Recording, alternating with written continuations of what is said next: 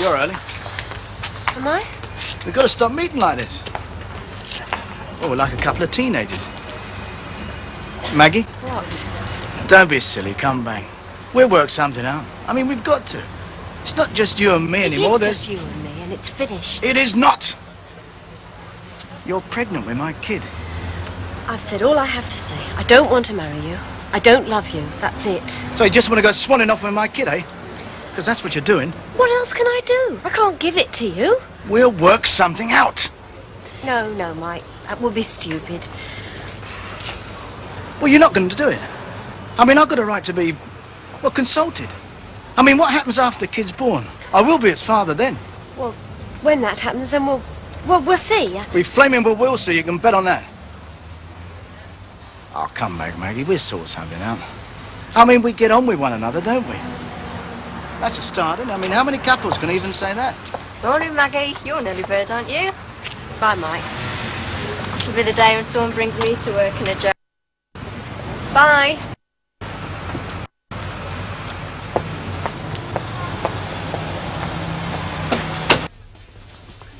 Got anything in the way of food and drink for the working lad, Hilda? Well, there's a cup of tea, but there's nothing to eat on account of the fact that the non-working lad over there has scoffed the last piece of bread. Do you know, I don't know how he can digest food. With him not moving, like, you know. Well, he doesn't need to digest it, does he? He just swills it through him on a tide of ale. It's very good, that. That me again, the pair of you. I don't feel well this morning. Why, what's up with you? Besides the bottom being stuck to that chair. Well, I wakened up and I didn't know where I were. It was like a strange house, you know. Peculiar, frightening. It gave me the collywobbles. Oh, when I wake up of a morning, Stan, I know exactly where I am. Same old damp patch on the ceiling. Same old furniture they wouldn't give house room to in Love on the Dole. You lying next to me like a barrage balloon. Oh, it's just like time stood still up there for 50 years. Any road complaining won't alter things now in this house. Now then, who will I grace first with my presence this morning? Mike Baldwin or the Rovers? Which one gives you a cup of tea and a fag when you first go in? Oh, no contest, Mike Baldwin. Because I can make my own cuppa and I can pinch one of his little cigars if he's left any lying about. Well, there you are. As my Uncle Arthur, who nearly became a priest, used to say, Pax Vobiscum. Yeah, right then, Baldwin it is. Come on then, Stan. Oh, and when you do finally decide where you are this morning, you'll find nothing's changed. You still owe 10 quid to the electric money tin, and if you don't put it back, you'll be living in the dark as well as in the days. Come on, Stanley, chop, chop, otherwise you'll get a moss on your bonce. Come on, little hop, skip and jump to the front door and then jog off down the street with your bucket in your hand. Think of the pleasure that'll give everybody. You're all bright and busy suddenly, aren't you? Last few weeks I had a face like a landslide. Yeah, well, no use moping, is it? Becomes a habit, like breathing. Eh?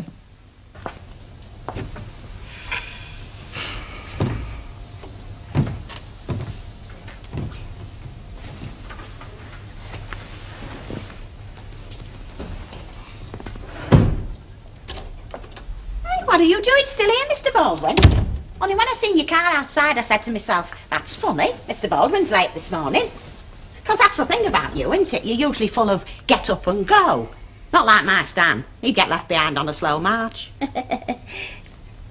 You're not ill or anything, are you? No, Hilda. I'm not ill. Has Maggie gone then? Eh? Maggie, Miss Dunlop. Only all the things have gone. Well, when I say all the things, there's that fancy cushion she brought, and a radio, and that little statue of that Frenchman. Yeah, she's gone away, Hilda. Oh. On holiday, like? No, she's gone away for good. Oh. You've split up then, have you? Yeah. Oh, well, I am sorry, Mr. Baldwin. I am, really. I thought you was, you know, very happy together, settled like. Yeah, so did I, Hilda. So did I. It just goes to show you, doesn't it, eh? You're thinking one thing, the other person's thinking something entirely different. You're not on the same wavelength. But how'd you know? I mean, how'd you know? You just don't, do you? No, we're all strangers, Hilda, really. All strangers. Yeah. I know. What a way to run the human race, eh? See you. Where you going? Well, where do you think I'm going? I'm going to the wire factory. Where else? Well, how are you going to get changed. Eh? No, I won't bother.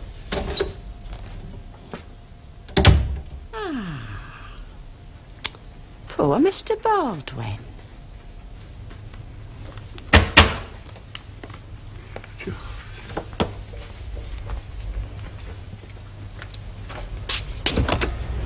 Hello. I heard you come in. I just wondered if you'd fancy a meat pie. You and Craig. It's only a little one, just some meat and stuff I had left over from one I made for us, so I wondered... Well, it's very good of you. Well, I don't suppose you get much chance to do much cooking with looking after Craig and working. Oh, we don't do back for grub, missus. No, I know you don't. I'm not saying you do. I mean, you both look very well, so you must be getting something good inside you. Right. Anyway, here we are, as I say. It's only a little one. You can eat it cold or warm it up. Oh, ta. Well, what are neighbours for? Try. Ah, be good.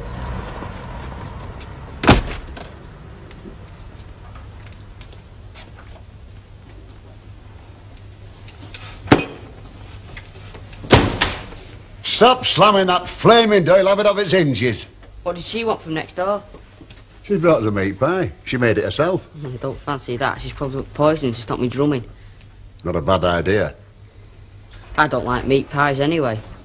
You know there's not much you do like, is there? I like steak puddings. What's the difference with a steak pudding and a meat pie? They've both got meat in, haven't they? I just don't like meat pies. You'd eat it if you're hungry enough, me laddo. You mean if I lived off bread and jam like you used to? Ah, that was just on Sundays. Rest of the week it were dry bread. I don't know how anybody survived through the 30s to where you talk. Oh, shut up and put kettle on. That's all you can do, innit? Tell me shut up and put kettle on while they're losing an argument. You can when you're bigger than somebody else, like I'm bigger than you. Not for long you won't be. Hey, Craig, bring a knife back with you. I think I'll have this pie now. I reckon she's just trying to butter us up. Well, it's better than falling out all the time. Hey, this pastry's very Moorish. I'm telling you, he is moody as Bodley. Oh, no, I'm not having that, though. If he's got a fault at all, it's because he's too full of beans, that's all. I mean, he just wears me out the way he tears around that factory. Well, he's not full of beans this morning, is he? He's got a face that'll turn a sugar back sour. I'm telling you, he's mouldy. Hang on a minute. I'm sure I shut my door this morning. In fact, I tried it to make sure. Well, you obviously haven't, have you? Ivy, will you come in with me just for a minute, to be on the safe side? Oh, you reckon I'm as good as a guard dog, do you? Well, aren't you?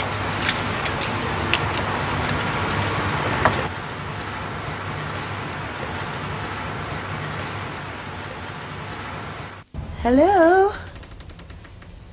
Seems quiet enough. Yeah. After you. Yeah. Elsie, there is somebody in there. Well, what should we do? Go for police. Well, they might get away. Well, look, you stop here. And No, you stop here. it's your flaming house, you know. Yes, well, if one of us goes, there's only one to defend. Hold on. Oh, I thought we'd burglars. you did? Elsie thought she got flaming Al Capone in there. Well, what about you? Anyway, what are you doing here? I'm back, aren't I? Oh, are you? Well, look pleased. I am pleased. Of course I am, you cloppin'. Can I go and have my bone now? You know, for being a good Alsatian. Nice to see you back, love. Thanks a lot, Ivy. Alsatian? Oh, just one of them things. What are you doing here, anyway? Auntie chucked you out? No, did she, Ek? Oh, you missed your Auntie Elsie, then? Yeah. How's everything? Oh, same as usual. The Queen hasn't visited us, and nobody's come up on the pools. Eddie's still here. Is he? Yeah. How is he? To middling. Now. He wasn't at first, you know. He had withdrawal symptoms. Did he?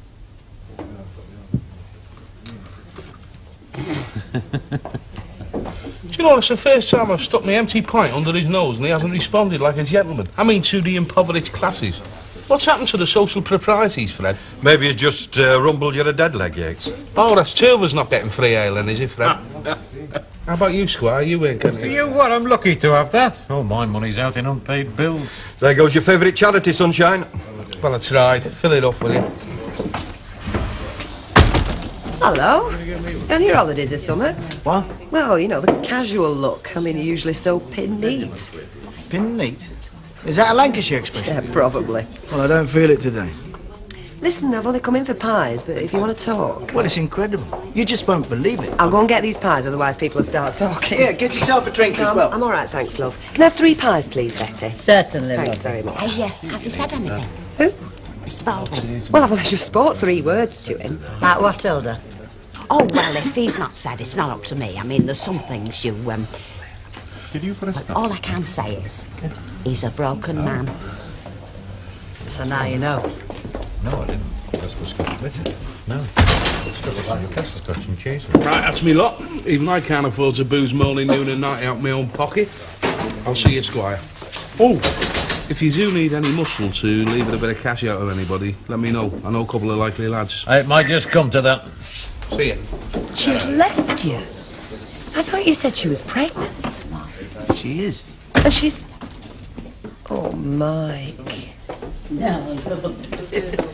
There you are, my love. Oh, Stanley! Where are you? You haven't got a snuffed it in there, have you?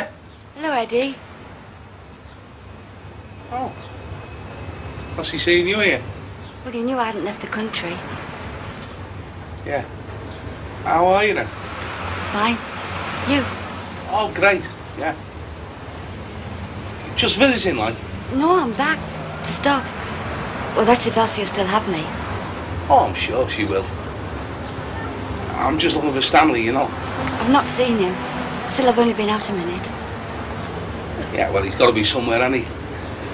I'll see you then. Yeah.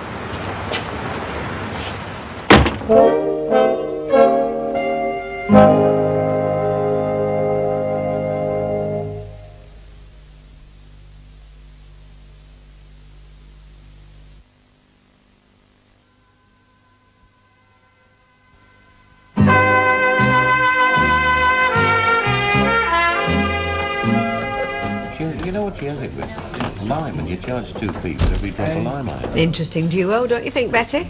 There's something going off there. Well, with Mike, anyway. What, with Mike and her? Don't be silly. They wouldn't be doing it in Rovers on a Monday dinner time if they were, would they? Right, now I've sorted that out, I'll have a vodka and tonic, Leonard. You'll be lucky. Pardon, Albert. I said you'll be lucky.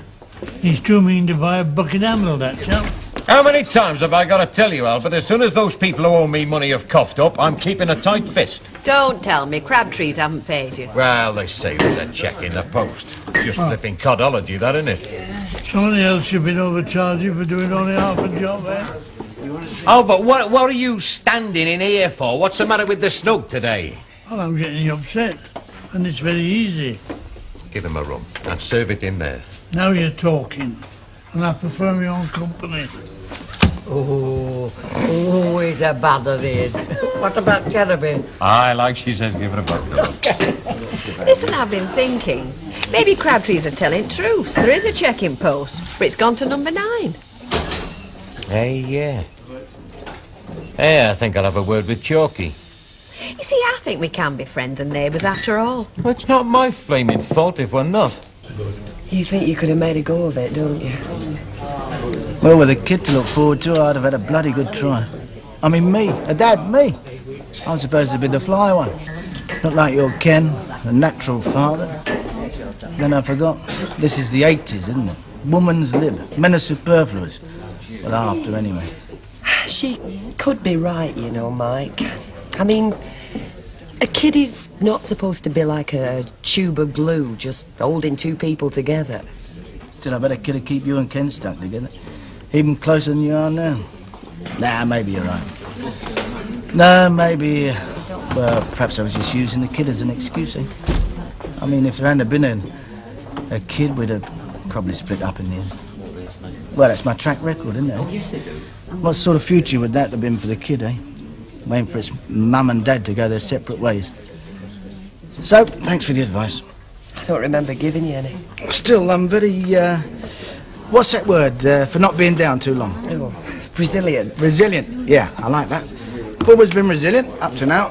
See ya. Ta-ra, love. All right, mate. Oh, there you are. Well, you got lost. Tracy's white with hunger, I must say, mate. What's wrong, then? I'm trying not to cry. Come on.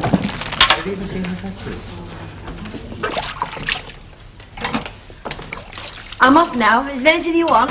Corner shopper out like that? No, I'll be going up myself to tell Maggie I'm back for one thing. Oh, when you see her, tell her to put that silly grin back on Mike Baldwin's face. He's lost it somewhere. See you. Elsie? Yeah? If I've come back to stop... And you have, haven't you? Yeah. So I don't want to start off with a lie. You didn't go and stay with your auntie? How did you know? Oh, I guessed. I guessed if you were going anywhere, you were going in the direction of Sergeant Moss. Eddie doesn't know, does he? Oh, well, of course he doesn't. He's not as cute as I am. Besides, he hasn't had my experience, especially of my life. What happened with the handsome sergeant, or should I mind my own business? We just couldn't go back. How long? Not long, actually. 10 months. I thought we could, but we couldn't. So it's definitely over, is it? It was just dead. So was he when it came to it. We were glad to see the back of each other. It was all very embarrassing. So much for what makes the world go round. It's got about as much staying power as a wet bee. Not in every case. Oh, we'll see. See ya. Sure.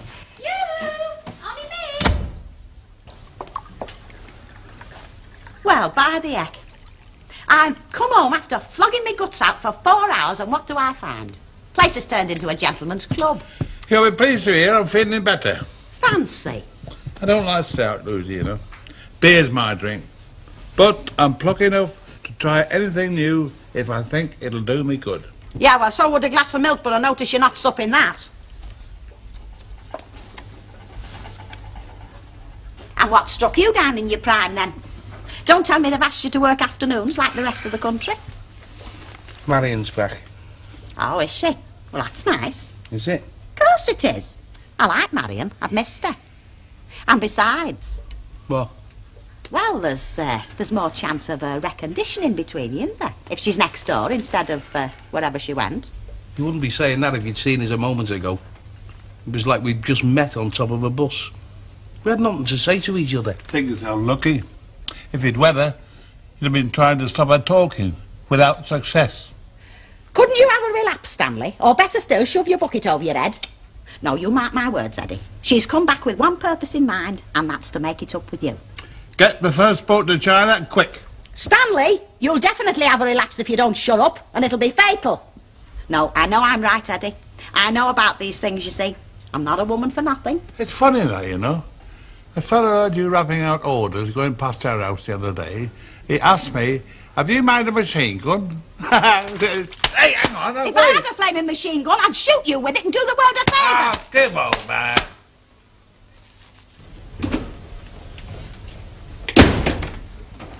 I've told you before about slamming that flaming door. What's for tea? You've only just walked in the house.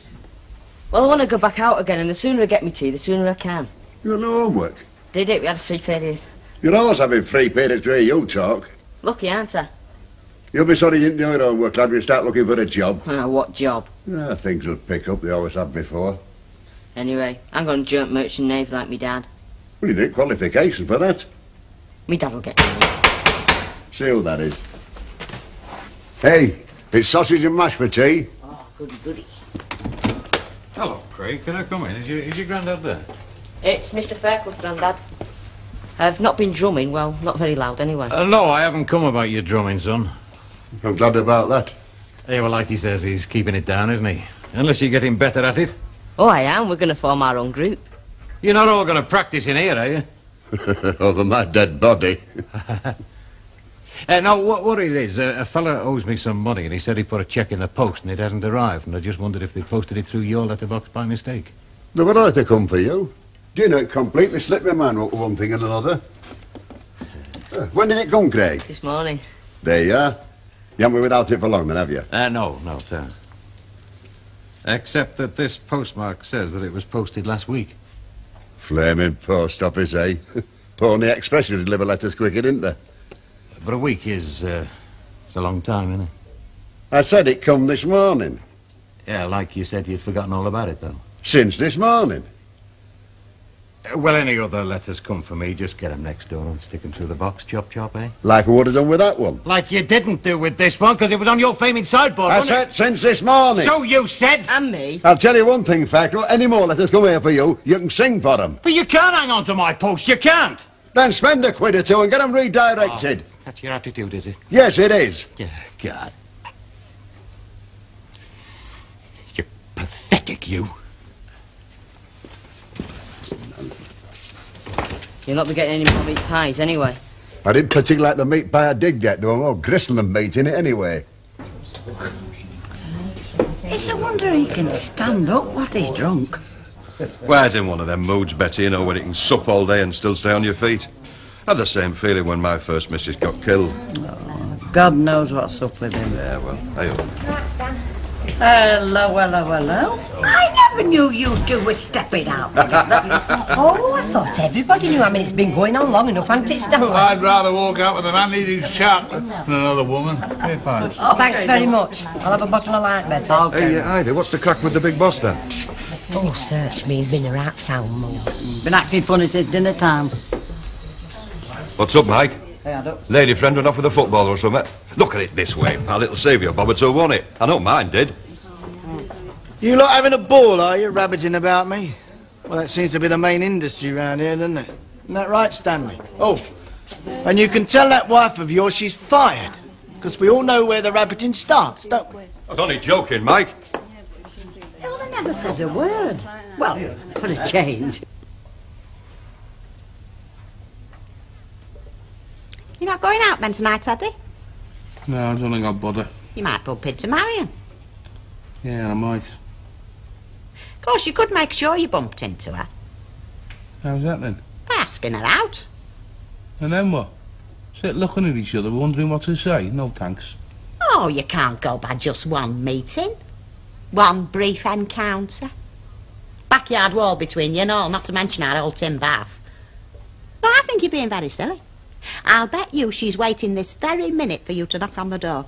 So wasn't she come round and knocked on our door then? I mean, it was her that broke it off.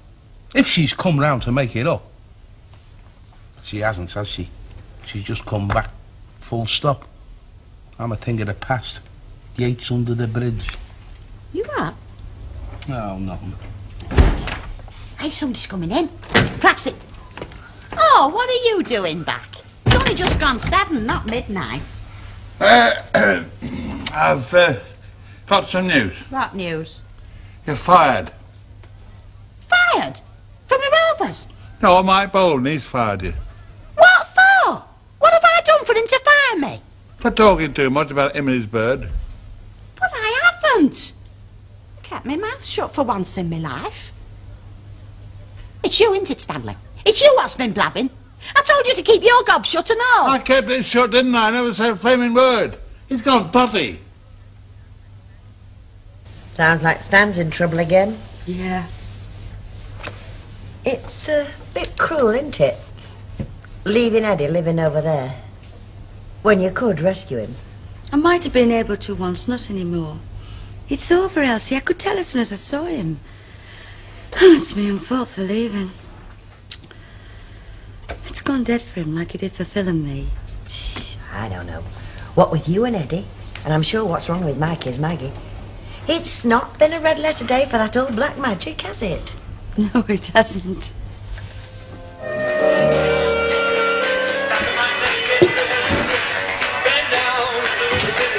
Hiya, Grandad.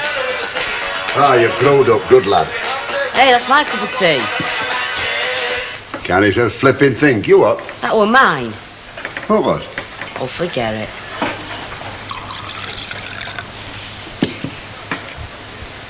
That's a mucky flipping, so get yourself a clean cup, man. There aren't any. You're not hopeless now, please know what kitchen sink is, wash a few. It's your turn for washing up. I haven't time, have I? Just having a quick break, wagons parked in Maudsley Street. Well, I haven't got time. I've got to be off to school. It's only 8:15, you've bags of time. And mind you do go to school and all. Any more playing hooky and your father will play steam when he gets back. I tell you what, you wash up and I'll dry 'em when I come home from work. They'll have dried themselves by then. Anyway, I can't wash up. There's no hot water. The boiler's out again. Out of me, I tended off last night. Father front gas boat's coming to have a look at it this morning. This morning? Aye. He'll not get in, will he? Unless I stop off school. You've had that. It's never been right, that boiler, since we moved in here. I reckon Fycliffe worked a flanker on us there.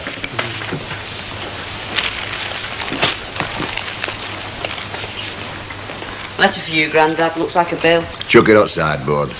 And one for next door. Shall I take it round? Who's it for? Him or her? Mr. L. Fairclough. You're not it, Adam boy. Hey, it might be something important. Then he'll come round, but it won't he? Right, come on, Stanley. Time you were shaping, them windows are waiting for you. It looks like rain. It's forecast for new. Quite nice out there this morning. You keep your nose out, will you? Listen, my shoes let water in, they want repairing. If it rains, I'm going to get wet feet. See, I don't care what the weather's doing. Hail, rain, shine or shillelaghs, you are working. We need the money in case you've forgotten. Look, don't pick on me because Mike Bover will give us a sack. If you had out about you, I wouldn't have to go out toiling and moiling. Got a good job there, little stifter. Still don't know why you give you this sack, Hilda. I don't know neither. Ask him, it's him what Baldwin told. Hadn't the guts to tell me himself. That's why he gave her the sack, that thing. It's always been her trouble. I never said a word about his private business. Well, not really. Well, don't let's mind about that. Let's think about another job. Now, I suggest you go down the abattoir. They're always asking for cleaners. I shall go where I fancy, thank you very much. But first, I'm going to tell that Mike Baldwin what I think of him. And if you got off your fat backside and did a bit, I wouldn't have to keep wondering how I'm going to keep body and soul together. Do you know, I'll be glad when my tea breaks over. It's more peaceful on the bins than it is in here. Well, if you don't like it, you know where the door is. That's marriage for you. Good job marrying a split from you. Shut up, Stan. I'm told for your own good, you've been very lucky. Stanley, keep that cake hole of yours firmly shut. Look, she came with the ring back, didn't she? Get it sold quickly. A number of very good pints, what that'll fetch, I'll tell you. Oh, I could just crawl back in bed and pull the covers over my head. Give over. You're too young to feel like I do. What's up with you? I'm just fed up with it all. You know what your trouble is, don't you? It's your love life. Come to think of it, that's my trouble and all. A couple of weeks ago, everything was fine. Then Phil had to turn up. You know what it is, don't you? You don't know what you do want. That's what it is. I didn't. I do now. Steady, isn't it? Well, go on, get on with it. Oh, it's too late, Elsie. I've given him his ring back. You know, I could get hold of you and that big fat friend of yours and knock your heads He's together. not fat. He's more sort of cuddly. You're daft, the pair of you. If you let this lot split you up, it's stupid. Just look at you, the pair of you. You're a pair. You're like eggs and bacon. It's just life, isn't it? There's always a nasty bump waiting for you. Oh, it's like fate. I thought Eddie and me were rock solid. But I thought that about Maggie and Mike Baldwin, and look at them. Why, what's it with them? Oh, keep it to yourself, Elsie. She asked me not to say anything. But they have split up. Maggie? Oh, it's you. You'll be wanting these back. Well, what's all this? It's your keys. And before you ask, no, I haven't had any more cuts. So if you get burgled, don't come looking at me. Hilda! And this is my polish. I never charged you for it, so I'm taking it away with me. Now, look, just hang on a minute, When our will you? Stan come home and said to me, Hilda, you're sacked. Mr. Baldwin's giving you the sack. Well, I didn't know where to put myself. You could have knocked me down with a feather. I mean, there's ways of doing things, you know. If you told me to my face, well, I wouldn't have liked it. But not in a public house behind me back in front of all and sundry. Oi, now just give it a rest a minute, I've will you? traipsed round here in all weathers because you was begging for a cleaner, you was begging. And you've not had a lot of breakages to speak of, have you? You can't say you've had a lot of breakages. Forget the flaming breakages. No, will you? and you don't get no phone calls saying, she's poorly, she can't come in this morning. Oh, no. No, it's been on the dot, hail, rain or shine. And I'm not one of them that goes using your phone the minute your back's turned, you know, ringing up all over the place. No, that's not my way. So when Stan come home and said to me... Hilda, now look, just put a sock in it for a minute, will you? Instead of all the yakking, why don't you get this place cleaned up, eh? It's looking like a tip. I thought I was sacked. Look, do you want the job or don't you? Well, was I sacked or wasn't I? Oh, is it Stan? Has he got it all wrong? Look, I don't know if I sacked you if I didn't. All I'm saying is, if you want the job, it's yours. Now give me a straight answer. Do you want it or don't you? Yes. Good. Right, the job's yours then. I'm going back to the factory.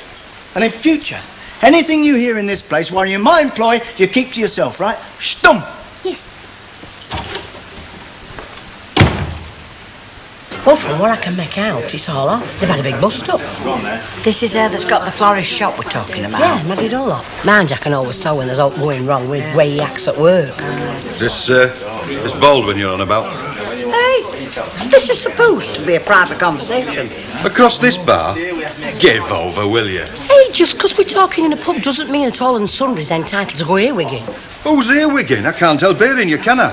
Look, if you want to keep it private, you want to go in the ladies. Out to do with Baldwin round here is a matter of public interest. Have you heard out about Mike and this Maggie, what's her name? Well, you don't need to hear out, do you? It's obvious a fellow with this track record. He's after a bit of fresh. Ooh, I do think that's a vulgar expression. Betty, that Baldwin, I mean, he's not silver threads along amongst the gold, you know. I'll tell you what, he's after a bit of fresh. Oh, well, I reckon it's 6 or 1. In any case, they reckon that it's her that's getting pushed. What, with his money? Give up. Women need other things besides money, Fred. Who's being vulgar now, Ivy? Just you, as usual. I suppose that's Mike Baldwin they're going on about. You can't keep anything private round here, can you? Well, I bet he takes a bit of living with, does Mike Baldwin. Not surprised she's walked out on him. Well, I am. The way things are now. What do you mean? Well, Mike tells me she's expecting. When did he tell you this? Oh, 3 or 4 days ago. Well, why didn't you tell me, you pie can? No, he told me in strict confidence, didn't he? You don't go telling all and sundry, do you? I'm not all and sundry, you floor cloth. I'm your wife. Next time you hear something juicy, you come and tell me. Now the chalky lad, what you supping? No. I was born to pick me old fair club. What now? I've had fella front gas board round at our house. It's been all morning at that gas fight of its giant boiler and all. Something gone wrong with it? It wasn't that wrong when we first moved in. It's never been decoded at Gasman, it's not been looked at. That's rubbish, he's kidding you. Look, all I know is you've got to put some new parts in it. I don't know how much it's going to cost, but when I get bill, I'll be sending it to you. You will you? Aye, because if you'd have had it serviced, it wouldn't have gone wrong. Well, we never had any trouble with it, Chalky. No, because I serviced it myself, didn't I? I knew you'd say that. Well, whether I did or whether it didn't doesn't matter a damn, because it's your boiler and it's your house, so it's got nothing to do with me anymore, has it? Good God, you'll be complaining about the rain on the roof taps next. As I say, I'll be sending it bill to you. You don't want to go rowing with him then. Arguing with him now, especially with him living next door. It's him. He's cracked. If he thinks I'm going to pay for the gas board to go round there, he's got another thing coming. Your fish and chips are there. If he thinks he's dealing with a mug, he's got a wrong chap. Who? Fairclough. Where are his letters? On the sideboard somewhere. You taking them round? I'm a fiddle.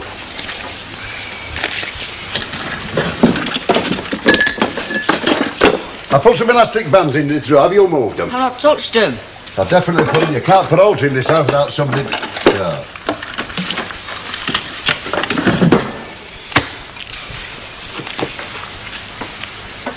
What are you writing on his letters?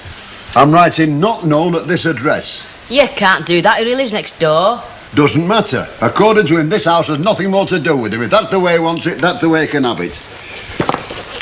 Here. Shove them in the pillar box. No rush, tonight'll do. In pillar box? Hey, that's what you do with letters that arrive for other people, then it's up to the post office. Oh, blimey. Oh, stop arguing. These mine, are they? Only me, Hilda. Oh, hello. Where's Lover? I've just sent him next door for a pound of sausage. I don't mean Stanley. You couldn't call Stanley Lover Boy, could you? Because if you could, I'd be very interested to hear about it. There's nothing to hear. If you mean Eddie, he's out. Oh, good. What's he like when he's in? How do you mean? Because there's a big wet depression centred over our house. Ever since him and Marion split up, it's been like a drizzly night in a Salford bush shelter. Marion's trailing round the place with a face like a yard of tripe. Yeah, Eddie's just the same. I keep telling him he ought to sort it out with her, but it's like talking to yourself. I know, it's the same with her. She won't make a move. And you know, it's a pity, really, because you've only got to look at them. Just look at them. They're a pair, like bookends. Yeah, she's just right for Eddie. I keep telling him. Yeah, no, and I've told her till I'm sick. Well, there's only one thing, Hilda. If they won't see sense, it's up to you and me to see sense for 'em, eh?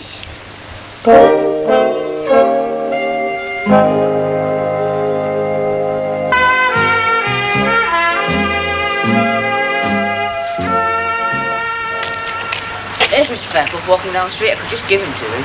That's it. Post them. We're not painted little letters for him. Off you go. Okay.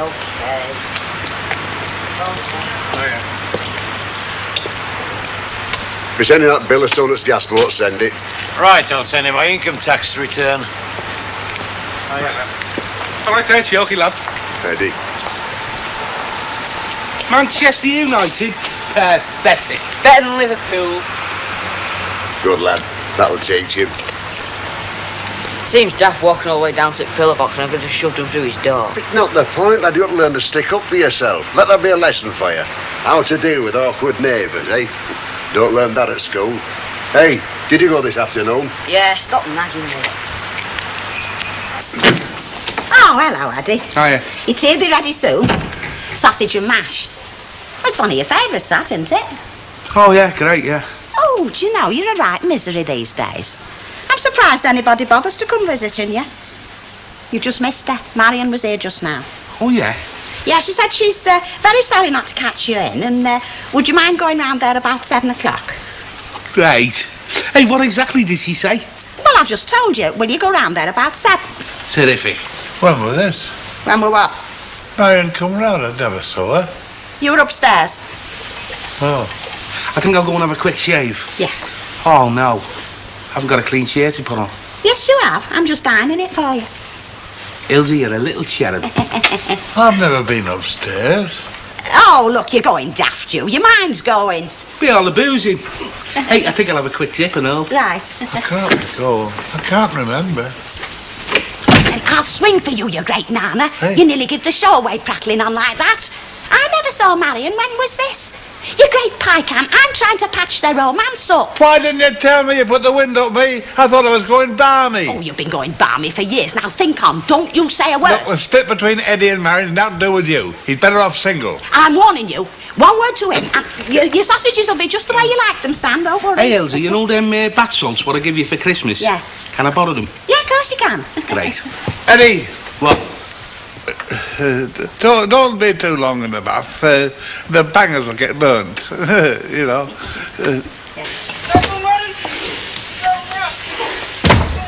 Hello, the cup of tea in the pot, love. I've been drinking tea all day. Oh, well, now you're home, give us a smile and a song. Oh, I don't feel like it, Elsie. It's been a long day, so I gruff with Maggie not being there. I'll tell you what will cheer you up. You've had a visitor. Who? Your former fiancé. Eddie? How many flaming former fiancés have you got? Of course I mean Eddie. What did you want? You, by the look of him. Oh, come on, Elsie, don't keep me all agog. What did he say? Well, he said, Elsie! He said that he'd missed you and, Come on! He said he'd be round at 7 o'clock. Oh, just got time for a bath. Are you pleased? Yeah, of course I am. Oh, Elsie, come on. God forgive me. Still, what's a liar to, more or less? Well, it's very hard round here. Stop your private life becoming public property. I'm just finding that out. Well, I haven't said anything to anybody, Mike. Except Ken. I did tell Ken what you told me. You don't mind, do you? No, that's all right. Well, I was sorry to hear about you and Maggie, and surprised, too. Well, not half as surprised as I was, mate. It's the baby that worries me. I mean, to me, that alters everything. Yeah, it's the thought of the kid that gets me. You know, after the initial shock, I was quite looking forward to the idea of being a father. Well, maybe you still will be, even if it's at a distance, and that's something I know about. Well, that's if she goes ahead and has the baby. Is she? I don't know. I honestly don't know.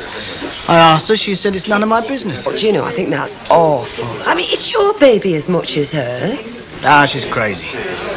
Well, she must be crazy, turning down the chance of being Mrs. Baldwin. Hello, darling. What are you going to have? Vodka and tonic, love, please. And a pint for me, Betty, please. Right, love. How's Rita, then? Not so bad, Betty, love. Glad I've finished for the day, then. All right for some, indeed. I wish it were me. Yeah, now, you know you'll love it. Hey, I'll tell you, come in shop just before we close. What's he called? Jimmy Wilshaw. We're asking about you. How is old Jimmy now, then? Oh, just the same. He doesn't change much, does he? He was saying he was surprised you hadn't put a tender in for some plumbing job or other that they wanted doing at their place. No, he said it right up your alley. Yeah, well, I will when they send me a tender form. You won't, you know. That's why he was telling me about it. Job's gone. And he said he sent you a tender form. Did they, hackers like? Hey, unless he went to the old house and Chalky's sitting on it. Oh, you've already given it to you. I wouldn't put it past him, you know. Oh, he's an awkward old devil, that one. Well, they do say it takes one to know one. Hello, who's this? I know, who was it? Is this anything to do with you? Oh, yeah, excuse me. You found it all right, then? Aye, like you said, right across the road. Right, well, let's have a drink, shall we? Then I'll mark your card. What you having? Mike. Half a bitter. Right, half a bitter and my usual. Oh, that'll be him. All right, don't panic. Remember what we said? Calm and serenely beautiful we're going to be, aren't we? Oh, hello, Eddie, come in. Hello. Hello. Yes, well, I'm just off to the Rovers for a bit. You're not going out on our account, are you? Yes. Why, did you want me to stop or something? No, but fair dues, I don't want to drive you out your own house, you know. Well, yeah. So make the most of it. It's nice to see you. Yeah, it's nice to see you and all. What have you been doing with yourself? Not a lot, really. Must have just missed you, you know. Sorry I was out. How do you mean? You came round here, didn't you? No, I thought you came round next door. It's Elsie. She must have cooked it up with Mrs. Ogden. That pair of interfering. Yeah. I'm glad they did, though. Yeah, so am I. I've missed you, you know. Oh, I've not stopped thinking about you. But I thought you wanted to finish it.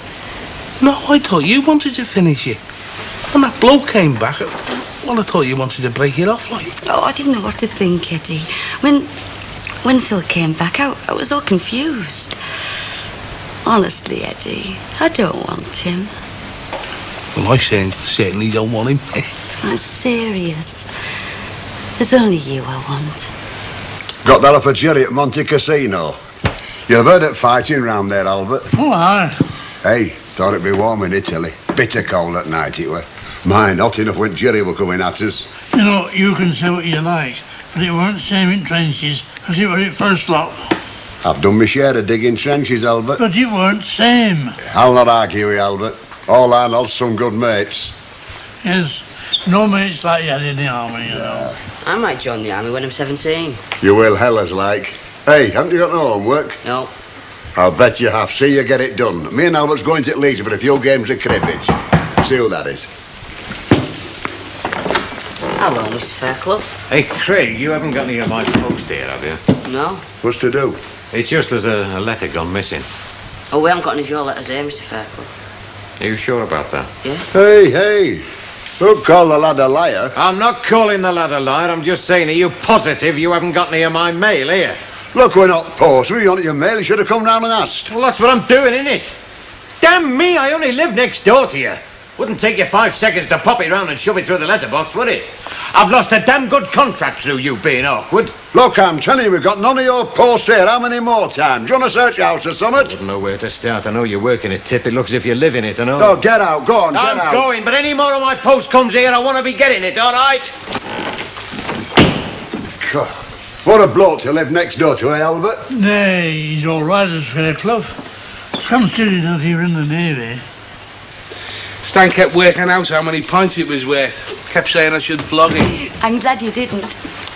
Well, I mean, it's not that he doesn't like you. He thinks you're a nice girl, but, well, he just hasn't got a very good view of marriage, that's all. Well, I think he's very lucky to have Mrs. Ogden. A lot of women wouldn't put up with him. Anyway, I wasn't going to sell it. I was hoping you'd have it back. Well, if I was asked. Well, I'd have to be asked first, wouldn't I? Well, I'm asking. Oh, Eddie. Yes, please. Great. Does that mean we're engaged again? Yeah. For keeps this time. Oh, don't let me get silly again, Eddie. If I ever start getting silly again, clock me one. Ah, shut up. Oh, don't mind us. Well, looks as though you two have sorted yourselves out then, eh? Yeah, we have. We're engaged again. Oh, that's nice. Isn't that nice, Stan? Just goes to show you, doesn't it? You can save a chap from drowning, but you can't stop him chucking himself back in again. Look, I know you blokes have got your own way of doing things, that's what I'm paying you for, but, well, the sooner you can weigh this job up, the better I'll be pleased. Well, I'll be as quick as I can. But I take it you want me to be thorough. Oh, yeah. No point in doing the job otherwise. It's just that, well, look, when you get in there tomorrow, don't announce yourself, right? Just get on with the job.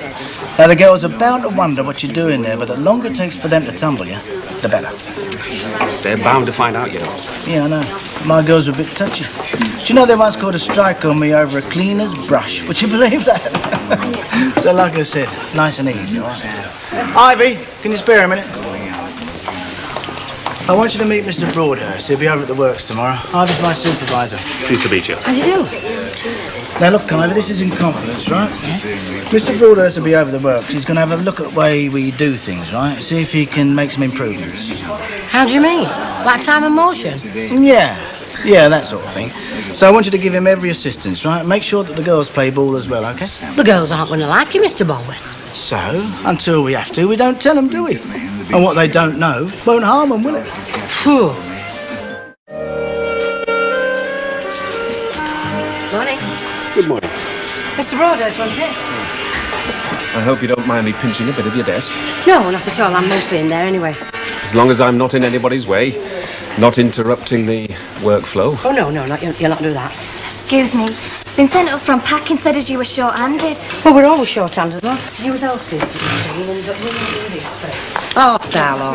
Oh, got more work than soften it. Oh, it's not so much work, is it, as Baldwin? I mean, his face is like he had a try.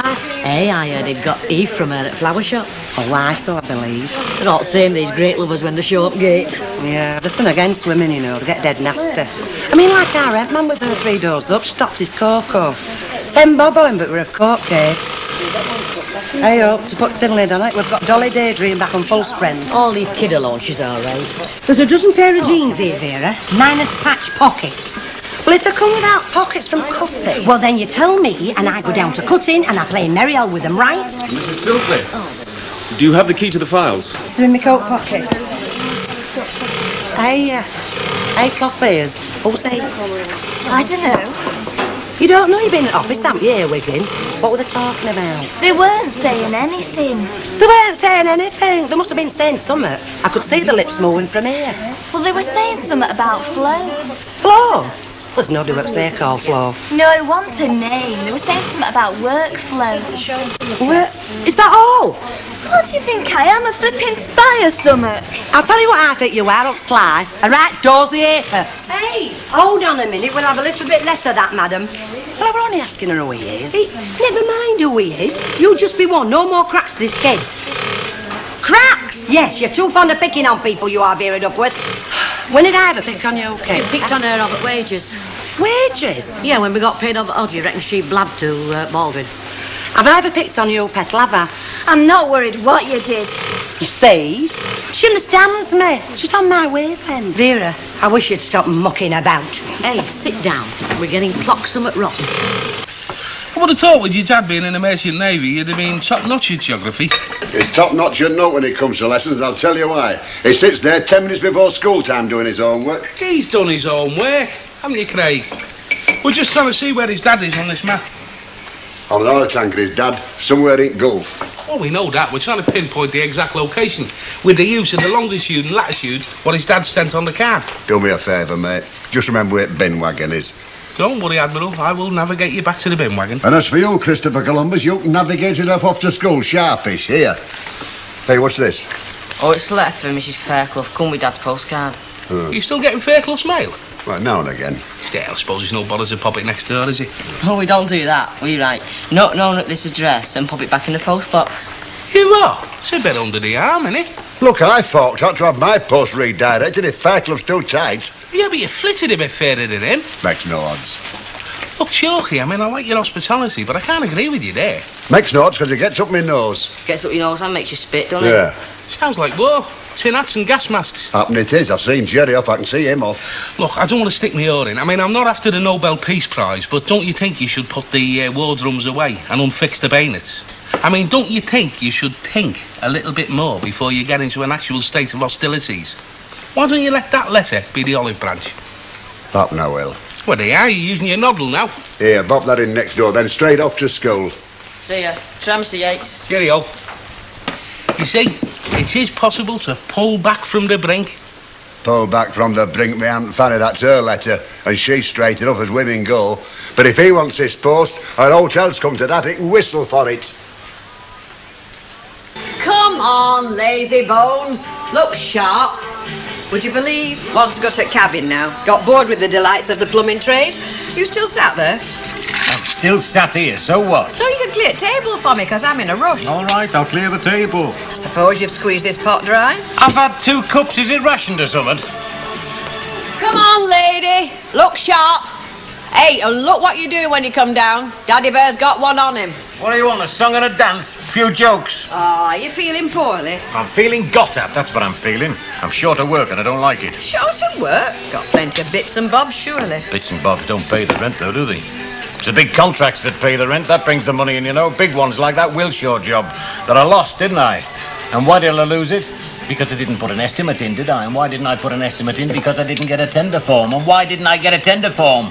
Because it went to Misery Guts next door, didn't it? And I'll lay you a pound to a penny he threw it on the fire. You don't know that, do you? Not for sure. He held on to that cheque. From Crabshaw's, didn't he? He held on to it for a week. It was on his flipping sideboard. Flipping it. Where's me toast gone? Hey. Oh, it's you. It can be from catalogue. I knew it. I knew you'd have it. I said, leave that toast alone. I said, I'm just going upstairs to do me hair. I thought you'd finished. It was me second half. I put marmalade on. Get off. Well, you go berserk if you think folk are pinching your letters. Nobody's pinching his letters. It's as good as pinching them, though, isn't it? Not fetching them round. Well, he's fetched this round, because it's addressed to number 9, see? Come on, Glamourpuss, you're giving me a day's work.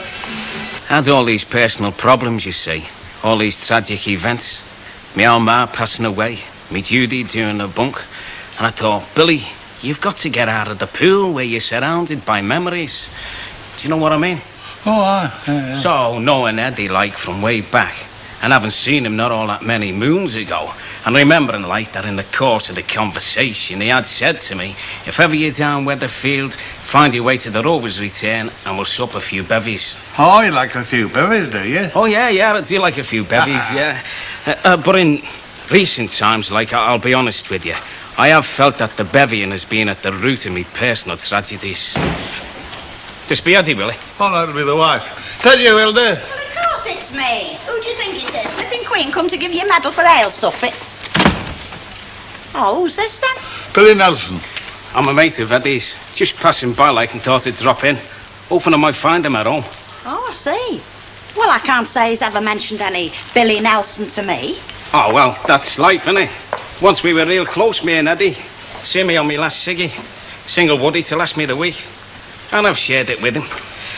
But having said that, like, and having said there's always spoken of this queen among landladies, well, if the feeling is that I'm being pushy... No, it's just that, well, I wasn't expecting company, that's all. I mean, if we're having anybody in, I like the place to look decent. Could be me old man, that, you know.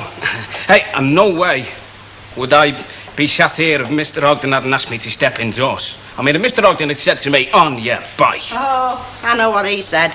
There's the kettle, brew up, and how you fix for a quid. I said Eddie's on his rounds. He'll finish at 1 if he's not courting. But then he told me his personal tragedies. His personal what? His personal tragedies. You know what a personal tragedy is, don't you? I keep telling myself that people aren't interested. OK, I've had a few knocks and that, and I get this compulsion, like, to pour it all out. Oh, yeah, well, it's only natural, that. Have you lost somebody close, then? Lost me, ma'am. Look, I'm intruding. No, sit down and finish your tea. No, well, it does hit you hard if you lose somebody close. Especially if it was too sudden. Was your man too sudden? First me, ma'am. Then me Judy. Then me dog got run over. You can't, so we're not entitled to ask what he's here for. You can ask, but there's no rule says management has to tell you. Listen, Ivy, you've done this job, you've been a steward. I've got girls worried to death over there. She'll tell you no. Oh, well, I'll tell you one thing, Mouth Almighty. He's not here for his health. So while he's around, do you think you could show Willie, you know, look a bit interested? Oh, you're saying he's a snooper? Hey, is he one of them time and motion men? Well, is he? It's kid right, Ivy, be straight. He's timing us, isn't he? It's timing us every move. Well, something like that, but it's a bit more scientific. You know, they call it work study these days. Oh, we're being studied now. Not so much you as the system, Ida. Well, if he's a work study bloke, he studies work. And how does he do that? By studying the workers. Oh, it makes you feel like one of them robot things. Them automatons. I'd have expected that from some round here, but I had you down for a bit more sense, love. Just so sneaky. Setting blokes to watch us and saying now. Yeah, I think that's an all, but I'll bring Union in on this. Ida, if we're going to have the union in, let's do it proper. We don't want no unofficial. There should have been a consultation. We should have been told. Isn't that right, Vera? You are. Am I right or am I not? Oh, I didn't expect you to sit there and keep your big trap shut. Now, look, I'm sick of being called a big mouth. If you want to cause bother, you do the shouting. There's no need for any bother. You'll be told. Crikey, bloke's only been here 5 minutes. Hey, come on now. Meeting's over.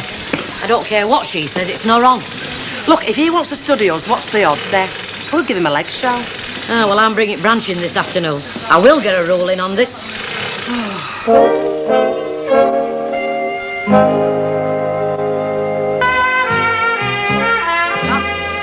Settled in then, have you? Lucky if we're straight for Christmas. Oh, I remember when we moved. Cyril, my late husband, could he find his cufflinks? I've got cufflinks cracked. It's flaming neighbours I'm having bother with. Half a mile, please, Betty. You all right, Mr. Whiteley? Well, I've got a bit of back trouble. Well, I'm sorry to hear that, but Aksha's offering to buy you a drink. Take my tip, son. Keep your breath in your pocket. Look, if the union have said play it by ear, that's fair enough, isn't it? What's up with you? Have you started voting Tory these days or something? Morning, ladies. Who's in the chair? Hey, you never kissed me this morning, my precious. You rushed out. I thought, hello, has the milkman got a winner? Oh, belt up, you clown. This is a meeting. A meeting, eh? What is it, sir? Unmarried mothers? Hey, Ken! Ken, can you come and sit in here for a minute? Oh, I take a pew, kid. We'll get some sense out of you, not flaming rubbish. Oh, what's your problem? Well, it's Baldwin. He's been and fetched a time and motion fella in, hasn't he? There's only one answer to time and motion, men. Bring back the cat. Oh, shut your gob, you. You're showing me off. Oh, yeah. At places you've worked, Mr. Barlow, would the men wear it? Well, sometimes a work-study programme can lead to conditions being improved. On the other hand, it can be a crafty move by the management. Mr. Yates not with you today, Mr. Whiteley? Gone home. Get himself spiffed up for his courting. Only a friend called off about 11. He didn't give his name. He wanted to know how his present address. Give him it, did you? I didn't see any harm. Not to find him. So I gets this old bird on the blower light, and she says, oh yeah, she says, Mr. Yates, a valued member of our little community, she says. Annie Walker said that. Pull the other one. Listen, it's great to see you, Billy, but I think you're laying the flannel on a bit thick there. Oh, I wouldn't say that. I mean, you have settled down, got a lovely fiancé and a position. Ilse, so you think you're being a bit tactless in view of Billy's personal tragedies? Tell you something. Well, it could be the cabbage, but I can feel me face going green. 'Cause you can laugh, Eddie, lad, I'm telling you, but I'm dead jealous, honest, seeing the lodgings you've got here. Hey, Ilse, I think he fancies your cooking. I thought I could eat Tadarash. I'm starving. I am. Honest, 6 months of marital torture and never a good bit of scoff. Say to my Judy, where's the scoff? And she'd throw me a tin of sardines. Without the key, I bet. Without the key. That was the level. And when she scarpered like, when she run off with a fancy man, she half thinks the tin opener and all. Can you believe that for cruelty? Hey, you're on form, Billy. That's a cracker, that. Here, never mind laughing, you. Just show some feeling for your pal. It's all very well seeing the funny side, but just you remember, where there's no feeling, there's no flaming sense. Anyone who'll do that to a fella wants throttling. He didn't throttle her, did he? Throttled her? I worshipped the ground she trod on. I was warned she was a Jezebel. Me mum warned me. With the last breath, she warned me.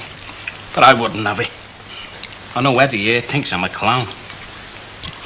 Yeah, well, what are your plans now, like? I don't know. Thought I'd look for another town. Find a bed. Look for somewhere to get me head down. Garrity's, Garibaldi Street. Garrity's, eh? Good digs, are they? Well, they're not exactly 4-star, but they're the sort of place you get in a short notice, you know. They're cheap. They don't charge for the stays. Yeah. Little room. Lock on the door. Gas fire. 50p for the slot. That'll do me. Yeah, now, there's no need to rush off. You're welcome to stop for afters if you want. Flipping, eh? I'd have to fault your present layout, but further than that, I can't really say until I've done a more detailed survey out there in the field, so to speak. Now what? Not those flaming pockets again. No, it's not. They've all been sorted. Oh, well, what is it then? Short of a few zips or something? No, it's nothing technical. It's the girls. Oh, the girls. Now, Ziegfeld felt with his follies. Fred Carlos this morning. All right, cut the cackle. Just tell us your problem. Well, the problem is Mr. Broadhurst. Yeah, I think it's quite sexy myself, you know, being studied. He'll soon start screaming if he starts asking questions, though. Yeah, and comes checking how long you're in the loo. Well, I'll tell you what, Blossom, he'll blush before I do. Right, you lot. I have heard, surprise, surprise, that you are not happy here. That our normal holiday camp atmosphere has been severely threatened. People are comparing our little fun factory, which you know that's modelled on Butlins, to Colditz. Well, there's only one answer to that, Mr. Baldwin. Well, what's the answer, Vera? Colditz. You know, wear a big woolly jumper. Right, you lot. Now, let me put it on the line for you, shall I? If you've got any moans, and your moans are about Mr. Broadhurst here, you've got nothing to moan about. Because the work-study programme he is compiling will make us more productive, which will make us more competitive, and in the end we will... I've had a branch ruling on this, Mr. Baldwin. Well, your branch doesn't run my business. I don't want these rulings.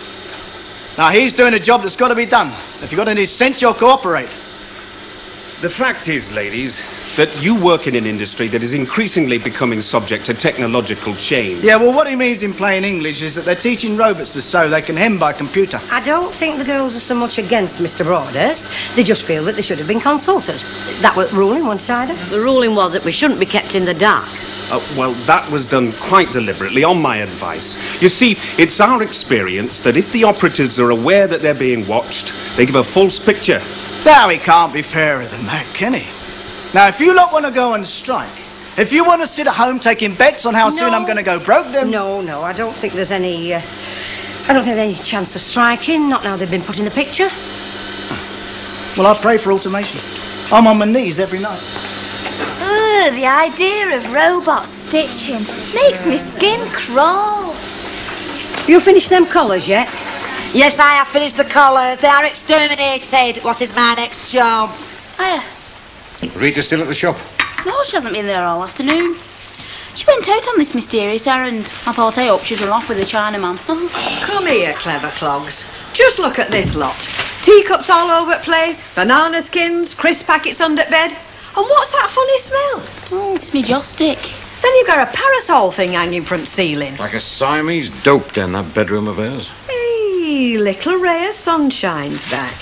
Look, if you two are going to have a barney, I'm going to the pub. What a charming man I married. Right, Susie Wong, while I'm sorting out His Majesty, perhaps you can go upstairs and start mucking out that tip that you've made. And start on them orange peels. There must be 3 ton up there. Now, what's biting you? Burnt myself on the flipping glow lamp, didn't I? Then I nearly creased myself, shifting a boiler. Shall I ring for the doctor? And then to cap it all, I went round to Wilshare's about that tender form that I never got. You're not still mithering on about Well, do you think that. I should just let it drop? I think we should pay the post office and have the mail redirected. We've only flicked it from next flipping door. Well, you know what people are like. They get a letter that's not for them. What they do with it? Shove it on the sideboard and forget it. He didn't stick yours on the sideboard, did he? That's because you give him a flea in his ear. Give him more than a flea in his ear. Oh, come on, Len. We don't want to start a feud. Do you know that charming Mr. Whiteley has cost me about 600 quid? You don't know that. That's what that job was worth. It was good, clean work. It would have lasted me about a month. OK, maybe Chalky mislaid it. Let's face it, he's got a lot on his plate. He didn't mislay it. Well, I can't believe he'd deliberately destroy it, Len. I can't believe that. He didn't destroy it either. He did worse than that. Oh, what did he do? Put a tender in himself? Did he get job? He marked it not known at this address and then bunged it in the post box, didn't he? So it goes back to the sorting office. They open it to find out who the sender was. And then, like a boomerang, it arrives back at Wilshare's. Oh. Oh, yeah. So, find an excuse for him now. Can't really. Oh, you can't really, can you? Because it's out of order, isn't it?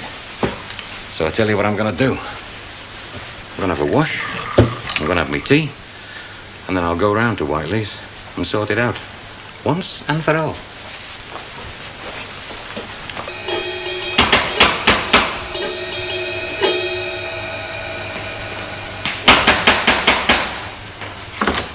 Door, Grandad. How's it flipping thing then? You Is your granddad in? That is now. Who is it? Mr. Fairclough. Send him in then. Sit thee down. No, thanks. Not a social call. Well, stand there on one leg if you want. I've got a letter here that was posted through your door about a week ago. Do you recognise it? Happen I do. Happen you do. Will you answer me something else, then? Would you recognise £1,000 if you saw it? I should hope so. Because that's how much you've cost me, you know, through being too flaming pig-headed to post this through my letterbox. Have you done? I'm not getting through to you, am I? I'm in business time, you know. What do you think this is, fan mail or something? I know one thing, I didn't take you taking 2 steps to help me. Give me strength. Listen, I didn't see you fretting over that boiler went on. I wish that damn thing would blow up. Oh, that's typical, that is. I should never have sold you this flaming house. You're nothing but a pain in the backside, you. And Gene Cropper up there doesn't help either. Listen, I'd have Gene Cropper, I'd have brass bands, I'd have Black Dyke once said, "Boyd me another rather than you miserable hound." Do you know, no matter how hard up you are, there's always somebody worse off. Haven't you found that? Oh, I have, Mrs. O, yeah. I mean, you can be skinned down to your last 9pence, and then up pops somebody like your pal Billy Nelson, who's gotten out. He's got his resources, you know, Hilda. I mean, if Billy's got holes in his shoes, he'll scrounge you another pair somehow. Do you know, he thought you and Stan were the luckiest fellas alive. Thanked me for my hospitality with tears in his eyes. Oh, I felt real mean letting him go off to that Garrity's place. It's now but a doss house. Hey, there's somebody in our cludgy. You are? I tried the door, I can't shift it. Ah, well, it wants a shove, doesn't it? It sticks in wet weather. Hey? Not the weather. Not in Stickins, WC was engaged, like. I'm sorry if I caused you any inconvenience by being in your convenience, if you see what I mean. Tracked down from Garrity's, have you? Queuing up there, Hardy? Ah, well, I couldn't get fixed up at Garrity's, could I? Never known Garrity's full. Oh, well, I tell a lie, really. There was a bed, but this old fella that nobody wanted had just expired in it, hadn't he? Get away. Yeah, they were bringing the cadaver down the stairs at the time. Just a bag of bones. And I thought, oh, hey, this is no place for a gentleman and a scholar. Yeah, it's the spotted, yeah. Carry him out like flies up there. Hey, now, it's no laughing matter, Eddie Yates. This poor lad's gone as white as a sheet. Come on, sit down, Chuck. So I sneaked in your cludgy, like, with the idea of getting my head down for the night. Creeping off first thing tomorrow. You see, the last thing I want to be is any bother to people. Oh, now, you'll not be no bother. And you're not spending the night in no cludgy, neither. No, you can sleep down here on our settee. Oh, hey, you're a princess.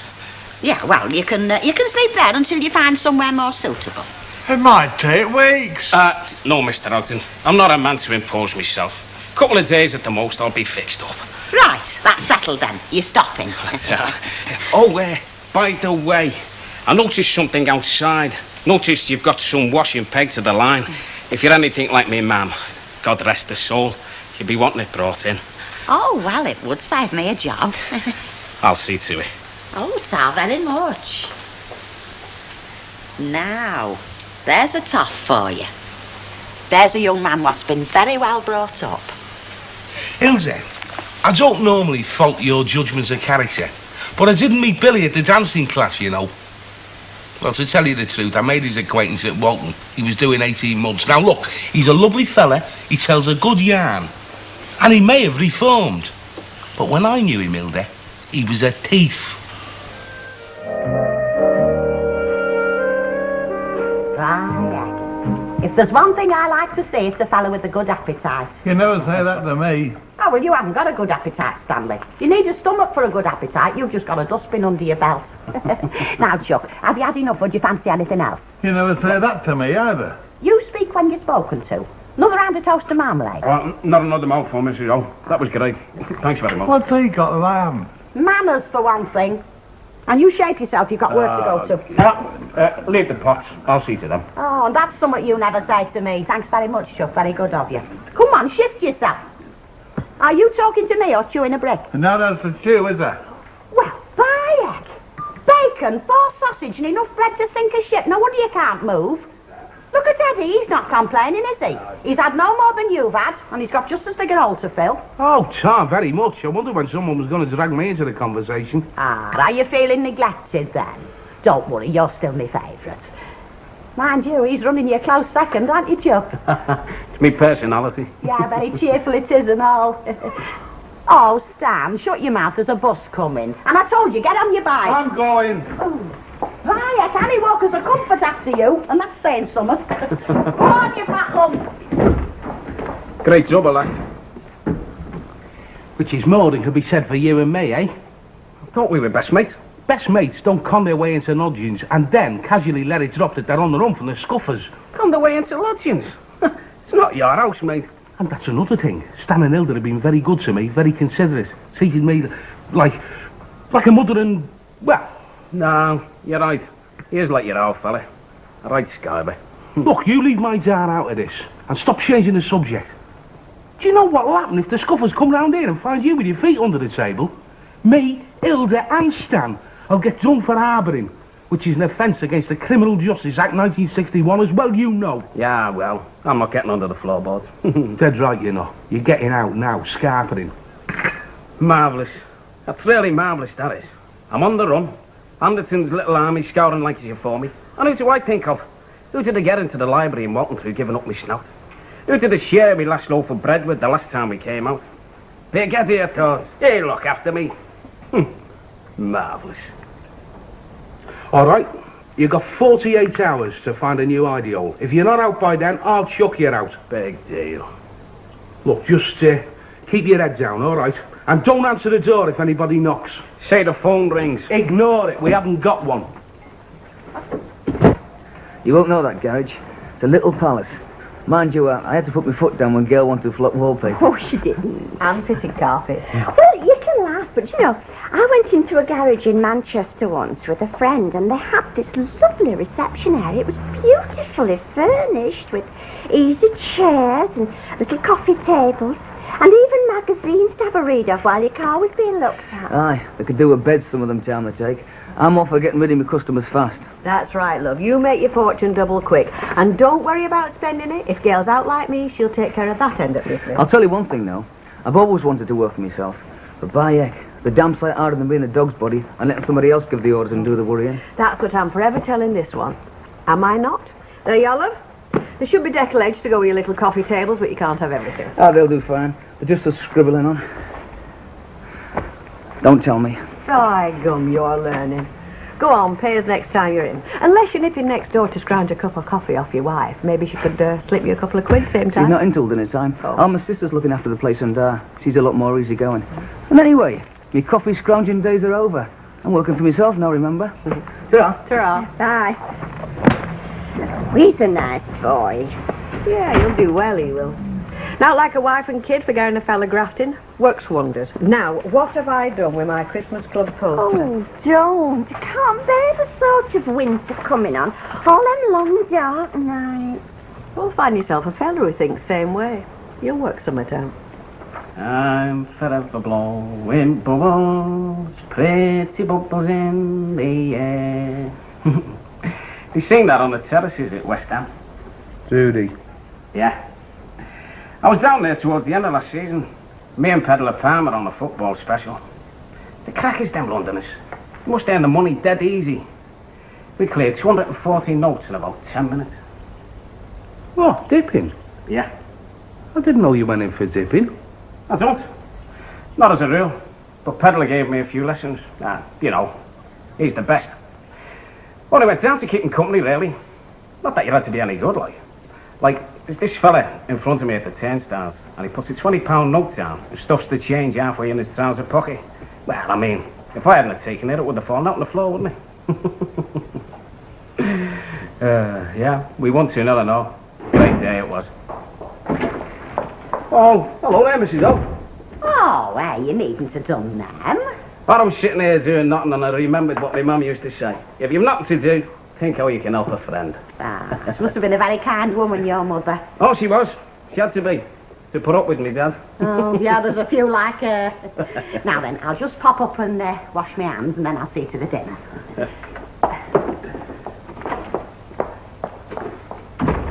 You know you're a light crawler, you are.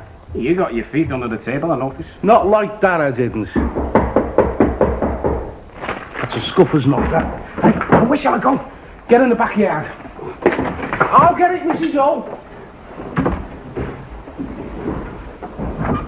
About time and all. Oh, why don't you use your flipping key instead of hammering the flaming door down? I forgot it, didn't I? I've got to knock my own front door now, what? Hello, been working, have you? Plays havoc with your temper 10 minutes, Graff. Been up and down that ladder 2 solid hours. Ooh, my back's killing me. Oh, it was you, was it? Where's Billy? He's out in the backyard. He's getting rid of the potato peelings in the bin. Oh, that lad. Do you know you want to take lessons off him? He shows the pair of you up. Get from under me feet, come on. We won't though, will we? Listen, I don't care what's in that time and motion fella's report. We're accepting nothing that's detrimental to girls. Yeah, but it's not time and motion fella I'm worried about, it's Baldwin. He'll think up something diabolical, he will, you know. He's as crafty as a barrel load of monkeys, he is. He's a boss here, all bosses the same. Shut up and finish your dinner. That was a rush and a half, that was. It's always like this. Oh, that's nothing. It gets really busy later on. Just sit by gum. Still, music's nice. What music? Matilda, my favourite tune, that. Mind you, I'd like it better if it were playing for me instead of our Alma. Has that husband of hers asked for his cabbie back yet? Ex-husband, love. Or near enough, and just let him try. According to Alma, this is part of the settlement, and as soon as her solicitor tips her the wink, her name's going up over that door. Hey, you know, there's nothing like working for yourself. So they tell me. We're mugs, aren't we? Oh, I can't grumble. I'm on commission. Hey, your mother-in-law's going. Go and ask her if she wants any pudding. From what you were telling me, she could do with sweetening up. And you could do with the money. Oh, it's never enough, love. Never enough. Are you ready then? Yeah. To sweet. Well, what you got? Apple pie and custard or blackcurrant cheesecake. No, I'm not going to bother. No, I don't think I'll bother, kid. I want to watch my figure, you know. Well, you keep at it, really, because nobody else is. And that's my friend. Well, just for that, I'm going to pay shame you rotten. Have you got a bill of love? Yeah, come on. Right. See you across there. What did you have? Hi. Hello, love. I didn't expect to see you. Well, I was just getting a bit depressed in there, so I thought I'd come and join you for a cup of tea. Cup of tea. I've had me dinner. Thanks very much. What's depressing you? Nothing specific. I mean, nothing you can put your finger on, you know, just... Well, the general ambience, really. You should have brought your friend in. Janice was here only a minute since. Yeah, well, I would have done, but he's a bit antisocial at the moment. You know, he's got that fear of open spaces. Oh, an auntie of mine had that. What do you call it again? Agoraphobia or something. It's not funny. Yeah, but it's certainly not funny with him. You're telling me the truth, aren't you? Hey, how do you mean?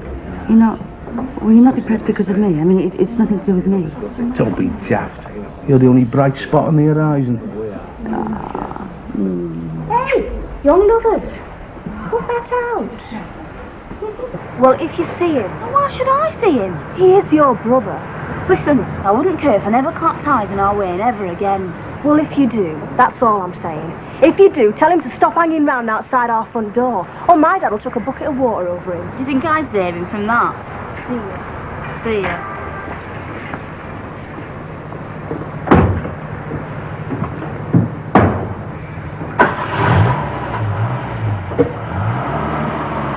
Hey, he's fishy, isn't he?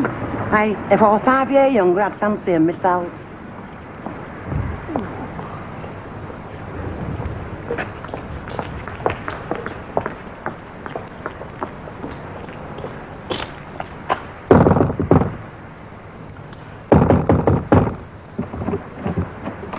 Found Java in your rat hole. I might turn on, it wouldn't last. Are you going to keep me study here all day? Aye, if you want.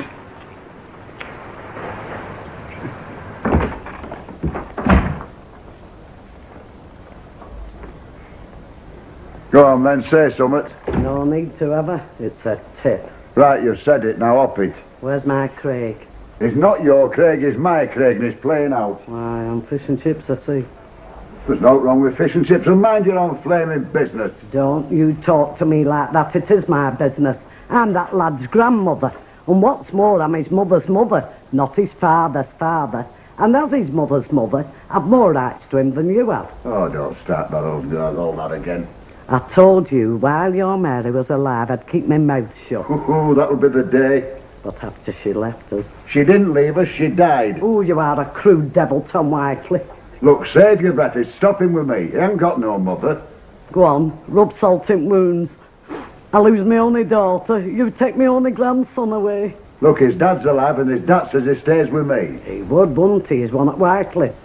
Look, you can talk till you're blue in face. No alters till his dad says it alters, and he's sailing 7 seas.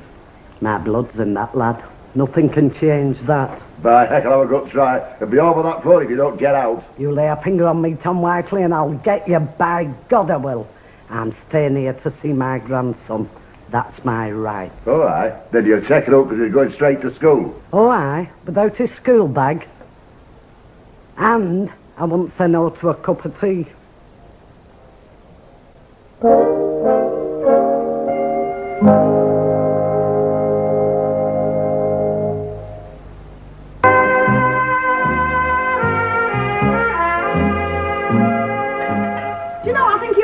Sitting down and you've never got out the habit.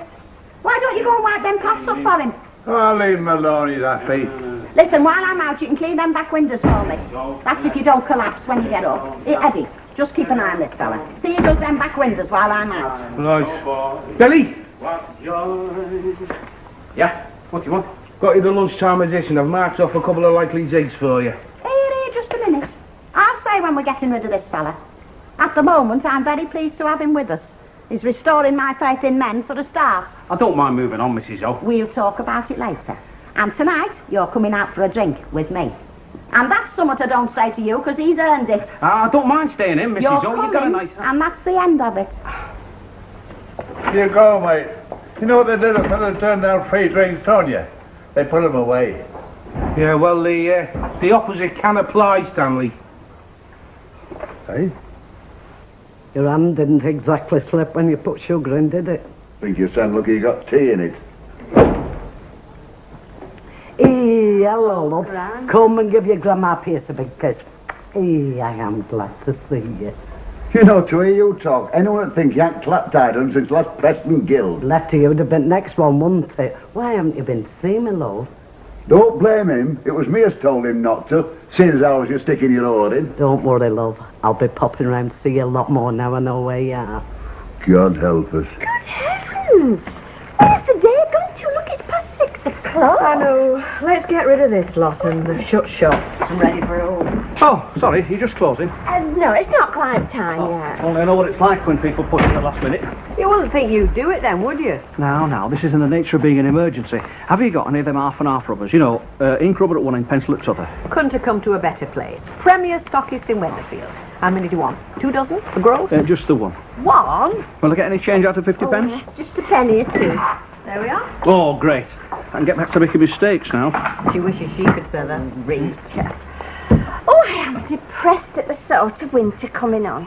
All them long, cold nights. Well, you want to get yourself enrolled over at the centre. They've got some great courses, you know. Everything from old-time dancing to judo. I thought they were the same thing. They are, yeah.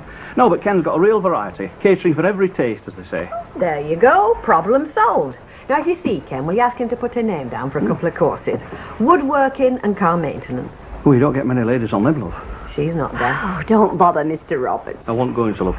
See ya. Bye. Oh. Will you ever stop? Stop? Maybe she my life's work. Now, get that door locked. Right, come on if you're coming. And I don't know what you're all dressed up for. It's just an ordinary night in the pub for you, you know. You're buying your own. Stop knocking me, I'm your husband. Well, what do you think I married you for if it wasn't for knocking? You're good for naught else.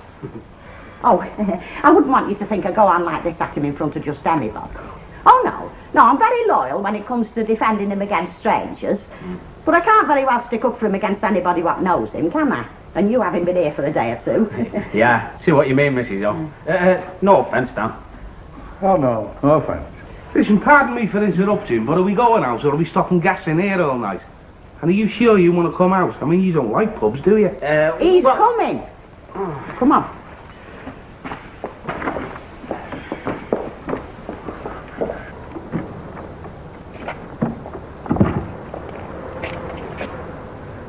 Oh, did you ever see out like that? Just thank the Lord you're normal. I do, Mrs. O, I do. Do you mind not obstructing the pavements? Oh, shut up, you. Turning into a right old woman, him. I think he's jealous. And well, he might be, Mrs. O. What do you do with the honours? Oh, hey. Long time since I linked arms with a young fella. That's Mike Boland's place over there. Very good friend of mine is Mike. She cleans up for him. He knows I clean for him. And if you're going to be like that all night, you can just go back home. Take the notice. You reckon he's jealous, you know? Ooh, that'll be the day. What do you think of how the pool will get on Saturday, then? Well, it depends on Kerry's old lease, you know, whether he keeps sticking him in, like. Yeah. It's very important how the pool get on, you know. Oh, you and your football. Fellas, I don't know.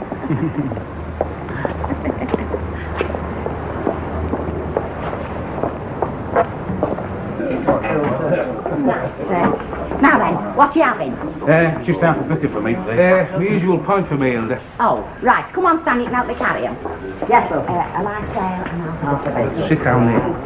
Right, I won't be able to see anybody if I sit here. So it stands to reason nobody will be able to see you, will they? Because in case you'd forgotten, Clothead, you're still a fugitive from justice. Fugitive from justice?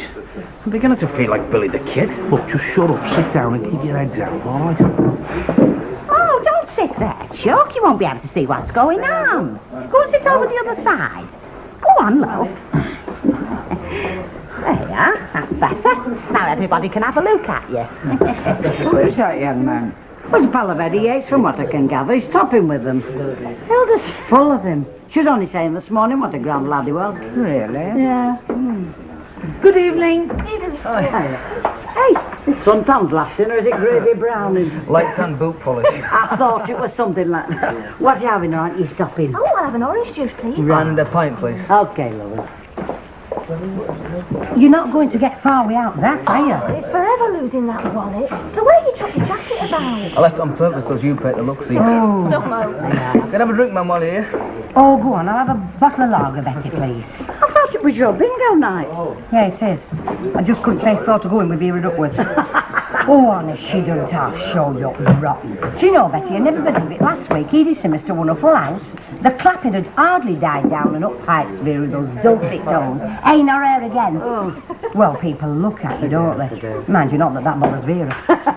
Hey, you better be going and all. Last show starts at 7:45. Give us a chance, we're not had a drink yet. Am I right in thinking that it's Omar Sharif at the Lexi? Yeah, that's right, yeah. A very romantic gentleman. I'd rather have this one. Quite right, too. Oh, he's dreamy, honest. You'll never see him again, kid. It's always the same. I will too. He's driving this van and it had the name of the garage on where he works. S&T Garage, it said. Bridge Street. Did you talk to him? Well, not exactly, no, but he saw me all right. Yeah, he took me as he drove past. One of them sexy wings. Describe him, down to the last detail. Well, he's not old, but he's sort of mature, you know. Not like one of your daft kids. And he's got fair hair. Excuse me, is there any chance of me closing? Or are you waiting for your breakfast? Is your agoraphobia better? Hey? Yeah, it is, yeah. Your agoraphobia. Better, you know. Oh, yeah. Oh, that's good, because it can be very nasty. Yeah. Right, who's for fish and chips, then? Oh, hey, I wouldn't say no to a fish and sixpenny. Maybe a pretty Asian fish with 6 pence, Hilda. How about you, Stan? 2 fish. I don't know why I bothered asking. 2 fish. Do you want anything, Billy? Yeah, I'll have the same. Just 1 fish, please. Right, have you got that? Oh, tucked up in my tiny brain. Right. Evening. Yeah, can't stop, we're going to Skippy. Oh, looking for some. Hey, any luck with the bingo? No, kid, not a sausage. Same lot that win every time, you know. I think it's fixed. I wouldn't have to get policed in on it. Have a word with him at the bar. Tommy Cartwright. He's with the Weatherfield CID, love. Is there? Hey, I think I will. He could do a lot for me. Yeah. Oh dear. What's the matter, love? I'm not used to a lot of ale. It's playing on my stomach. I think I'd better get back to the house. Oh, here, take my key. Do you want me to come and make you a cup of tea or something? No, you're all right. I'll manage. You stay and enjoy yourselves. Ah, poor lad. Well, what are you waiting for? Christmas? My glass is empty. Thought you were taking us out. Well, there's no law what says husband can't buy his wife a drink, you know. Now about it in the marriage service. Just thinking, that's all. Were you? Well, don't strain yourself. She's been after custody that lad since his wife died. Daughter-in-law died 5 years back, and my son's at Merchant Navy, so we looked after little one for a while. You know how it is. Never gives me a minute's peace. Thought I'd see it back under for a while, but no such luck. Oh, well, I can do without relatives. You can say that again. Man, there's naught wrong with my lad. He bought a house, you know, for me and Craig. Somewhere to take his boots off when he comes on leave and that. Whose turn is it? It's yours, actually, Mr. Tatlock, but don't bother. I'm off. Get a good night's rest in case flaming Phyllis comes round again in morning. See ya. Good night. Good night, love. Aye, you mean the right man with that fellow? Yeah. What are you doing home? I had a bit of stomach trouble. The ale, you know. Oh dear, don't you want your chips? Oh, yeah, I'm feeling great now. Because if you don't, listen, I'll see 'em off for you. Shape yourself, you. Get the table set. I don't know what you've been doing to him. He's been dead jumpy. Guess who I saw in the queue at the Chippy? Ernie Johnson, telling a very interesting story about this geezer who was on the run from the law and how the police are checking all his known acquaintances. You know what that means, don't you? 13 Coronation Street is definitely on their list. The CID was in the Rovers. That's why I come out. Oh, no, they must be nearer than we think. Look, I want you out tomorrow, if not sooner. Otherwise, we're all in trouble. Have you got that cloth on yet? Yes, love. I'll get it out. Roberts the grocer's. Oh, it's you, Mrs. Lomax. No, Mr. Roberts is in. He's just disappeared under a pile of cornflake packets what dropped off a shelf in the stock room. But he is in. Yeah, I'll summon him for you. Alf, love, you wanted? Who is it wants me? Your posh lady friend. Whoops. Oh, Joyce. Yes, Alf. You wanted it? What, an hour? Oh, I don't think I can Well, no, I haven't got anything on like. No, it's not a matter of that. It's all right. 1 o'clock. 12 o'clock.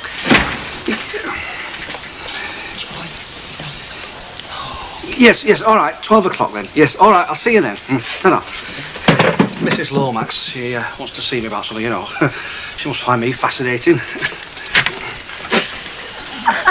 Oh, fascinating. Well, for every egg cup, there's an egg, you know. Yeah, I suppose so. Except in your case. In my case, Barlow, it's more your rose, your vase. Eddie? Hey, Eddie. What's up? I've got to go for an interview about that job. Oh, well done. When's the 13th? Today. Today? I've got to be there at 12. I'll never do it. I'll never do the Rovers, wash my hair, have a bath and get over to Oakfield Drive by 12 o'clock. It's impossible. Oh, what am I going to do? Eddie, I'm talking to you.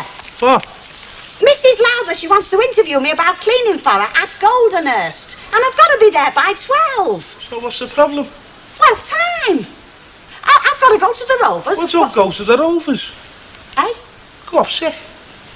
Now, the most common complaint at our place is a bad back. On any given day, there's at least 2 fellas prostrate with disc trouble, according to them. But if you go to Boozer they use, you'll see 2 fellas standing at the bar like ramrods. No, bad back stand speciality. True. Headache. No, I think I'll have something a bit more exclusive. I'll have a look in my own doctor. Here now, you get yourself back to work and then I can get washed up. Oh, what are you doing back? You've not been gone half an hour. We showed that water. Well, don't stand in any water then. It's been raining, hasn't it? Well, up about on one leg. Oh. I wouldn't hang around here this morning, Stanley. I don't think your Hilda's in any mood for you coming the old soldier. Does she ever? Here. Now, you've got 5 minutes to stick some brown paper in that shoe and then off out again. And don't go brewing up. She's like a little hurricane. Oh, it's me, Jill. I'm in here. Why aren't you working? I am. Yeah, looks like it. What's up? Brian hasn't emigrated, has he? Oh, he could have answered my letter, written back to me. So that's it. Well, maybe he can't write, maybe he's illiterate. Does look a bit fake. Do you want thumping you or what? Well, has the post been? Yes. Poor Sharon. Her life's over at 17 because a cruel sweetheart hasn't written to her. Oh, it's not funny. I was sure he'd write back to me. Just a couple of lines would have done, just to thank me for my letter. Our letter? Well, it would have been something from him. Something private from him to me. It wouldn't have been private, would it? You'd have been telling everybody. I would not. I'd have kept it private, especially from you. Hey, I wonder what his writing's like, though. I wonder how he'd write Sharon, or Dear Sharon, or Darling Sharon. Oh, here she goes again. Yawn, yawn. And I could have kept looking at it when I'm not seeing him, which is most of the time. You know what you could do, though? What? You could get a tape recorder and record his voice. Reciting a poem or reading your stars or something. No, he wouldn't let me. You could do it over the phone, he wouldn't know, would he? Oh, aye, Brian's always reciting poetry over at phone. Well. Any road, I haven't got a tape recorder, have I? Hey, got a phone though, haven't I? There's no stopping me from doing that. I'll get it.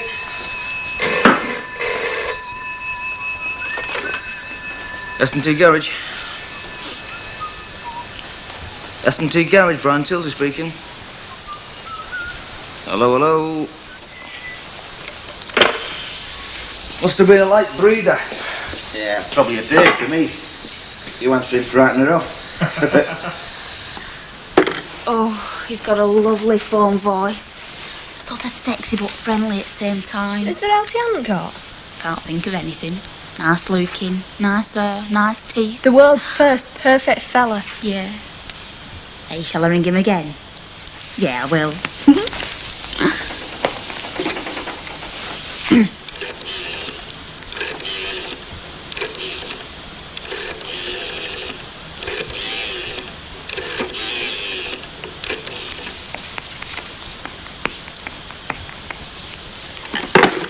Mr. Ron Sykes. Didn't you know I suffered from palpitations? No, I didn't. Oh, yeah. Been a martyr to it for a long time. Is that a fact? Of course, it's only a symptom, you know. Get away. Of myocarditis. God in heaven, Hilda. Yeah? And you've got palpitations now? Oh, somewhat chronic. And of course, there's only one cure, you know. What's that? Well, to lie down for a couple of hours. You'll be able to manage without me just for once, won't you? Oh, by the way, I think you'll find the vacuum bag wants changing. Ta-ra. I just hope I'll be able to make it back home, that's all. Where's Hilda going? To a sick bed, she says. Did you know that she had palpitations? No. No, neither did I. I wouldn't have thought there was enough of her to palpitate. Any road, what do you want to do, floors or tops? You what? Floors or tops. We'll have to go halves on cleaning up. I'm not cleaning up. I'm a professional bar and cellar man, me, not a flipping skivvy. Fred, you either pick up a brush or a damp cloth, suit yourself. I don't want Mrs. Lomax putting her well-tailored elbow into a pool of stale beer. She'll only report back to Mrs. Walker. Is she likely to come in? I should be calling on Alf this dinner. Calling on Alf, that's just an excuse, isn't it? It is. Oh, aye, to pop in and see me. I've been getting some very, very positive vibes off that woman, I have. Really? Aye. I can feel the magnetism when she looks at me. Are you sure it's magnetism, Fred, and she's not just dumbfounded? What? Nothing, love. Right. Thank you very much, Miss Jordan. Just right. Glad of the change. Ta-ra, love. Oh, you're looking very spruce all of a sudden. There's no wrong with being neat and tidy for once, is there? No, nothing at all. I was due for a clean overall, you know. You were. Will I pass muster? What for? Well, I just thought with you looking so smart, I didn't want to let you down, you know. Are you pulling my leg, Deirdre Barlow? As if. Hello. Hello. Hello, love. Any chance of us having an early lunch? Only I've got 2 meetings this afternoon now, not one. Oh, I don't know, Alf. Yes, you get off, then you'll be back in time for Joyce. She wants to see me about something, I don't know what, though. She says it's a surprise. I'll be back about 12. Yeah, well, it's all go, isn't it? It seems to be these days, aye. Right, see you later. Yeah, hey, don't rush, you know. I don't want you getting indigestion. Hey, is my skirt showing? Stanley, is my underskirt showing? Oh. Oh. Well, how do you think I look then? All right. Oh, well, thank you very much. I'm only looking the best I can, Luke, that's all. This is my peak, Stanley. And I suppose you know you've lost the morning's work by messing with that shoe. Why don't you throw them away and buy yourself a new pair? They're your mob shoes, them, huh? No, they're not, to tell a lie. You bought them for Uncle Arthur's funeral and you wore them with a brown suit. If I get a new pair, it'll cost me money. You've already lost money by not working. How can I lose money I've never had? Talk sense, woman. Do you know something, Stan? You talk rubbish. Absolute rubbish. But sometimes there's a certain sort of mad truth to it. And I've read somewhere that's a sign of insanity. Oh, well, you've made me insane, haven't you? Oh!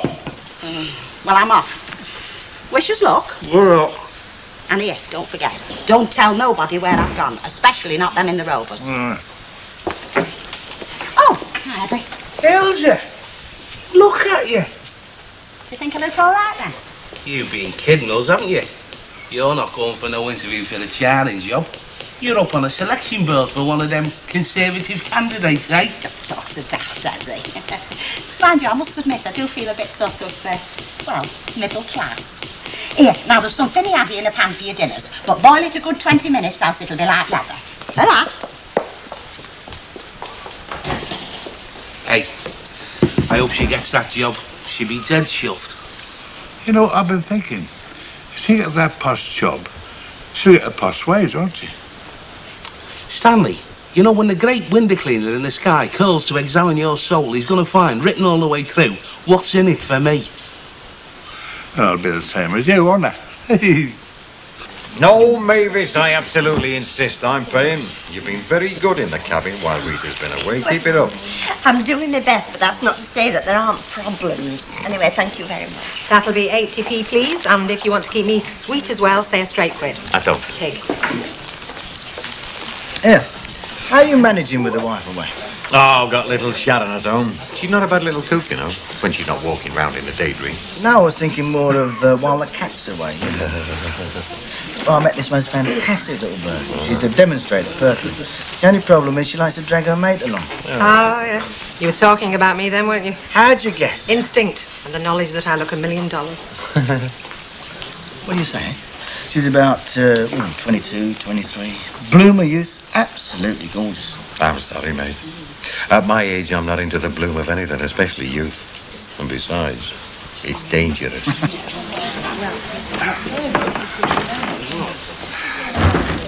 Hello, Fred. Hello. Hi. Hello. What you having to drink, love? Oh, I'll have a gin and tonic, please. And a pint of beer, please, Fred. Fred?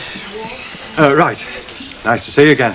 And you? And we better sit down if we're going to discuss something. Yeah, good idea. Leaving me, are you? Fred. Yes, mate. I wish you wouldn't. Wish you wouldn't what? You know, Joyce is with me in case you haven't noticed. She's not some bird who just walks in off the street. I don't know what you're talking about. You do? I don't. Well, I think you do, so leave it. Or else? You'll find out. Are you threatening me, Al? I could be. Well, don't. Or else? Hey, you two. Will you stop it? You're grown men, not a couple of lads. Flipping started it, didn't he? You must be joking. Fred, will you just serve the customer? Let's have no more falling out. Would you credit it? Spoiled sport. Another couple of minutes, they'd have been rolling on the floor together. Yeah, I think they still may get to that.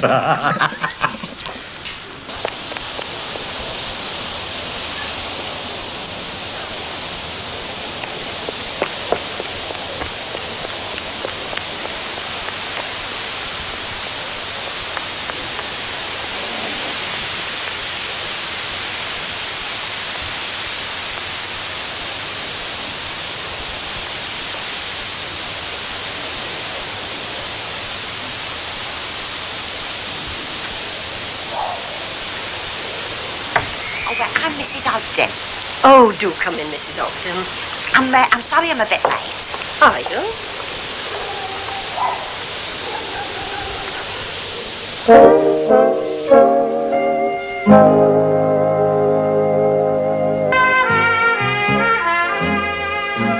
One of the shops has got tremendous potential, Alf. There isn't another off-licence anywhere near it. Oh, I know that. Which brings me to your business. Oh? I mean, why bother with groceries? Why? Oh, it's a grocer's shop. Has been for years. There's so much trouble, aren't there? All that effort, not much return, bad debts, difficult customers. Oh, you get aggravation. Of course you do. Who doesn't, though? But I like it as a shop. I mean, I'm offering a service. You'd still be offering a service if you went completely over to the drink side, now wouldn't you? Well, I'm not so sure about that. The word is chain.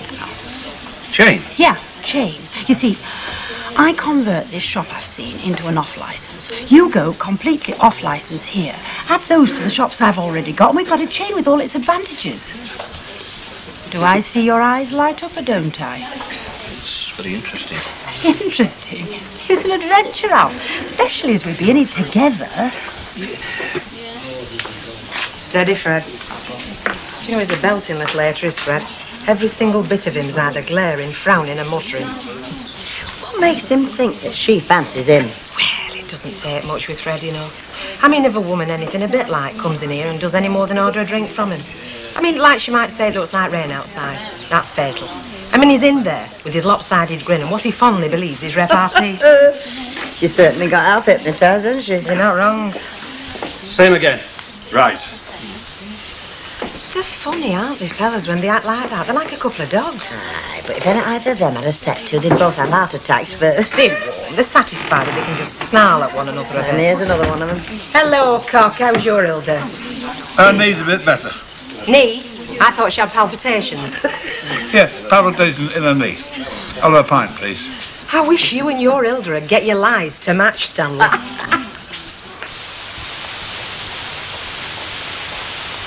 Well, thank you very much, Mrs. Lowther, and I'll look forward to hearing from you.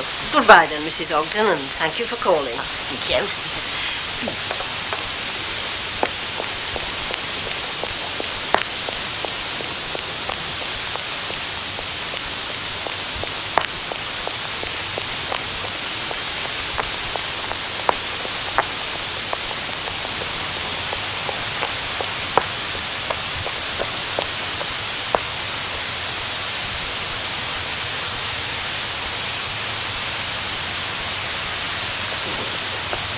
Arctic roll in middle of week? You're going mad, aren't you? Well, I've got to get him something a bit special for his tea tonight. It's his birthday. Oh, how old is he? 24. God, he's not, is he? He's an old man. Well, you'd have thought so if you'd have seen him get out of bed this morning. Oh, it's the other way round at our house. Ken's up like a lark and I'm lying there like the dead. Well, we should swap husbands then, because I'm a good getter up like Ken. Now there's an interesting thought. Will it be a first for round here? True. How much do I owe you? 128, please. Cheap at the price. Hiya. Oh, hello. I was hoping I'd bump into you. Oh? Yeah, how'd you fancy doing a bit more babysitting? No party? Yeah, great. All right. I'll let you know. Yeah. Ta-da, oh, listen. Wish Brian many happy returns, and you can give him a kiss, but only a chaste one. That's all I ever do give him. Oh, liar. Here's Sharon.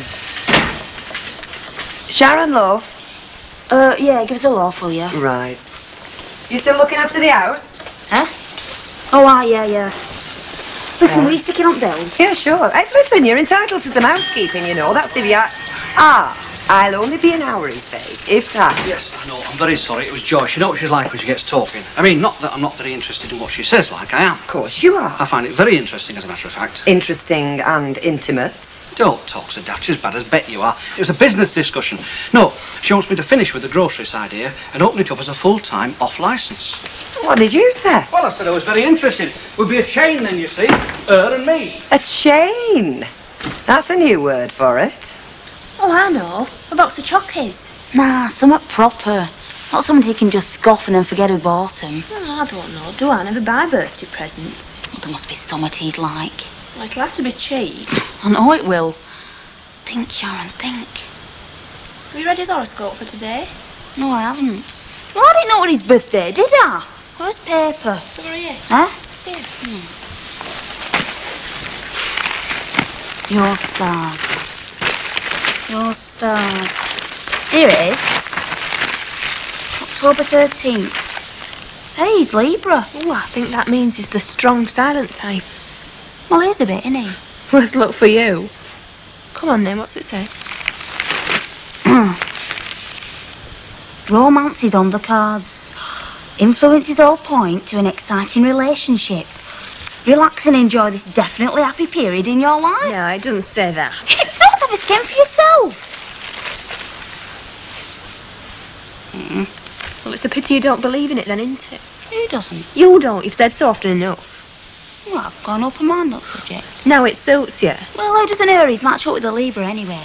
Well, I'm not right sure, but you look like complete opposites to me. Oh, well, that's good then, isn't it? Because opposites attract. Well, you might not be opposites. I'll have to bring a book to my mama's. Well, I've decided what I'm getting him anyway. What's that? You know them key rings with Zodiac on? One of them. Well, if it's working for me, I might as well help it along, mightn't I? I don't know. Talk about two-faced.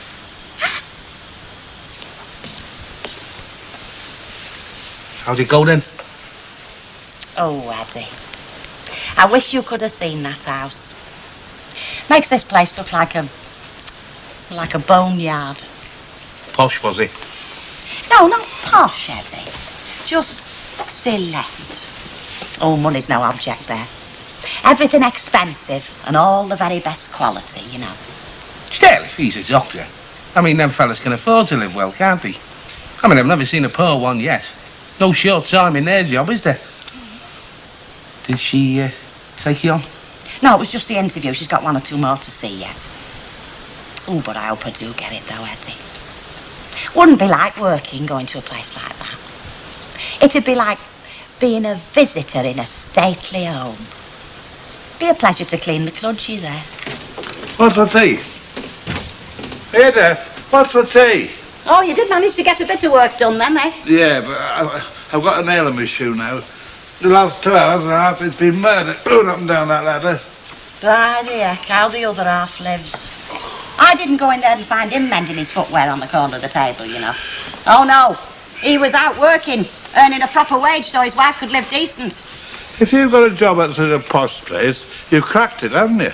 You won't need my wages, will you? I haven't got the job yet, Stanley. But I'm praying I do on my bended knees. Hey, you haven't said what's for tea. Whatever I can find in this coal hole of a kitchen. That's if the mice haven't got to it first. You're not half pushing your luck, Stanley. Hey, is it live-in by any chance to this new job? No. Pity. I heard that. Right, son, I think we'll call it a day. Tell you what, seeing as how it's your birthday, you go 5 minutes early. Thanks very much. Unless you've got something else in mind, like a few pints, just to get your 25th year off, right? Hey, I'm 24, not 25. It's still your 25th year, son, so I get them pints in while you can. No chance. I'm going home. Do you know, it's blokes like you, my missus is always comparing me with. Badly. All right, I think your little pen pal's here. Have you got a minute? I've got something to give you. Yeah, don't mind me, love, I'll go and scrub up. Been all going operating theatre today. Didn't know it was your birthday. Sharon, listen. Yeah? About that letter you sent me. Oh, you did get it then? Oh, yeah, got it. But don't send me any more, right? Why? Didn't you like it? That's not the point. Look, letters from other girls are dangerous. Suppose Gail found it. What would you think? Well, I've got you Prezi in a road for your birthday. Well, actually, I've got you 2. I'm so generous. Go on, then. Many have returned to the day, even though it is a bit late. Look, you shouldn't have. Well, go on, open it. No, I don't mean chocolates. Mind you, they are soft centres. Did you know you're a Libra? Yeah, I did. I'm an Aries myself, if you're interested. Thanks. Well, I'm just glad I found out in time, that's all, and I could get you something. I think people should have things on their birthday. Nice, innit? Try then.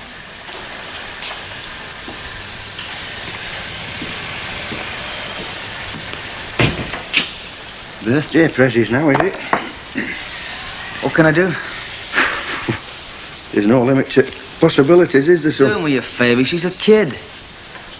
She's young, but she's no kid. She's just got a thing about me, that's all. I haven't given her any encouragement. I'm not blaming you, son. Honest, Ron. All right, so she's doing all chasing and you're doing all dodging in and out of doorways, but I didn't exactly see you pressing them prezzies back into her hot little hands, did I? And if I remember right, you did smile a couple of times when you read that letter. Like you were enjoying it. You lock up, will you? See you tomorrow. Go on, enjoy your chops. Soft centres, eh? Tell you what, after lunch, walk down to the library, Shuby, and sign you up in the children's section. Now, which one do you want? Sure. You fancy that one, dear? Right. Come on, then. Whew, decisions. You look a bit under the weather today. Oh, I am, Ken.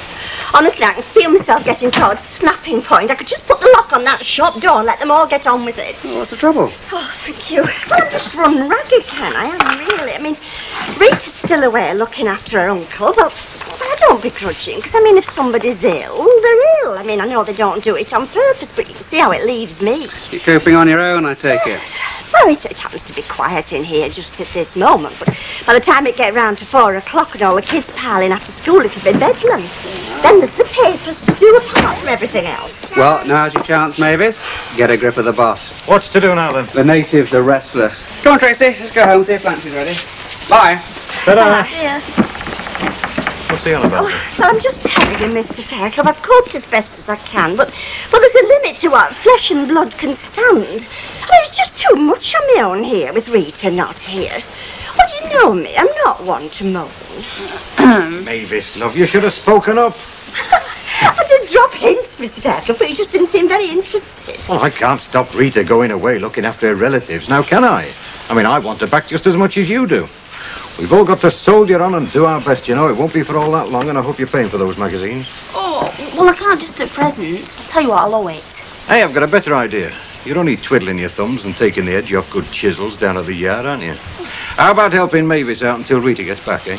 Oh, come on. It's dead boring in here. It's work, not fun. It's supposed to be boring. Will that suit you? Well, yes, I suppose she'd be better than no help at all. You see, I've not even had time to sit down and have a proper meal. Yes, all right. You'll do that for me, won't you, look? Well, go on then. Good girl, yeah, and don't be giving her any cheek either. I'll see you later, eh? Suppose you're going down to Rovers now, are you? You look after your work, I look after mine.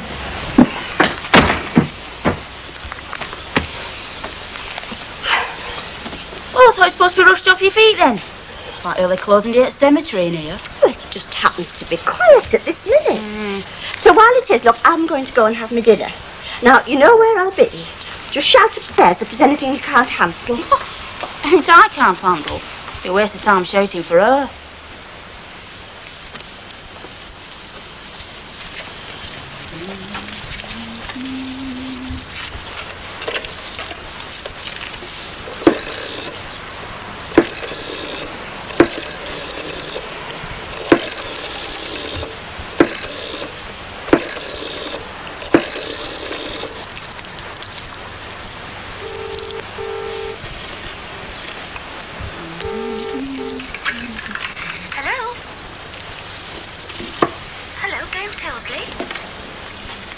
Hello? Who's that? I don't know, they hung up without saying anything. It's happened a couple of times this week. Must be a wrong number. Yeah, but why don't they say anything? Whoever it is never says anything. That'd be the phone system. Goes all the cut now and again. That's all it is. To put his head in his hands, he's dropping. Dinner ready? 5 minutes. Who were you talking to? Postman. Oh, is it for me? Is it for Mrs. Lowther? Oh. You know, the cleaning job at Boatfield Drive. Looks like a bill to me. Oh, heck it is. It's the electric, a red one. Final demand, that. Cut you off if you don't pay that. Oh, what with? Now, where am I going to find the money? No good looking at me. I'm not going to look at you because it'd be a waste of time. You're neither useful nor ornamental. Now don't start. It's a bill for electricity. That's your department. Oh, aye. Yeah, but you keep subbing off it, don't you? Only things that seem to be your department is eating, sleeping and boozing.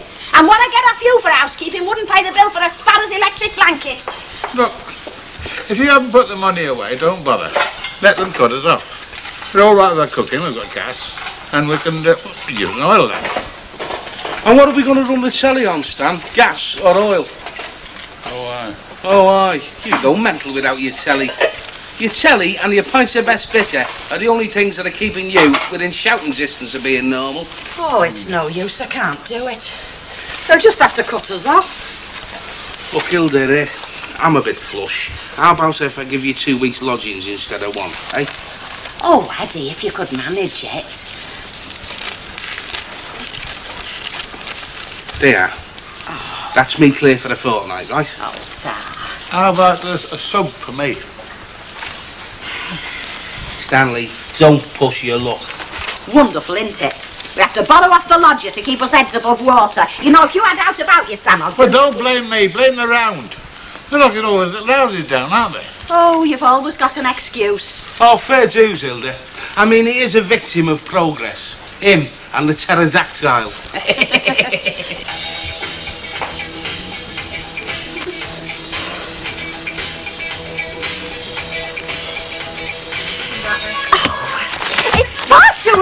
Sharon. What? It's too loud. Well, it's meant to be played loud. It's rock, not flipping chamber what's it. And this is not a disco in here. I can't hear myself thinking. I've got all these records to sort out for the wholesalers. And anyway, he's supposed to be here to help. That's all the records we've got in stock. Mr. Fairclough would go mad if he knew. Oh, well, there's no else to do. Look, another thing, Sharon. I don't think Mr. Fairclough would like it if he knew you've got all your friends hanging about. Who, Jo, you mean? She's doing no harm. She's helping me sort records. Yes, well, it's the stock that needs sorting out, not the records. Well, they didn't, but they probably do now. She's right misery, her. Yeah, well, I think I'll go for a walk round downtown now, any road. Oh, you know right here. Hang on a bit. Hello, Mavis. Hello, Brian. Oh, don't you think he's lovely? Just want to have a look at your records. Oh, yes, well, Sharon will help you. She's sort of a temporary assistant. Oh, hi. Hello. Sharon's the expert on records, so she tells me. What are you doing here? Oh, I'm just giving her a lift, you know. In a road, you'll be seeing you then. Hey? Well, you know, you're going to be late if you don't get a move on, aren't you? Oh, right, yes, I'll see you later. See you later then. Get about a bit, don't you? Ah, well, you know me. Turn me hand to out. Listen, have you been phoning our house? What? Yes. What? Well, somebody has. And when Gail answers, whoever it is puts the phone down. So cut it out, eh? You've been using that keyring I bought you? Yes, I have, as a matter of fact. Have you eaten them chocolates I bought you? Some of them. But I'm not wild about chocolates, so don't give me any more. Or any other presents, right? Listen, how about giving us a driving lesson? I'm not doing it tonight. Well, I am. I'll take that one. Sorry, Manowar. You don't like him, do you? It's for Gail. You know, me wife. That's what us married men have, you know. Wives. Yeah. Well, if it isn't my little godson, how are you, love? Ah, he's growing, isn't he? He should be the amount he is. Oh, I'm glad to hear that. It's good for business. Aye. Are you in a rush? No, not really. Well, you must be in a bigger rush than I am, because all I'm doing is getting biscuits and fags for Baldwin's lot. The longer I stay here, the better I like it. Go on, serve her first. Yeah, just a couple of currant cans of lager, please. Oh, he's taking to drink. These are for you, aren't they? Eh? No, they're for Bert. Little present for your granddad, aren't they? Thanks. Hi, girls. Hello, Elsie. What are you doing tonight, Elsie? Oh, nothing exciting. Why? Well, do you fancy coming round? Brian's going out with one of his mates. You could have a night. Well, I might just do that. I'll tell you what, why don't we both go out? Why don't we go to the pictures or something like that? Oh, well, I would love that, but I'd have to get a babysitter for him. I'll give you a ring round about 6. Well, what about Bert? He won't mind sitting, will he? No, he's on nights this week. I'll see what I can do and give you a ring, all right? Okay. Come on, then. Ta-ra! Ta-ra! Ta-ra, then! I don't know. After everybody gallivanting off. Well, why not? Because you're good to get your gallivanted. How much you make it of? £3.80. Yes, love. That's what I make it to know. Oh, ta. See you later. Yeah, ta-ra. Put kettle on, Mo. Yeah, all right. I just finished putting this order up. Well, that's something you won't be doing much longer, perhaps. Putting up orders. Are you really thinking seriously of going over to an off licence, 100%? Well, it makes a lot of sense, you know. I mean, Joyce has gone into it and she's got a real good business head on her shoulder. Yeah, I suppose you're right. I don't know if I'd fancy working here anymore, though. I mean, just slinging bottles of booze across the counter. It'd be like being a barmaid, only without any of the chat. And I'll bet nobody ever says have one yourself. Yeah, well, nothing's settled yet. Hey, I don't know what's come over Hilda Ogden, you know. I think she must have come into money or something. Hey? Oh, this order for Hilda. She wants 2 tins of red salmon. 2 tins? Yeah, that's not Hilda Ogden, love. It's Hilda Schofield, Merrydown Road. You know, the day Hilda Ogden wants 2 tins of red salmon, it'll be either a wedding or a funeral. Give us another light bottle. What's up with you, Hilda? You've got a face on you as long as the gas man's Mac. Well, I've been married to Stan for 30-odd years. I'm stuck for money and I'm not getting no younger. Never go nowhere and naught nice ever happens to me. Now go on, tell us what I've got to smile about. Hilda, I can't take your money off you. Your drink's on me, love. Oh, Mrs. Walker, your friend's here.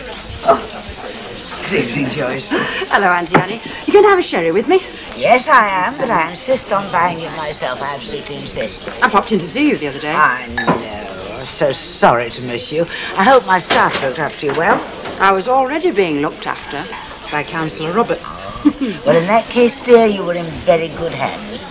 When one has been a Lady Mayoress, as I was, of course, to House Mayor, one gets to know one's character Very well. Alf may lack polish. He's very genuine. Diamond in the rough. He strikes me as very sensible, as though he's got good judgment. He's taken rather a fancy to me. Well, come on, it's your go. All right, I'm thinking. He's dead lucky with the drums, you know. He generally beats me. I can beat you without luck. And he's cheeky with it. That's a damn silly domino. Oh, don't tell me I've let you in. No, I can't go. I can. I'm out. See what you've done? Come on, come on, lose the 5 strings. That's him. You lost to know. You did introduce her. Excuse me a moment, Joyce. A little matter of start this minute. Mrs. Alden. Yes, Mrs. Alden. A quiet word with you. About the ladies' toilets. They are not up to standard. They simply will not do. Well, I left them spotless this morning. It's them factory girls, you know. You never think they had toilets of their own. Makes you wonder what their homes must be like. Mrs. Alden, I am talking about dust in the washroom, dust around and behind the taps, the accumulation of weeks, and it is simply not good enough. You never come and say out about the clean bits, do you? No, nobody ever does. Quick enough to find fault, though. Oh, yes. Mrs. Alden, I have said all I intend to say. Oh, nice to see you. And you, I was just on my way around to see you. Oh, were you? Yeah. Well, saved you a trail then. Is that sherry in there? Oh, thanks. Evening, Alf. Oh, hello, Annie, love. Can I have a sherry in there, love, and a pint? I always think that gin and slimline tonic's an ideal drink for a man. It's stylish. Good for your waistline, too. I'll have a pint man myself. Can't blame him, Joyce, with beer as good as mine. Hey, I've been thinking about those ideas of yours, you know. They certainly make a lot of sense. I mean, with your outlets and mine, well, it could be very advantageous. Triple your buying power, you know. Absolutely, and if you could streamline your units, it's definitely a recipe for profitable trading. No knowing how far you could go. Well, there's no telling. You see, you can't stand still in business. Or life, for that matter. You've always got to be reaching out. Expanding. Anyway. Hi. Hello, Nick. What's that? That's a present for you. What? It's flat and it's black. It's got a hole in the middle. Now, what I want to know is it a record? Very great. What's this for? Because I fancy you. Oh, Hey, what are you all dressed up for? going out on the town. Me and another fast woman. Hey, hang on a minute, love. I said I was going out with Jins tonight. It's all fixed. Me and Elsie are going to the pictures, then we're going for a pizza or something. What about Nick? No problem. I rang Sharon at the fair clubs. I didn't think she'd be available, but she said she'd love to sit with Nick. Oh, did she? Yeah, I think she's taken quite a shine to our Nick. So don't you block your copybook, young man. She'll be round in half an hour.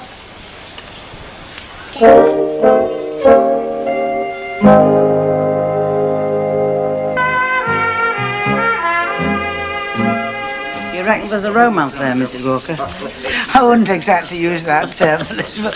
Alf is hardly a romantic type of man. No, do say hidden fires, you know. No part of Alf's character is hidden from me. Well, I wouldn't call her romantic either, would you, Mrs. Lomax? She seems very businesslike, though. Always had to be, dear. She was always the driving force behind her late husband, always had to push him. She didn't push him under a bus or anything, did she? I don't think that remark's in the best of taste. I'm sorry, Mrs. Walker. You know me, I'm piggy. Brother's return. Oh, just a minute, please. Mrs. Walker, phone for you. Hello. I'm Walker here. Yes, as a matter of fact, I do employ Mrs. Alton. Who am I speaking to? Mrs. Lowder. I see. Good evening, Mrs. Oh, okay. Fine. Oh, yes. Hello, Stanley. How are you? You gonna have one? Yes, well, as I say, I've employed Mrs. Alton for quite a number of years. I beg pardon, Mrs. Lowder? You look ready for another one. Never generally refuses, does he? No, not at all. Although I do think I ought to mention that Mrs. Alton... Are you having one with Lena? What, Stanley? Hey! Tom, yeah. You're more than welcome. Goodbye.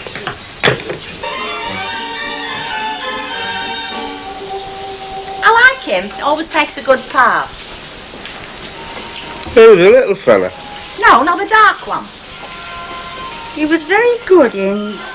Ooh, what was it called? Oh, yeah, I know the one you mean. Where he did that woman in. Which one was that? You know, where he's making her think she's going crackers, but it's really him all the time. Oh, no. No, I know who you're thinking of, Eddie. No, he had a moustache. Oh, what was he called? Married to that Swedish woman. Yeah, that's the one you're thinking of. Yeah. Yeah, it could be him. Wonder what's on the other side. Here, it's only 9:30. Have you chucked you out or something? Oh, I thought I'd walk back home, you know. Are we having any supper? Ooh, come crawling back from the pub asking what's for supper. You treat this house like a hotel. Many in the Rovers, Stan? No, it's quiet, it's dead, you know. There's no money about it. You've always got the money to go in there, I notice. No, don't start. Nag. There was a woman there, rang up on the phone about you. What woman? That woman at Oakfield Drive, is it? Mrs. Lather? That's right, yeah. I spoke to Mrs. Walker. She was asking about you, you know. Well, why didn't you come and tell me? Well, I'm here, aren't I? Are we having supper? Here, what did Annie Walker say about me then? Well, I couldn't hear it. Oh, you great pie can. Trust you to come home with half a tale. Should have got the old jug handles flapping, Stanley. Oh, well, Fair Club bought me a pint, you see. Oh, well, that explains it, doesn't it? I mean, if something important cropped up like a pint of ale, well, you couldn't be listening to find out if your wife got a good reference off Annie Walker or not, could you? I can't do right for doing flaming wrong, can Do you know, if somebody stood at the far end of the street and whispered, "Are you having a pint, Stan?" Oh, you'd hear that's all right, yeah. Ears like an elephant then. But if somebody mentions work or talks about your wife, that's different. You go deaf. Look, I've had a belly full. I'm going down the Legion. Go on, then. Wish you'd joined the flaming Foreign Legion. I'll tell you what, Hilda, it sounds as if you got a chance with that job, you know. Yeah, I was thinking that, no. Ah, but what did Annie Walker say? That's what's worrying me. We, had a few words like earlier on. Oh, Mrs. Ogden. Yeah, just my luck, isn't it? Well, you don't know for a fact she slags you off, do you? Oh, I wouldn't put it past her. After all the years I'd toiled for her. It's no good, I can't stand it. I'm going down there. Oh, poor Mrs. Ogden. She'll give Stanley a right lashing in bed tonight, you know. Oh, Eddie, we won't be like that in 20 years' time, will we? No way, darling. Give us a kiss. Oh, hang on. What's for supper? I'll swing for you.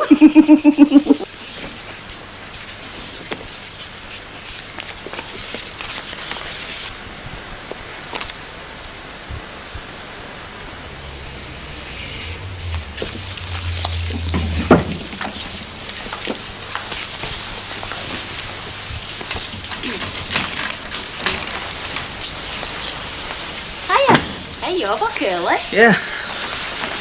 All on your own, are you? What's up? Had a row or something? No, we haven't. Look, if you must know, Gail's gone out with Elsie. I just went and had a couple of drinks with an old pal. Oh, well, I'm glad you came back early. That wasn't because of you. Anyway, you can get off your bus now, can't you? Oh, aren't you running me home? I can't, can I? Can't leave Nicky on his own. How's he been anyway? He's been all right. Been asleep all the time. Good. Well, like I say, go on. Off for your bus. Well, can't you run me back when she gets home? Who's she? You mean, Gail, she's not going to be back for a couple of hours? Oh, well, that's all right by me. I mean, I don't think there's a bus for another half hour anyway. Shall I make you a cup of tea or a butty or something? I don't want anything. Oh, I was really looking forward to you taking me home. Look, Sharon, it's just not on, love.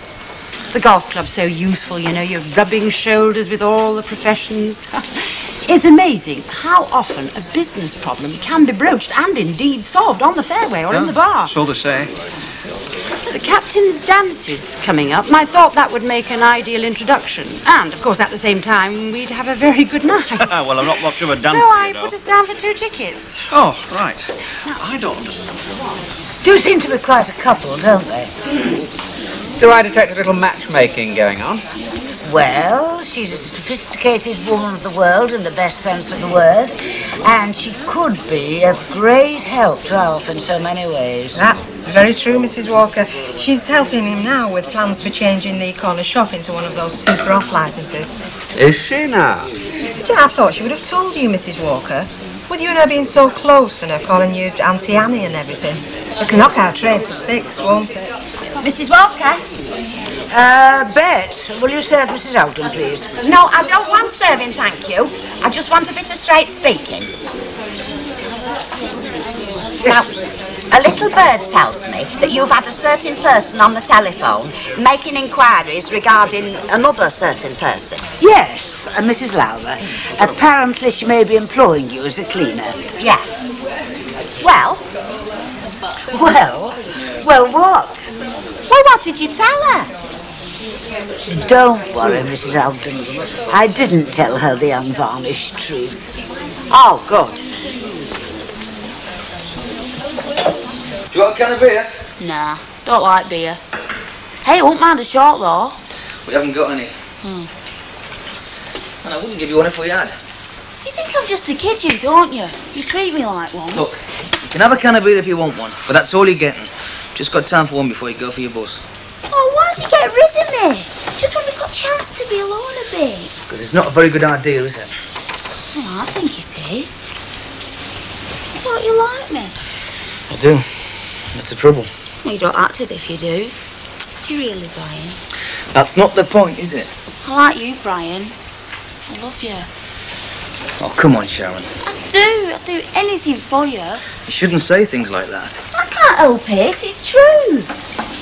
You do fancy me, though, don't you? I can tell. You best get your bus. Shall I see to Nicky? Get your bus. Go on. And don't argue. Oh, Brian, I will see you again, won't I? Brian?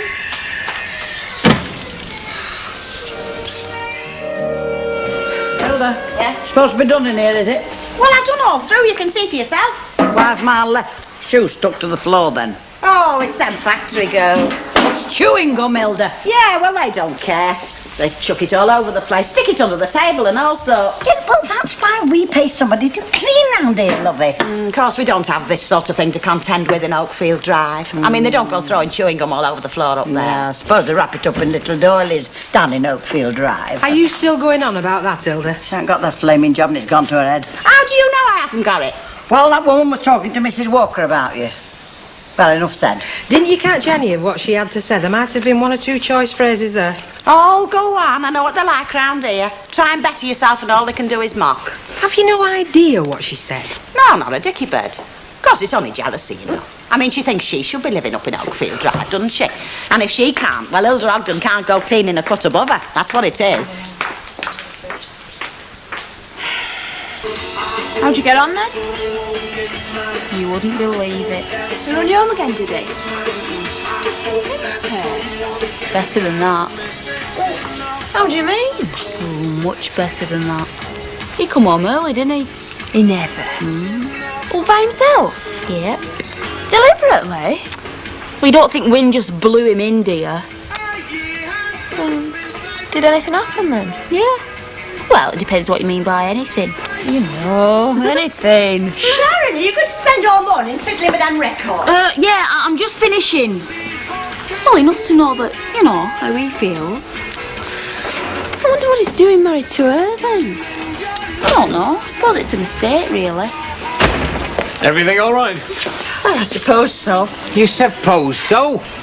Well, I must say, there are some people around here who could be more industrious than they are, mentioning no names. Well, why don't you exercise your authority? You're the boss. Well, it doesn't seem to count for much these days.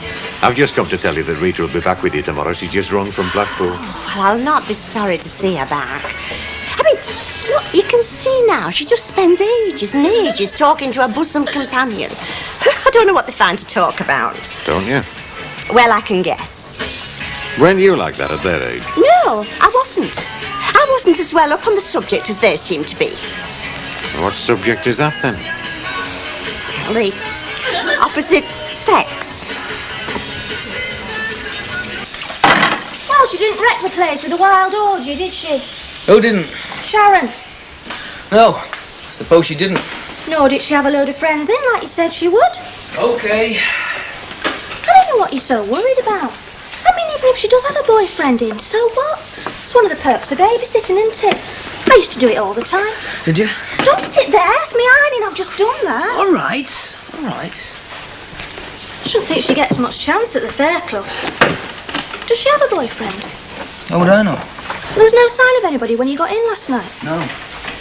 Well, she must know, lads. I mean, she's very pretty and everything, isn't she? I suppose. What do you mean, you suppose?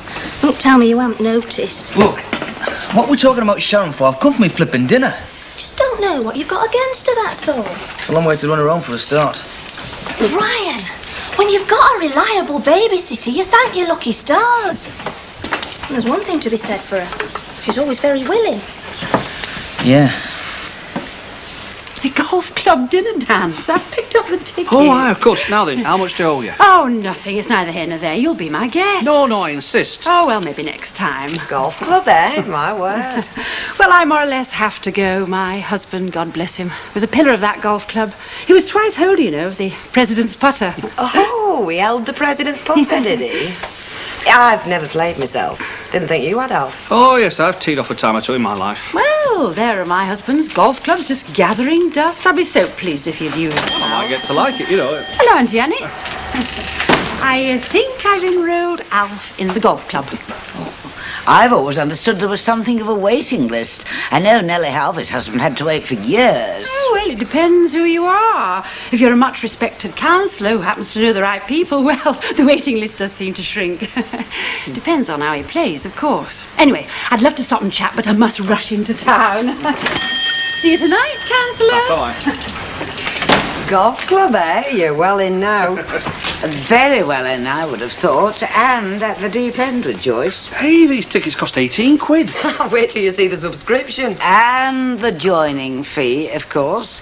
But I suppose that's a drop in the ocean compared with what you're about to spend on this shop. Well, we're only talking, you know. I mean, it costs nothing to have ideas, does it? No, I suppose it depends whose ideas they are, and whether you're prepared to go along with them.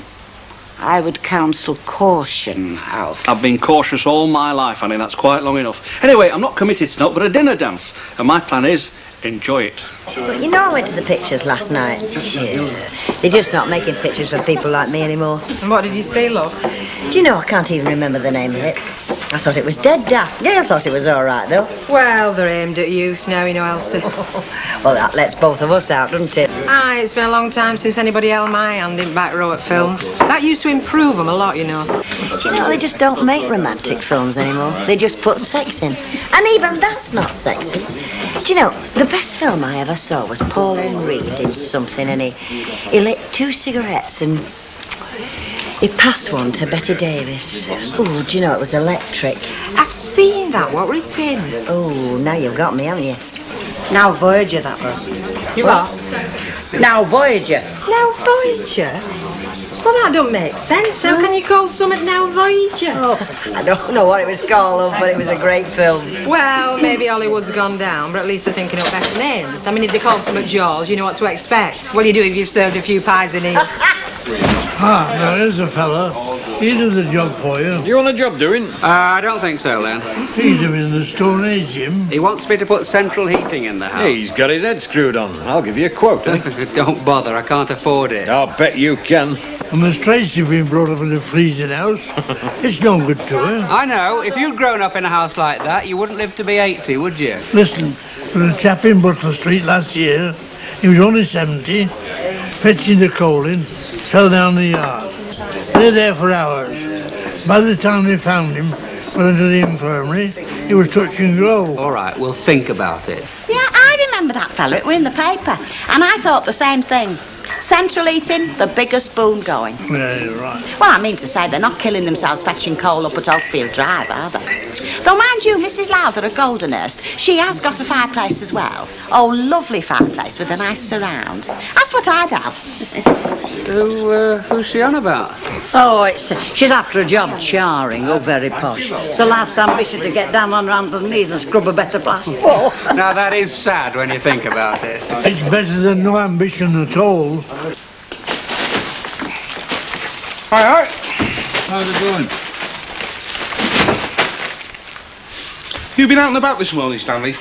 I've been out, I've done a bit of work, but the weather's not fit, is it? Oh, give over. You in the weather haven't even shook hands. You haven't been outside, that's all. I have been out and I've just come in now. Well, how come you never picked the post up? Because it just arrived. What they call a second delivery. I heard it go through the door. Anyway, there's one here for you. From the Health and Social Security. It'll be about them cards again. Oh, flipping heck. You'd have to do something about it, you know, Stanley. There's one here for Hilda. Dead posh writing that. Look at that. Who'd write to her? Hey, give us... Aye. It's an offence, that. Interfering with Her Majesty's mail. Hey, it'll be that job she was after. Well, if it is, at least they've bothered writing. That'll make her chuffed. Great. Well, I agree with him. I think it's daft not having it. Do we want to stay in that house? For the foreseeable future. Exactly. And in the foreseeable future, Uncle Albert is, well, he's a fair age, isn't he? All right. Now, anything realistic, love? I mean, do we want to stay in that house? Are we going to be able to stay in that house? Who knows? So we freeze while we wait, do we? Oh, we've managed pretty well for 40-odd years. Well, I have, anyway. Managed? Survived, you mean? Just about. It was like a flipping igloo in there last winter. Igloos, they tell me, are remarkably warm. Yes, well, they might be to an Eskimo, but this is Deirdre Barlow you're talking to. So it is. Bye. Go on, Tracy. Bye, Tracy. Bye. Ta-ra. Oh, listen, we'll need some more bacon slice and I've cleaned that tray out. Alf, you look as if Scotty's forgot to beam you up. What's the matter? Hey? Oh, I'm sorry. I assume that was a ladyship on the phone. No, it wasn't. Oh, wonders will never cease. It was solicitors. Solicitors? Nothing wrong, I hope. Oh, no. No, they want me to go through this deed of partnership. This what? Deed of partnership. What's that? When is it all? Well, it's what it says it is. It's a legally binding document. It's a very big thing. Well, this is you and Joyce, is it? Yeah. Second thoughts? Well, I've not really had first thoughts yet. I mean, I thought we were still talking about she's going to see him. Ah. Well, I've heard of taking your partner to a dance, but I've never heard of anybody making it legally binding before. Yeah, me neither.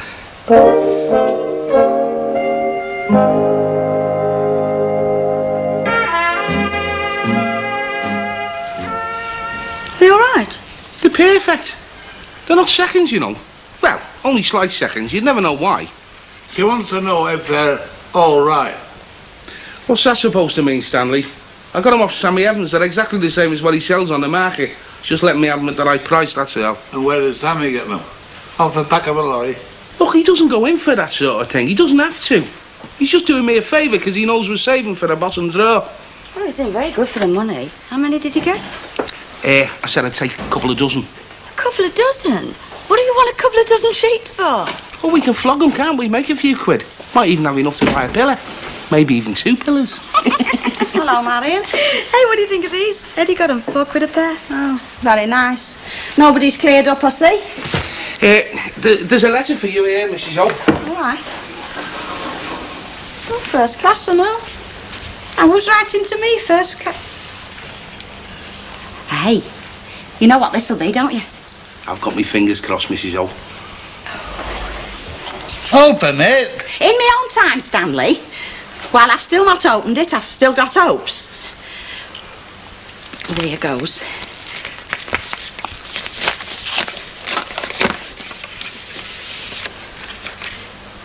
Oh, just look at that. The address and everything, all proper printing. Dear Mrs. Ogden, I have taken up your references and you will be pleased to hear that your employers have spoken very highly of you. Oh, it would be most convenient for me if you could start at Goldenhurst this week. I've got it! I've got it. Well, that's cracking, Mrs. O. I knew you would. How much she paying you? Oh, Stanley, up at Oakfield Drive, we don't talk about how much money we're making. It's vulgar. Oh, come on. What are you fetching in? Never you mind. Like Mrs. Lowther says, I'll be starting at the terms we have discussed. Oh, once I'm up in Oakfield Drive, you know, I could end up doing all my cleaning up there, because one thing leads to another. And it's much easier keeping them houses straight, you know, because you've got somewhere decent like to start with. You can have a pride in what you've achieved. And then, of course, you've got the tools, you see. She's got a floor polisher for the hall, because it's all paraquat floor in there, you know, gleaming. Oh, and I wish you could see her vacuum cleaner. It's like something from outer space. Oh, yes, cleaning up there, it'll be a different world. But before you get carried away, remember, it's still charring. Stanley, up at Oakfield Drive, I'll be what's known as a treasure. Do you know something, Mrs. O? I think somebody's finally valued you at your true worth. I bumped into you, Mam. Yeah? Dropping big hints as usual. What about? About the fact that we haven't been round there for ages. She thinks her darling son might have forgotten what she looks like. Yeah, I was wrong there only... Well, not that long ago. You know your man. Ooh, will you get it? Too much sauce on that, is there? Hiya. Hiya. It's Sharon. Well, don't leave her standing on the doorstep. We ought to get a tent in the garden for you. To what do we owe the honour? Well, I hope you don't mind me coming, but I think I've lost a bracelet. Well, I know I've lost it, actually, but I think I might have left it here last night. Well, not seen anything. What does it look like? Well, it's my sort of Spanish one, you know, with big links, and it's gold. Well, not gold exactly, but it's got, like, big black patterns on. Yeah, I've seen you in it. Yeah, it's only cheap, but it's sentimental, really. Well, I've looked all around down here, but if you want to look down the furniture, I'll share anything you find. Okay. Well, I might have left it upstairs, you know, when I took Nick in. All right, well, I'm taking him upstairs. I'll have a look. Come on. Anywhere you want, just look. Fine will help you. Do you want me to take Nick up? Oh, listen, last time you tried to change his nappy, it took forever. Nicky was confused for days. Well, where do you reckon we should look? Suppose round the sofa. Hey, listen, I thought it better if I come instead, you know. Better than anyone finding it. Never know what they might think. What do you mean? Well, you know. Forget it, let's just look for it. I'll look around the floor. Not a sign. I can't see anything, but if it turns up. Yeah, if it turns up. Well, it's not valuable anyway. Well, sorry. What time's my next bus? Well, this time they're about every half hour. No, there's more than that, love. There's not, you know. He don't know because he drives everywhere. Can you take Sharon home? If you did, you could call in with your mum. Do that as well. Just started early, Alfred. Well, I felt the need come over me, you know. Oh, I do, yeah. Give it a fine look. You better give Alf one and all. Just half for me. I've got to pace myself. All right. And what's turning you to drink, then? Well, you're a fellow of experience, aren't you, Leonard? What is it that turns fellas to drink? Well, with me, it's habit. With some fellas, it's women. Now, speak as truth, O sage. You know who I'm talking about. It doesn't take a lot to guess. She's got some very big ideas, Leonard. By gum, she has. A chain of off licenses, that's what she's talking about now. You buy a shop, get a licence, develop that side of it. She's got it all worked out. Are you in with her? Well, that's the idea, aye. The idea appealed to you? Well, it's the road to riches, isn't it? Got to appeal. Riches? Or ruin? Yeah, but she's got the energy for it. By gum, she has that. Look, I'm not being funny, but why do you think she lit on you? Well, I don't know. We seem to get on, in a way. Look, don't get this wrong, but would you call yourself dynamic? Hey? Well, if you'd have been dynamic, do you think you'd have been happy running your little corner shop? Who says I've been happy? I do, and I know you. Yeah, well, you're not saying out I've not thought myself. You'd need a hell of a lot of stamina just keeping up, wouldn't you? I'll tell you one reason why she's lit on you. What's that? Because you've been on the council a long time, haven't you? When it comes to things like planning permission and getting licenses. Unless, of course, it's your enigmatic smile or your aftershave lotion. I think that'll make that a pint after all. Well, I'm very glad you got it, any road, Hilda. Oh, thanks how very much. But it's Mrs. Walker I've got to thank for her recommendation. I mean that, Mrs. Walker. It was what you said to her on the phone. Well, I must admit to a little self-interest, Mrs. Oldham.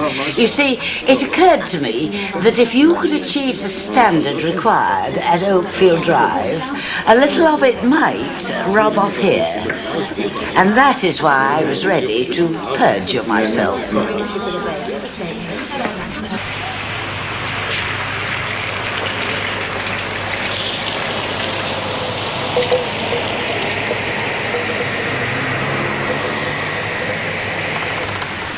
Well,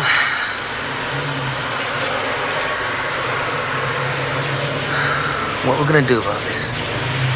What do you want to do?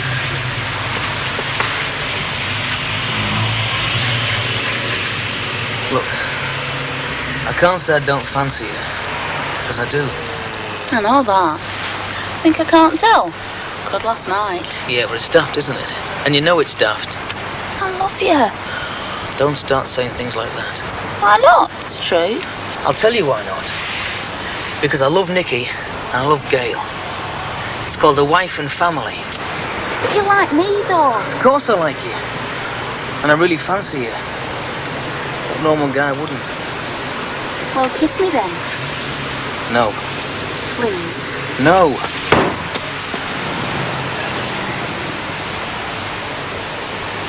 Look, if it were just a laugh, I might. But it's not just a laugh, is it? So it's best not to start. Well, I just want to show you how I feel. And what would that do to me?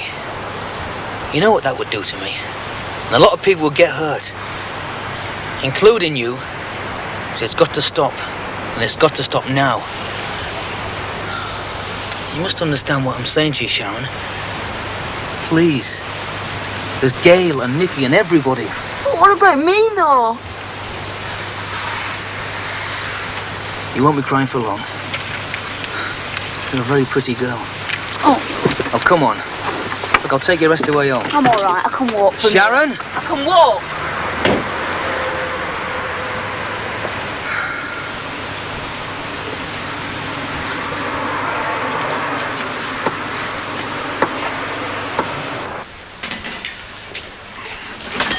You've only just caught me. I'll just close it. Well, I'm glad I did, because I've just seen a place, and it's absolutely right. Now, grab your hat, and I'll show you. It's only just on the market. Yeah, well, hold on. Let me draw breath. Oh, there'll be plenty of time to draw breath when you get your second wind.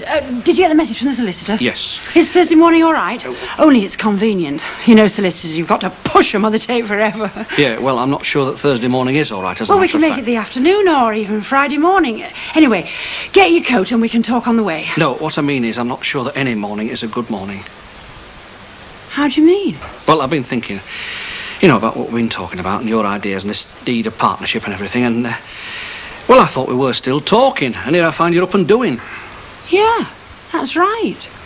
I believe in doing. What's the point in talking once your mind's made up? It's doing that counts. Yeah, well, Alpha, I'm sorry, I'm stunned. well, you're beginning to feel how I feel then. I mean, you don't half, you know, you don't half. No, Alf, I don't half do anything, and I thought you've got the same idea. Yeah, well, I reckon I'll stick with what I know, and that's this shop, and I'm very happy to keep it like this. Look, I know your ideas will work out, and I'll be very happy to see that. You've wasted my time. Oh, Joyce. You didn't give me a lot of it to waste, did you? Happen if you had. Anyway, it would have been a mistake, you know, I think. Yeah, I'm sure it would. Well, would you like a glass or something? Come through. Have you got time for that? No, Alf, I'm sorry, I haven't got time for that. Oh, right. Oh, you might find a more suitable partner. It's not my sort of do, perhaps. No. Perhaps not.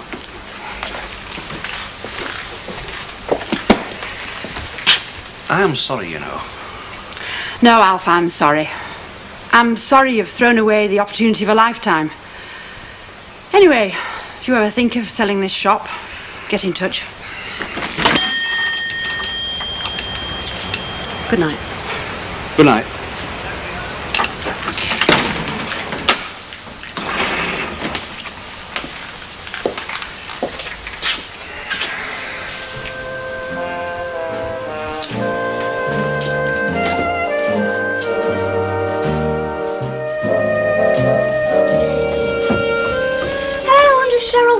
Will be in the show tonight. Right? The amateur talent show we're going to tonight, remember? Oh, yeah. She always did fancy herself. Whenever there was a talent show, she'd be up there. I did it my way. Take no notice, son. Your mum goes bonkers occasionally. It's something to do with a new moon. She must have written off to Huey Green at least 5,000 times, but it never got her anywhere. Anyway, she was always in these talent shows showing off with her high kicks. She used to think she was a right star. Have they ever had kicks in Hamlet? It's not Hamlet, is it? Wherever it is, it'll be a load of rubbish. So where's the flipping sound going? Oh, I don't know. They're usually quite good. Apart from Cheryl Wilcox. Oh, she's all right. I just can't be doing with all her posing. She's only jealous because she's not talented. Never mind, because my son's going to be famous, aren't you? Wouldn't be bad, that. We turned out to have a miniature Mick Jagger in our hands. A miniature Cliff Richards, do you mind? Eh? Anything exciting in the post? Yeah, Dead exciting. 2 bills and a circular for double glazing. Never mind. At least you've got something to look forward to. I'm not ungrateful for me luck, love.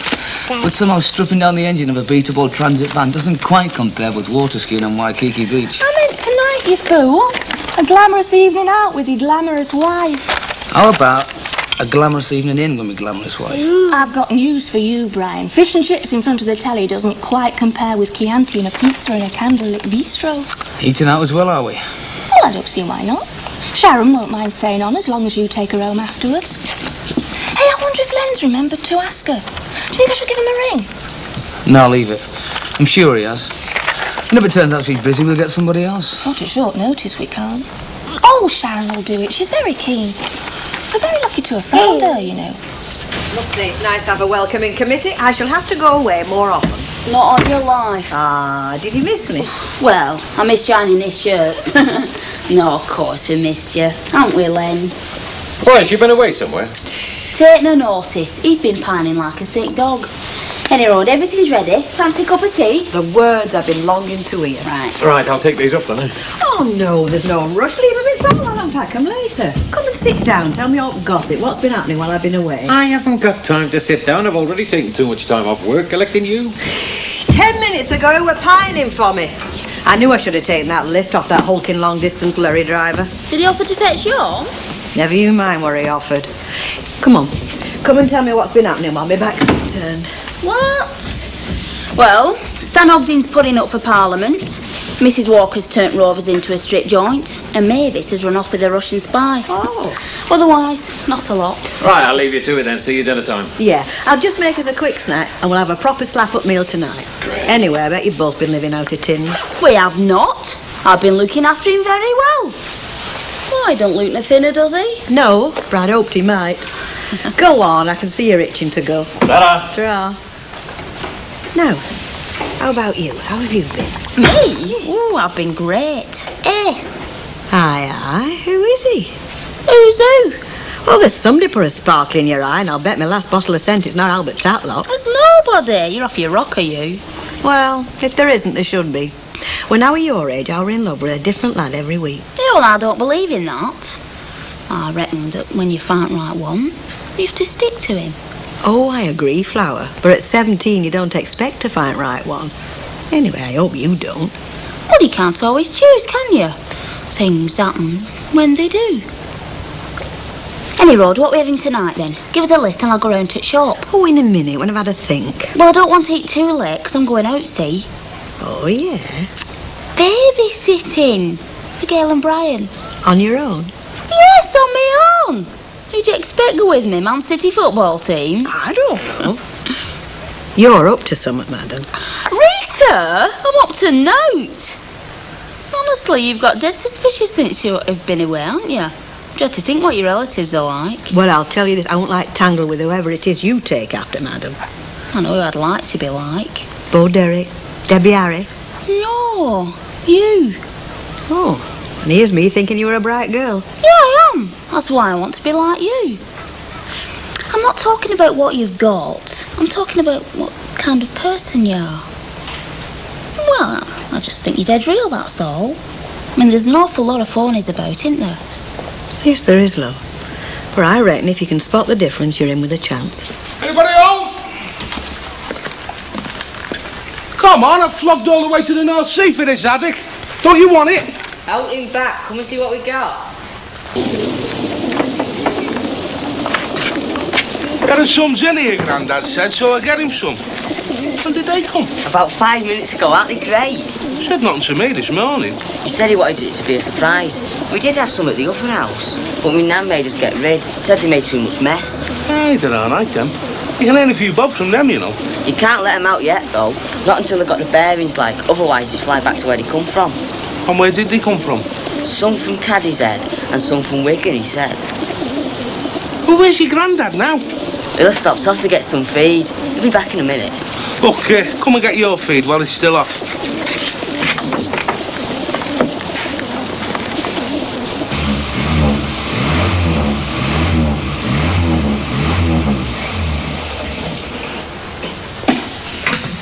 I think you work too hard.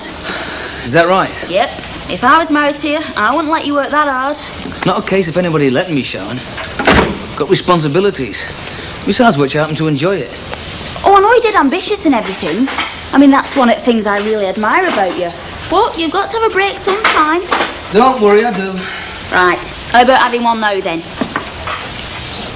Look, Sharon. I told you it t'other night. Lay off, eh, love? It's only a bit of lemon. I mean, I'm not trying to get you drunker out, am I? I'm talking about... You know what I'm talking about. I don't have to spell it out. Us. I think you're a very nice kid. But whatever it is you've been thinking, don't. It's not on. Is that why you've arranged to have me babysit for you again? And run me home afterwards? I didn't. I mean, hey, that wasn't my idea. All right, Brian, you don't have to get embarrassed. I know it's difficult for you. Honest, I do. Do you? Of course I do. I'm not stupid, you know. I mean, I know it can't be easy when you're married and yet you want to be with somebody else. Sharon. Well, you do like me, though, don't you? Yes, I like you. I didn't have to ask that, did I, Brian? That was obvious the other night, where we were together in the house. That shouldn't have happened. Well, nothing did happen, though, did it? No, of course it didn't. But if Nicky hadn't cried when it happened... I told you when I took you home. Forget it. Well, I don't see why. We're not hurting anybody, are we? And how long would that last? Well, we just have to be careful, that's all. I mean, there's no point in anybody finding out, is there? I don't want to hurt anybody, Brian. What do you take me for? But she's got you all the time. And I just want you for a bit of the time. So what's wrong with that, eh? Or you can't just tell me to forget it like a silly kid's crush. I've had them and I know the difference. I love you, Brian. I'm sorry, but I just can't help it. I do. Right, Stan, I'm off. Is dinner in the oven? No, it's not. I've not had time. You'll have to get your own today. There you go. All dressed up like a dog's dinner. There you are, you see, Under. And some women complain that their husbands never remark on their appearance. I'm off to start my new job at Oakfield Drive. And for your information, I'm not got up like a dog's dinner. I'm just tidily dressed, that's all. Well, heck, Hilda, you don't come the a-la posh when it comes skivvy in here, do you? Well, I want to create the right impression from the off. Now, would you say I looked refined but efficient, Mrs. Walker? You look exactly as I would expect you to look, Mrs. Ogden. Oh, there you are, you see, Stan. Mrs. Walker knows what's what, even if you don't. Right, then. Wish us luck. Listen. Just listen to that. I can't hear anything. Can you, love? No. Well, I can. It's cooing. Non-stop flipping cooing. Doves coo, them are pigeons. Well, that's even worse. What about at night when we're trying to get some sleep? Well, I bet pigeons sleep as well, all tucked up in their little pigeon beds. And all that muck all over you, clean washing on the line. You won't be laughing then, will you? Look, are you going to go on like this all the time, or what? I've certainly got to have a few words with his nibs when I see him, yes, and that's a promise. You start anything, and I'll go back to Blackpool, and that's a promise. On his side, as usual. I'm on nobody's side. I just can't see point in bickering with neighbours, or starting World War III over a few birds. Sharon agrees with me, don't you, love? Yeah. Anyway, what's up with you? You've hardly uttered 3 words and you've not touched your dinner. No, it's so. Is it this boyfriend you keep telling me you've not got? Is he playing hard to get? Luke, I wish you'd stop treating me like I was a silly kid. Always good for a laugh. It's only little Sharon. Well, I've got news for you. I'm not little Sharon. I'm grown up and I'm entitled to lead my own life. And I just wish people who'd rotten would start taking me a bit more seriously, that's all.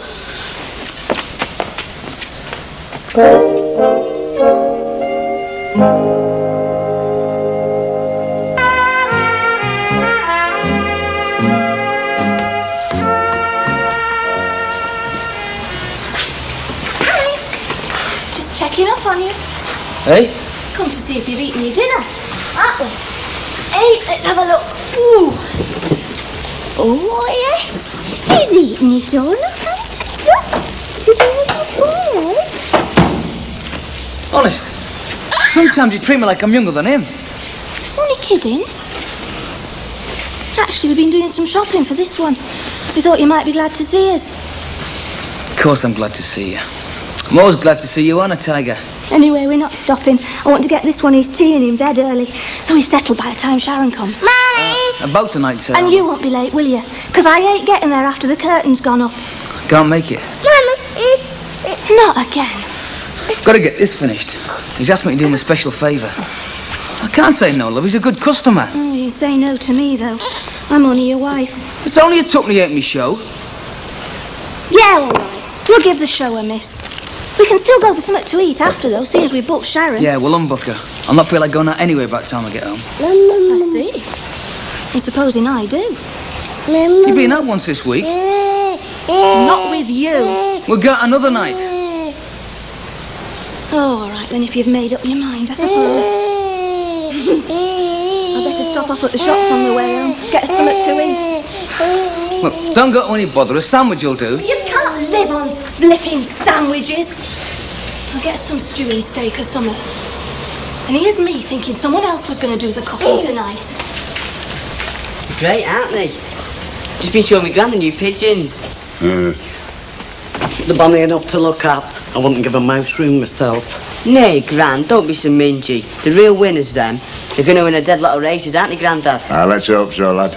I was never one for animals in the house. They're fetching dirt and disease. These aren't in the house, they're in the yard. And any road. They're not animals, they're birds. Is this how you're bringing him up? To show no respect for his elders? What's showing no respect, lads, on his Saints' Row? It's not on it, Mess. It's him mucking about with them. He'll not do his own work. Oh, well. I want you to mount to Summerterra, Craig. Gran. Never mind, Gran. Not for my sake, for your mother's sake. She'd have been right ambitious for you if she'd have been alive today. Yeah, I know. Oh, stop nagging, lad, will you? He does his best. If he does, it's 'cause I nag him. Left to you, he'd do nought. Yes, I would. I know you would. You'd turn out to be just like him. Now, listen, I've just about enough of you for one if day. I come in. You're in, aren't you? It's about them pigeons of yours. All right. You're not planning on keeping them, are you? What's it to you? I live next door to you, remember? I'm the one who's got to put up with all the mess and the noise. Flaming Nora. Anyone think I'd imported a herd of wild elephants where folk gone? I warned you they'd be trouble. They're no trouble. It's folks poking the nose in what's trouble. Well, when you live in a little street like this with everyone living on top of each other, you've got to have some consideration for the neighbours. I mean, how would you like it if I had a couple of big barking dogs? Wouldn't mind. I like dogs. I wouldn't care, but it's not the first time I've had to complain. Why, what else has he had in here? Drums. And a kid. Ah, well, lad's entitled to a bit of relaxation. You wouldn't call it relaxation if you had to listen to that lot drumming away all day, morning, noon and night. Thud, thud, flaming thud. And now I've got to put up with the pigeons and all. You know, I'm a very reasonable man. But there are some things that I can't stand, and I think I've just about come to my limit. So there. What did I say? Was I right? Isn't it time you went home?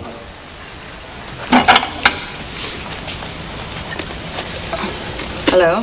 Hiya. How was the cabin? How's Maeve? Has she started stocking dirty boots while you've been away? Mavis is fine, and don't change the subject, madam. I didn't know we were on a subject. Same subject we were on at dinner time when you flounced out. Oh, yeah, well, I'm sorry. I just don't like being got at, that's all. This morning I was a wonderful person, dead real, the bee's knees, and by dinner time I'd turned into the Wicked Witch of the West. Well, versatile as I am, even I don't think I could undergo such a dramatic change in a couple of hours. No, it's not you. So, like I said, it's a lad. Okay, it's a lad. You don't think I'm so decrepit I don't understand, do you? Sharon, love, I'm not asking for a blow-by-blow account. I do realise you're almost a woman, and I do respect your need for privacy. And it's naught to do with being your foster mother either. I'm not going to shove that we are responsible bit at you. It's as your friend that I'm asking, as somebody that cares about you. And if there is a lad, and he's making you unhappy, well, you can talk to me about it, that's all. I promise you, no lectures. I thought that were one. Did go on a bit, didn't I? Well? Well, there is somebody, sort of. And? Well, that's it, really. It's just sort of. Not making no progress? Not a lot, no. Well, why don't you invite him back for his tea? You can, you know. I can't. There's complications. Another girl? Something like that, yeah. Well, don't give up hope.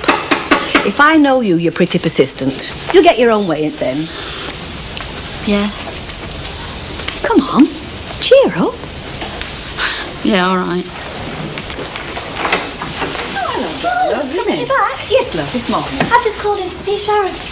We'll not be needing you tonight. Thanks all the same. You're not? Why? Well, we're not going out, that's all. Brian's got to work late at the garage. That husband's horrible. I've had mine longer than yours, love, and they get horribler. Well, sorry to have messed you about. Blame him, not me. Do you want a cup of tea? Oh, no, thanks. I've got to get to the shops now, so get something to eat before they shut. Try, love. Well, there you are now. Where am I? Well, you're a free agent. You can get yourself all dolled up and go out and fascinate this lad you're after. It's all right to set your stall out if you don't make it too obvious. And your Auntie Rita still knows one or two tricks if you want. Oh, I just wish you'd do me a favour and leave me alone. All right, well, come on, tell us then, Elder. Did she give you a diamond-studded duster and a gold-handled mop? Fred, will you do me a favour?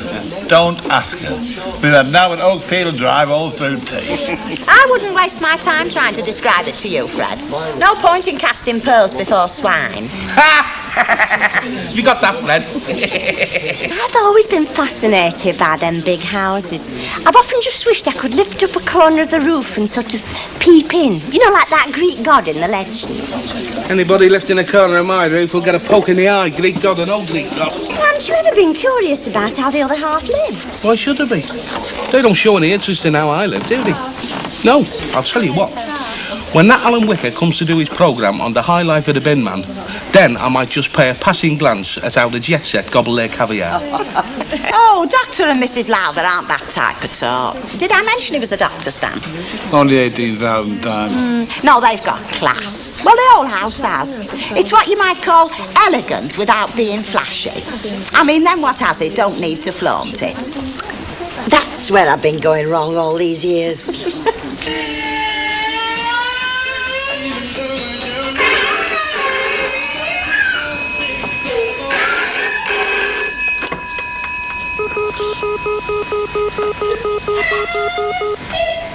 Hello? Brian, it's me. Who? Oh, I just wondered if you'd changed your mind. I mean about going out, because I could still come round. No. No, we're settled in for the evening now. Well, what are you doing? Just watching TV. Scaling? Yeah, of course. Oh, I wish it was me watching telly with you, Brian.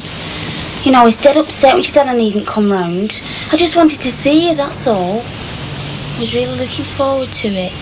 Yeah, well, I changed your plan.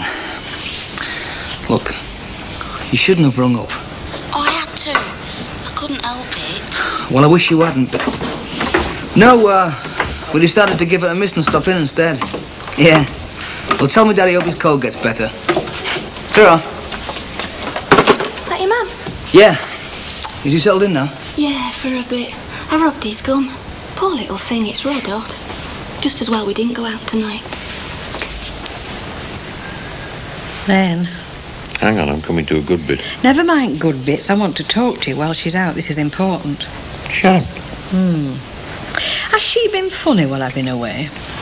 Funny, how do you mean? Moody. Up one minute, down the next, flying off the handle for no reason, like she did at dinner time. I can't say I've noticed.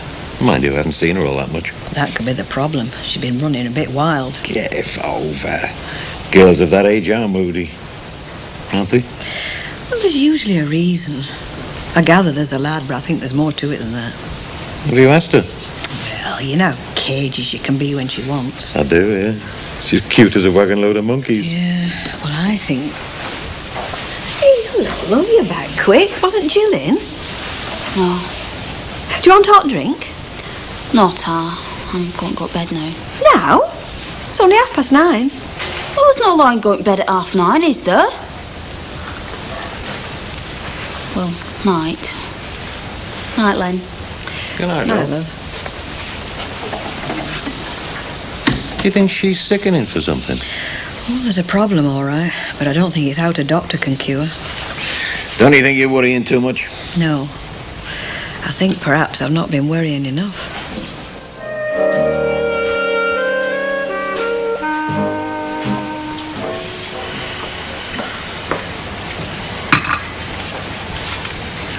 Penny for 'em.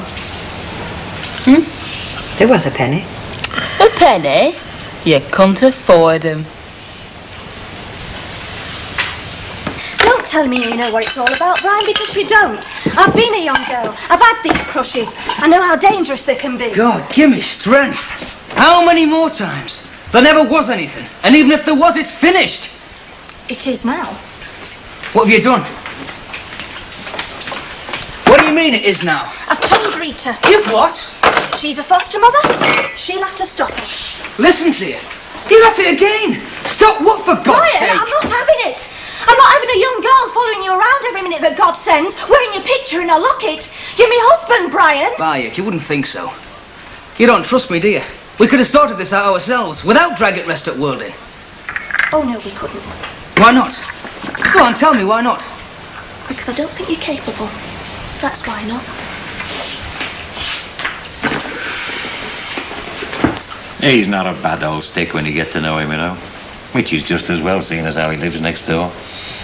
He was dead chuffed when I brought those pigeons back for him, you know. How the hell he lives with that Pierce woman, I don't know, though. I think, is she going to move in with him? What? Am I talking to myself? What do you say? Oh, forget it. Hey, come on, Deli Daydream. I want you down the yard today. There's some sorting out to do. Oh, no, you don't. There's some sorting out wants doing here. I'm not going in this morning. I'm going to hoover this place from top to bottom. She can help me shift furniture. Suit yourself. Oh, aye, that shower still wants fixing. I scolded myself again last night. Ah, you reminded me, yeah. I've got that washer from Pickering's. I'll do it what I think of. Oh, leave it, Len. Get yourself off to the yard. What is it with you women? You've been on to me to do that shower ever since we moved in. Now that I get the opportunity. Well, go on, then do it. Then get from under my feet. Time, you pig. Can't do right for doing wrong, mate, can I? They're all right, fellas. There's a lot to be said for them. Too much at times. La da da da dee dee dee dee dee dee. Sentimental journey oh, sentimental journey. Do you know, it takes me right back to the Tower Ballroom every time I think of it. You'll get taken back to the Towers Roof, hear you. Go on, you're only jealous. Everything all right, ladies? Oh, fine, thanks, Mrs. Walker. Fred isn't doing one of his disappearing tricks, is he? No, he's down the cellar. Oh, that's more pleasant than the betting shop. Do you know, for a minute I thought she was going to give us hand with the dusting. Sure, that'll be the day. Nice seeing that stepdaughter of yours again. Talking to me? Your stepdaughter, Debbie, isn't it? I say it was nice to see her again. Oh, I'm glad you think so. She's a bonny girl. She's a cheeky young devil. Oh, well, they are at that age, aren't they? How's Eunice, did she say? She's living. Not very forthcoming, is it? Well, it is his business, Hilda. If he wants to keep it to himself, I mean, he can, you know. Why does everybody think you're nosing just because you ask a few questions? I'm only showing a bit of interest, that's all.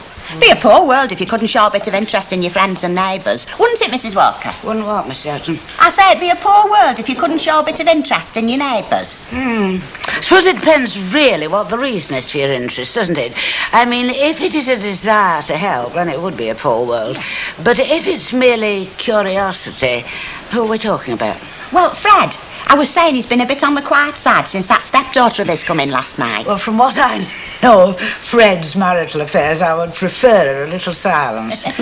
Now, what did I come here for? Oh, I've no idea, Mrs. Walker. Was it the post? It was, Mrs. Ogden. They are. I'm psychic, aren't I? Well, where is it? Oh, there isn't none. I seen him walk past. Oh, good. That means no bills anyway. Great. Fred, you did say Eunice was all right. I mean, it wasn't bad news about her health. Look, Hilda, just to put you in the picture and to stop you having a brainstorm, I'll tell you. I know that fella Critchley that Eunice ran off with. Well, he's been knocking her about and they expect Muggins here to go and sort him out. Oh, Fred, is that right? Well, that's what I'm told, Mrs. Walker. Well, you'll have to do something, Fred. I don't have to do anything. I didn't push her into this. She knew what she was doing because I told her. That's one thing she can't say. She can't say I didn't flipping tell her. I'm sorry, Mrs. Walker. No, but do preserve your sense about this. I mean, don't give way to your feelings. Well, you know the score, Mrs. Walker. I owe them nothing. Not a thing. Oh, dear. You know, when you hear something like that and you read all the divorce figures, it makes you realise how few men and women really can live happily together. I must have been very lucky. Me as well. I've got a lot to be thankful for and all. I mean, we'd only spoil another couple, me and Stan, bless us. Oh, Hilda.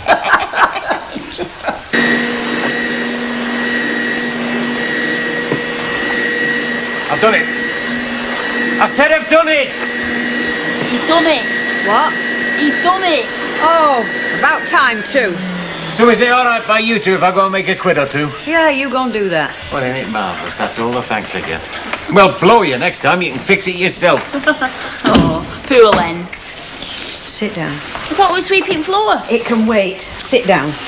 No, what have I done? Quite a lot, according to a visitor I had last night. Do you know what I'm talking about? I can guess. Told you the old story, has she? Or just a bit of it? I don't know, but I intend to find out. One thing I'll tell you for a start. When a married woman comes to me and tells me my foster daughter's been pestering her husband, I don't think it's particularly funny. So none of your clever stuff. We'll talk about this seriously, because as far as I'm concerned, it's a serious matter. Is that what she said? I've been pestering her husband? Not the only thing she said. You had a picture of him in a locket, didn't you? Well, so? I know a girl has had a picture of Prince Charles in a locket, but Diana didn't come round complaining. I've told you, madam. If you want me to treat you like an adult, start behaving like one. Now, let's hear your side of it. Well, is there any point? I mean, would you believe me? I don't know, Sharon. So far, I've only heard Gail's version. And much as I like the girl, and I do like her, I know how some women exaggerate over their husbands. I'm saying myself. So, until I've heard both sides of it, I'm keeping an open mind.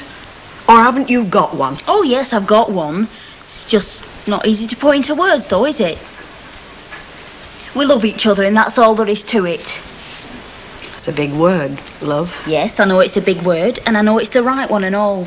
And just in case you're interested, it was Brian who started it. How do you mean? You know, with looks and smiles and that. And then he got me babysitting, and then he took me home in his van, and he couldn't wait to kiss me goodnight. He likes being with me. Has he said that? Well, he pretends he doesn't, but he does, I can tell. And don't tell me I can't, because I can. So that's as far as it's got. A good night kiss. Nothing else. Hurry me! I've done my plumber's trick for getting me tools. Hey, make us a brew while I'm here, will you? You'll never know now, will you?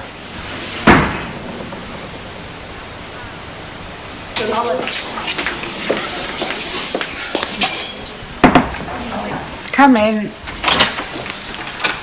Oh, Fred, would you do me a favour?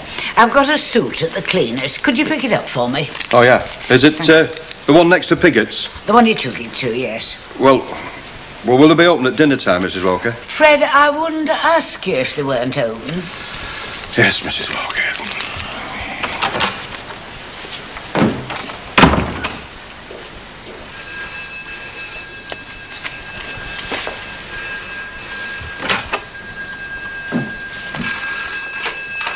Rosie 10.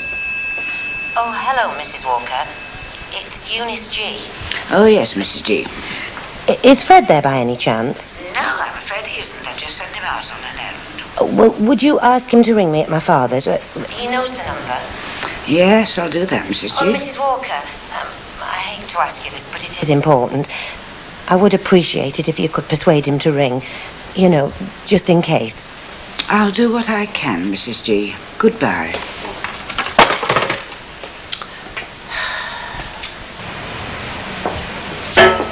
Hello? Hello? Oh, Brian, I didn't know you were there. What can I do for you? Well, I've just brought this magazine for Mr. Sykes. Is he about? No, he's out on a run. Oh, well. Just drop it on the bench over there. Right. It's quite a little hive of industry, isn't it? It's when we're working, yeah. You know, I know this will sound silly to say, I mean, me being so feminine, but when I was a girl, I always wanted to ride a motorbike. Can't think why. Well, I can actually, because there was this dirt track rider lived in the next street to ours. And we used to race at Bellevue. I mean, he was sort of local hero. Because we all wanted to ride motorcycles, boys and girls alike.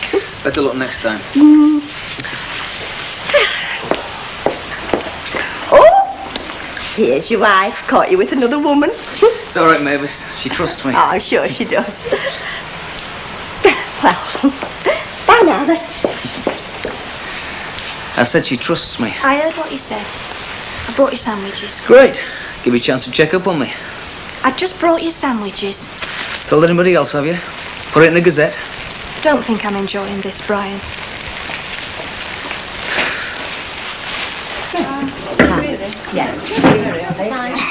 What have you only got a half for? Well, every little helps.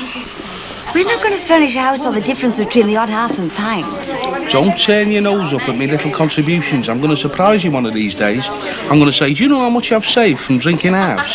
£2,500. And I'm only 73, so if you still want me now... You daft thing. No, seriously though, how are we doing? Well, providing you don't want nothing fancy like Woburn Abbey, we've got the deposit on a middling sort of house. Well, especially these days. I mean, they're banging on your door offering you 100% mortgages. Yeah, maybe. But I don't want to go into marriage in debt for the rest of our lives. I want to put a deposit down and I want my own furniture. And you shall have it. Just not this week, that's all. The dry cleaning, Mrs. Walker. Thank you, Fred. Now, before you go, Eunice has been on. She wants to meet you, and she says that you can get in touch with her at her father's. Well, I'm not meeting her there. I'm never going to set foot in that flipping place again. Then you can meet her here.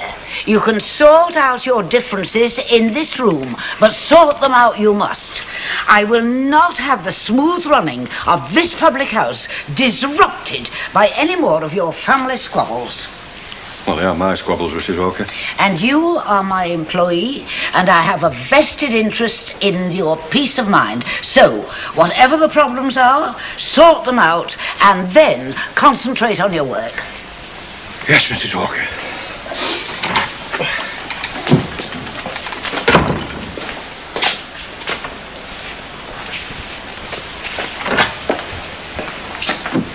There is no time like the present, Fred.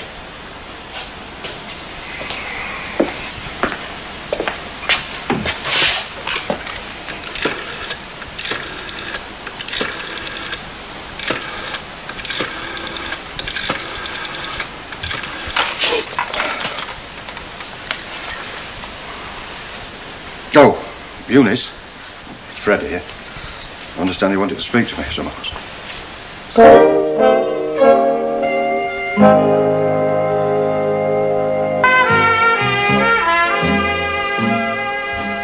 Just inside the garage door?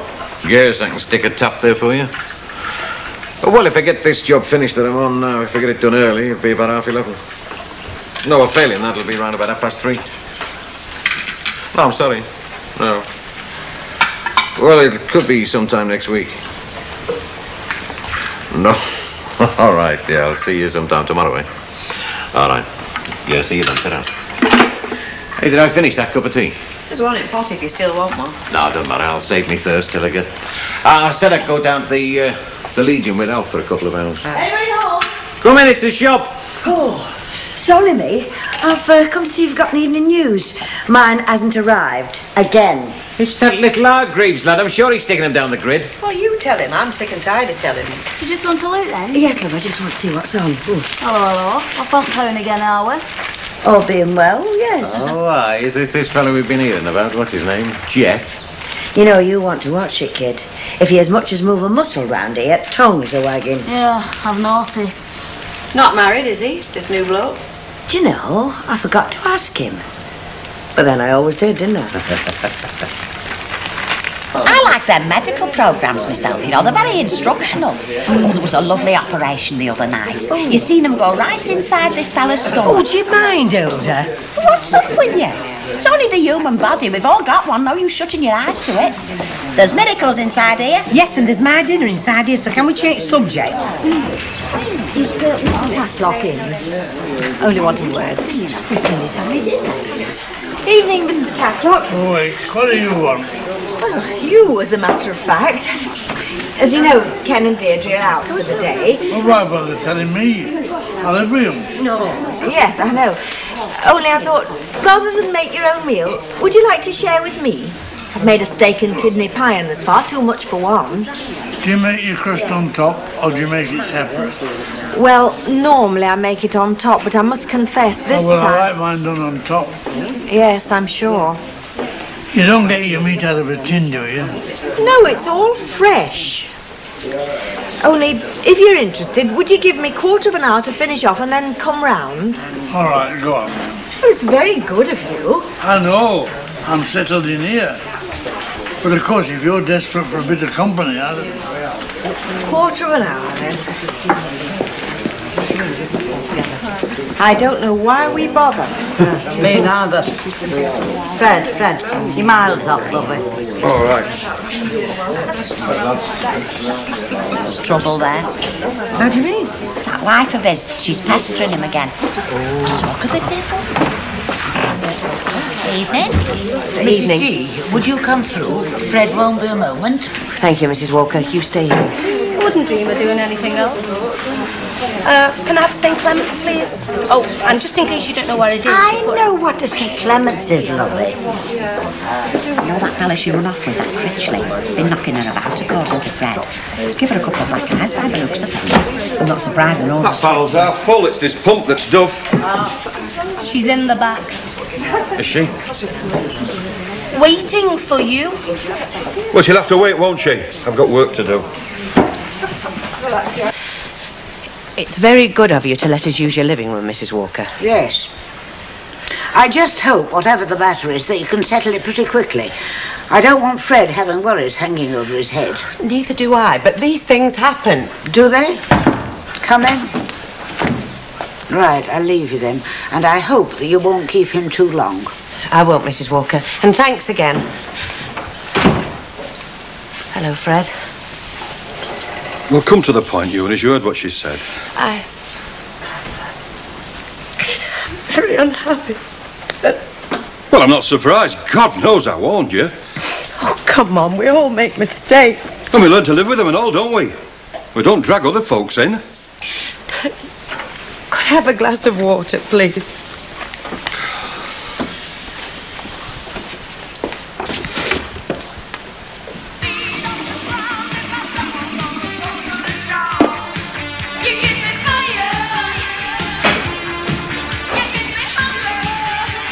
Where do you think you're going? Well, I've got this tent, see, and I'm putting it up outside his front garden. Look, I've had just about enough of you. I've told you I'm serious. And I'm serious and all. You're not only one as can be serious, you know. Well, I'll show you. You can get upstairs and you can wash that muck off your face and you can get out of them clothes. You're stopping until you see sense. I am not. You are not seeing him again. You're not going round to the garage and you're not hanging round waiting for him. You just try and stop me. I intend to. You think it's just a daft crush, don't you? Well, I'll tell you something. Just 'cause a man's married with a kid don't mean to say he can't fall in love. You ask him, he'll tell you. He'll tell you he loves me. I'm not listening to you. You are not seeing him again. Now get that into your head once and for all. I'm telling you. And who are you to tell me anything? I'm responsible for you, you silly little devil. I'm your foster mother. Yeah, and a fine one and all from what I've heard. You lived over at Brush with a married fella long enough, didn't you? You're all the same, you lot. One law for me and another for the rest of you. Well, blow you. I love Brian and he loves me, and you are not stopping me from seeing him again. Not you or anybody. Nice one, Rita. What do you expect me to do, Eunice? Go around there and black his eyes for him? No, I don't. Look, I had my bags all packed ready to leave, and when he found out, he went mad. He started hitting me again. So I ran out into the street. He wouldn't let me go back for my cases. So you expect me to go down there and get him? Well, he'd listen to a man. Is that all? That's all I can ask of you, Fred. Look, Eunice, what if he turns nasty? I can't just go in there and get your gear and walk out again, can I? I know. Look, I've got to get on, Eunice. You know what Mrs. Walker's like. Look, I'll ring you in the morning at your old fella's, let you know what time I'm coming round. Well, that's if I can get the car. Thank you. She's looking very well, your mother. She's having trouble with her eyes, though. You know, got to wear the dark glasses. Still, it's very common, isn't it? There's a lot of people can't stand the sun, even in November. Yeah, there are, aren't there? And then you'll get those that wouldn't dream of wearing them, in case they miss something. Oh, yeah. They're taking the time in there, aren't they? In a hurry to get away? Well, I am, actually. Well, look, dear, why not go through to the living room and see if your mother's ready to leave? Thanks very Straight much. across the hall. I have a feeling that this little scene can go on all night unless we put a stop to it. I'm very grateful, Fred. Well, you needn't be. I've done now, yeah. Well, you coming or aren't you? I'm supposed to be meeting Des at 7:30, you know. Yes, I'm coming. Well, she wants to get rid of us as well. That's why she sent me through. I said I was coming. Well, then, what's Sir Lancelot got to say for himself? You can shut up, you cheeky young daddle. Yes, will you just watch what you're saying? He's been very good. He's going round to the hotel in the morning. Oh, we'll give him a good thumping from me. I'm thumping no, but there's not going to be no aggro for you two, I'm telling you. Told you he'd jump on his white horse, didn't I? Will you be quiet? It's very good of him to do anything. It's flippin' unusual. Look, young lady, I'm not doing this for you. If I was doing it for you, you'd go and flipping tickle, I'm telling you. Come on, let me get you out of here. Thank you, Fred. I'll ring you in the morning, eh? That I can't wait to see. Go on. So, just thought I'd come and tell you how she's behaving. Not come to blame anybody. I should hope not. She's only here to help, Brian. I know. And I'm up to you with flaming help. I'm off out for a quiet drink and I get this. Look, if there were any other way of going about it, I wouldn't be here. I'm not enjoying this, you know. That's what I keep telling him. None of us are. Oh, and you think I am? You think you enjoy it when the pair of you believe every word that girl says? No, we don't. It's written all over your flaming faces. Any daft ideas that girl's got in her head, she didn't get them from me. Look, we're not... Hang on, I haven't finished yet. You're a foster mother, right? You're responsible for her, so tell her. I've told her. I've told her till I'm blue in the face. Now, calm down, Brian. She won't take it from me. She thinks we're all against her. She said, I've got to ask how you feel. Well, I hope I haven't left you in any flaming doubt. It's not me you've got to convince. It's her. Right, I'll set her straight, but I'll do it in my own good time. Because if I go around there now, I'm saying it's important, and it isn't. Not to me, it isn't. To me, it's not worth that. You and Rita agreed. You can go see Sharon. Put her out of the misery. Well, I've changed my mind. Why? Because it's none of my business. What, a grown man and a silly bit of a kid? I'd say it was up to the grown man to settle it. Settle what? Tell her it's all off. What's all off? There's not been on to call off. Sharon thinks there has. Sharon thinks you're in love with her. Look, if I thought it might put her out of her misery, having a word with her, I would. But I don't, so I'm flaming not. You've got to be cruel to be kind, Brian. Kind? She'll know we've been sat around having a big powwow about it, won't she? How's that going to make her feel? Rotten. But at least it'll put her straight, won't it? It'll stop her threatening our marriage. Ah, she's not threatening our marriage, Gail. She's doing nought. Look, love, I've got to go. Can't you go in a bit later on a Saturday? It's my busiest time Saturday morning. You avoid everything, don't you? Listen, Gail, I'm not avoiding out. If Sharon comes round to the garage, I'll tell her. But otherwise, it's best left alone. Look, Rita's told you to pack in, hasn't she? And you have. Now, let's leave her, and she'll go into somebody else just as quick. But if I start making speeches, she's going to think I take it seriously. She's going to fancy her chances. Right? Now, don't be so flippin' hysterical.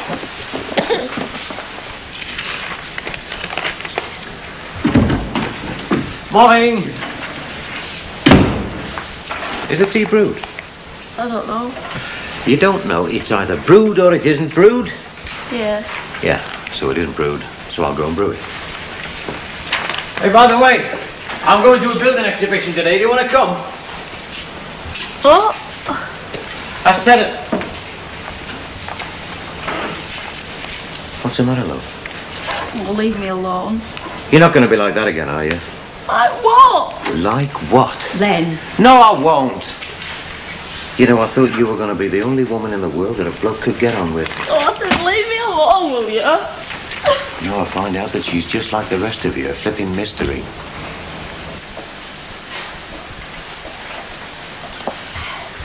Right. All done in here? At last. I'll go and start on the bar then. Bye-bye, love. In a minute. Hey, that tea's not for you. No, I know.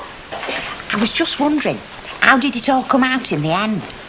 How did what all come out in the end? Well, you know, Fred and Eunice and her Debbie. Haven't you heard? Heard what? She hit him, he hit her, then Debbie kicked Fred. Me and Mrs. Walker managed to bundle them into the bar, and then the tables and chairs went everywhere. Pots were smashing and screaming and shouting, and then the Black Maria arrived. It didn't. It did. And then, you see, Eunice got her other eye black, and Fred's in the lockup. Lord knows when we'll see him again. Morning, Fred. Morning, Betty. You'll live. Oh, you thing. Oh, just... What's to do with Hilda? Oh, that's what they all want to know, lovey. Hey, I am pleased that he offered to help your Eunice out. Offered? I've not offered. I've been lumbered, haven't I? It's all Mrs. Walker's doing this. She's invited Eunice round here. Now she's forcing me to come here and talk to her. As far as I'm concerned, Eunice can go and take a running jump. Well, that's not what you said last night, Fred.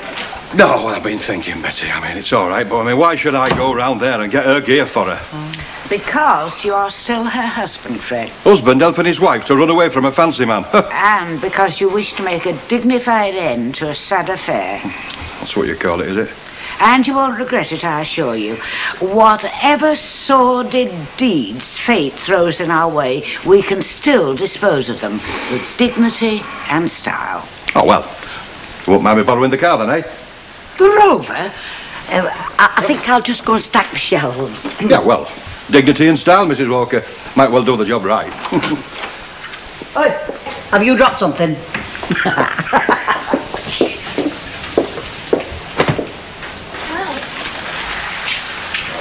Hi. Oh, it's you. What did you expect? Don't stop that. Yeah. Spine chips, is it? No, it's not. Just wife and kid trying to bring the workaholic daddy's Saturday dinner. Only joking. Me too. Has she? Has she, Ek? I told you, she'll have met somebody from youth club. It'll be a blast from past by now. So let's forget it, shall we? Yeah. I really came to say I was sorry for this morning. Yeah, well, me too. Hey, what have you got there? Sparklers for Nicky. I thought I'd try him out with one, see if he's fit to take to the local bonny on Guy Fawkes night. Hey. What is it? Nick? What? Nick. Look at that. Hey? What's that? He's a bit young though, isn't he? I mean, he's all right with these. What about all those jumping jacks and bangers? I'm not going daft with them, you know. Yeah, I think you're right. Hey, we shall go, shall we? What, me and you? Yeah. I mean, they're dead romantic bonfires, aren't they? All that firelight, Roman candles, black peas, and parking.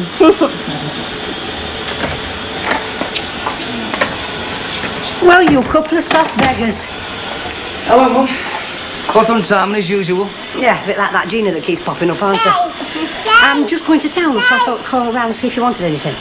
Hey, you! How's your nan's little rabbit? Hey? Is it Parker's? I'll come with you. I want to see that shoe shop in the city and from the precinct. Me and Gelly going to Bowie on Friday night, Mum. Can you babysit? Oh, no, I can't, love me. Your dad's got to go to the Catholic club. Why, what's up with Sharon? I thought you were still to be here these days. Oh, well. Back to Grindstone. Shall we go? Yeah. Here we are, Freddie. What's she doing here? She's my daughter, Fred. She goes where I go. Not today, she doesn't. She can meet you round at your old fella's in an hour. I told you wouldn't want you tagging along. You never. You drag me along to help Duff him over if he changed his mind. There's no such Look, thing. shut up, will you? Shut up, the pair of you. Now go and sit down. Genteel, as always, Fred. Oh, well, right, I'll be off, Mrs. Walker. Oh, and tar for the car. No, you're welcome. But do remember to keep a tight rein on your feelings. Feelings? Feelings don't come into it, Mrs. Walker. This is a straightforward removal job. In and out, no messing. All the same, who knows what is lurking underneath the depths? Now, Councillor Critchley is a very awkward man, and you know how impulsive you are. Well, I shan't make a fool of myself, Mrs. Walker. You can rely on me. Can I, Fred? I love Saturday lunchtimes, don't you? People are so relaxed. Seem to have so much more time for one another. Do you know, it's not much savings, is it, for a whole week's graft? 25 quid between the two of us. Well, the longer it takes, the more we'll appreciate it. Yeah, I know that. There just doesn't seem to be much money about, that's all. I think there must be. Should have heard the tale Elsie came home with last night. Drove back to Cheshire, show in Liverpool, coffee and gateau in Manchester, and out clubbing it in... Yeah, but that's Jeff, innit? I mean, I'm talking about the likes of us. There doesn't seem to be any way that the working class fella in this country can do anything other than break even. But 25 quid is not breaking even, Eddie. Some people have to make do with that. So stop grumbling. Chris, No time, mate. No time, mate. saving up for your new home? Well, the furniture and all that, really. Oh, it must be nice making plans and preparations. Wish something exciting had happened to me. Mavis, the very person. Oh, what do you mean? I'm recruiting for helpers for Ken Barlow's Youth Club bonfire. Oh, shut up, you. How can I feel like this if he don't care? That's the worst thing about love. It can all be one-sided. It's not all one-sided. You're lucky to have such strong feelings. And when you find the proper match for them, it'll be smashing. But Brian can't be it, can he? Why though? Because he doesn't love you. That's not to say that he hates you or anything, or that any of us hate you. Why are you trying to split us up then? You should be glad for me. Why are you always trying to make me unhappy and poke your nose into everything and ruining it all? That miserable girl don't love him as much as me. Now, how do you know that? I've seen a look at him. Just ordinary. No, special. I can just tell. There's more to love than special looks. Well, I've seen how he is with her. He's not all that bothered. And when he's with me, he's all shy and twinkly and lovely. Sure he's not just embarrassed? What do you mean? Leave it, love. Just leave it for now, for your own good. You'll soon get over it. Oh, you're wrong, Rita. You're wrong. I'm not wrong. What? I went round to see Brian and Gail last night. You did what? I had to be sure how you were thinking. I told them how you were feeling and I asked what they thought. That flipping social workers. They are involved, Sharon. It's between me and Brian, is this? Love, Brian has no intentions of having out to do with you. He said that, did he? Yes. What do you expect him to say in front of you and Gail? He never said out to me. No. Well, there you are then. You're wrong. You're all flipping wrong.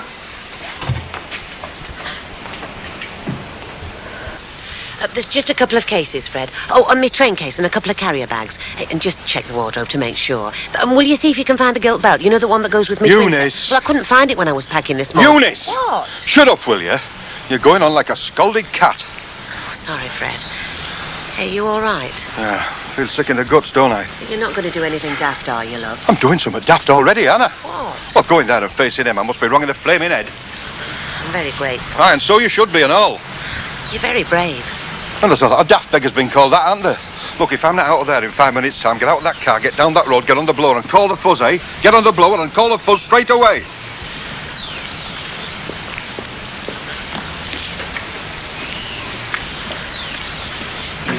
Well, my mum always says men are like buses. If you miss one, don't worry, there'll be another along in 10 minutes. Yes, I found that you wait for ages and then they all come at once. Yeah, the one you get on only goes as far as the depot. Oh, I didn't mean, I mean, that's my mum all over, though. She goes from one big mug to the next with the greatest of ease. I'll leave you Fred for Critchley, you mean? Yeah, and now wanting Fred back. What?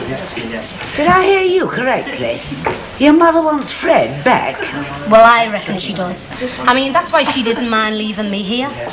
You see, all the time she's been getting stick from Critchley, she's been thinking, just how easy things were with Fred. I tell you, she's got him all out of proportion in her mind. And now that he's agreed to help her, well, I reckon she wants to take him back. Hey, are you sure? Elizabeth, good heavens, what have I done?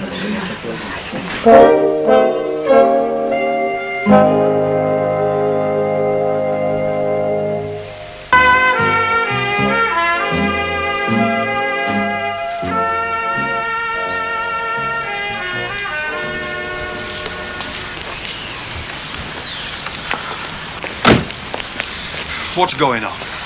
You didn't have any bother, did you? Bother? The poor fellow was glad to see me, weren't he? Oh, hiya, Fred. All right, Fred, nice to see you, he says. I've had a gear waiting for ages for her to come and collect it. He had a blinking porter ready to help me. And half at the bar when I got down. Thank God he's reconciled. Reconciled? Relieved, more than likely.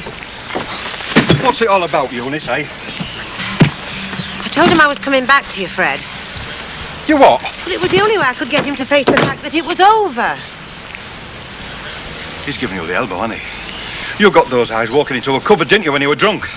You expected me just to walk in there and clobber that fella, didn't you? Ah, yeah. After the runaround you've given him, I'm not surprised that he wanted to chuck you out. Didn't you feel even a bit angry towards him, Fred? I mean, you've got no shame, Eunice. I thought you'd be glad of the chance to get your revenge. If I'd have wanted to clobber him, I'd have clobbered him 8 months ago when you stopped me. You can't just walk into a place like that and clobber a fella for old time's sake. Especially when the feeling's gone. And has it gone, Fred? Has it gone? Oh, yes, it's gone, Eunice. It went 8 months ago when you went and left me. You left me with nothing, didn't you?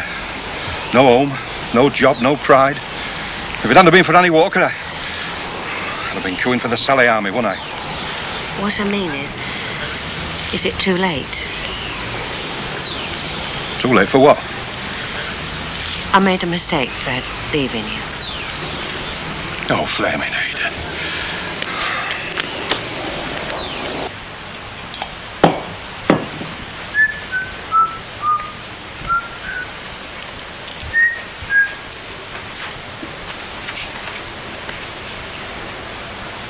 Hiya. Sharon. I had to come and see you again, Bri. Did you? Yeah. I bought you this. No, I've just had a brew. We've got to do something, Bri. They're all ganging up on us. They're trying to split us up. Brian! Please, look at me. Talk to me. Sharon, listen. I'm no good at talking. And I'm terrible at saying what I mean. But there's just no way that we're going to be together. You've been forced to say that by Gail and Rita, aren't you? No. That's my decision. It's not to do with them. Look, love. Why'd you call me love then if you don't mean it? It's all in your flaming head, this. Oh, I love you, Brian.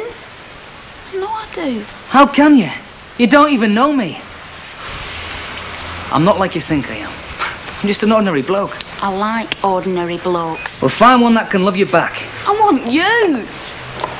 Listen. I have to think, don't I? I'm asking you to think.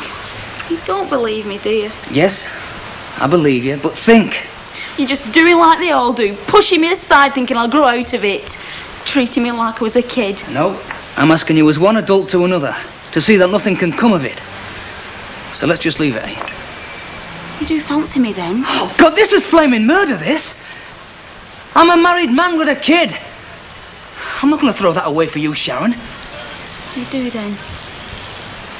Well, at least I don't feel ugly now. Oh, you're not ugly.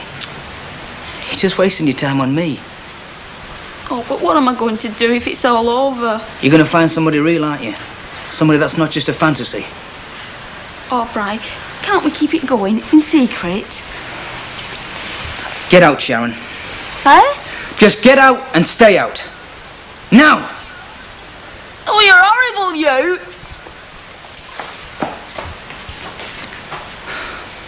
Just keep thinking that, and you'll be okay.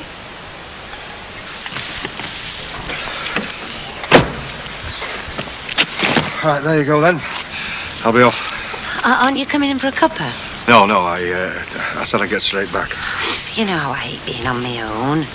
Well, your old fella'll be home, won't he? Same difference. Well, your Debbie, she'll be coming home soon. You know what I mean, Fred. Yeah, I know what you mean. You can't wait to see the back of me, can you? Yeah, well, no hard feelings, eh? Is there someone else, Fred? Yeah, a few contenders. Yeah. And what have you got against us having another go? Oh, give over, Eunice. It were horrible. Dog eat dog, it was just one chain of cock-ups, weren't it? No, I'm better off on my own. You must think very badly of me. Yeah, well, I did, but I haven't thought about you at all lately. Then why did you help me today? Well, it was Mrs. Walker's idea. Mrs. Walker? Yeah, she said that, like, it were my duty, you know, and, well, I think she was right. Mind you, she's going to get a piece of my mind when I get back for putting me to all this flaming trouble. I thought you still cared. Yeah, well, I wish I did, but... Anyway, I'll be off, eh? Ta-da. Good luck, eh? Call yourself a man.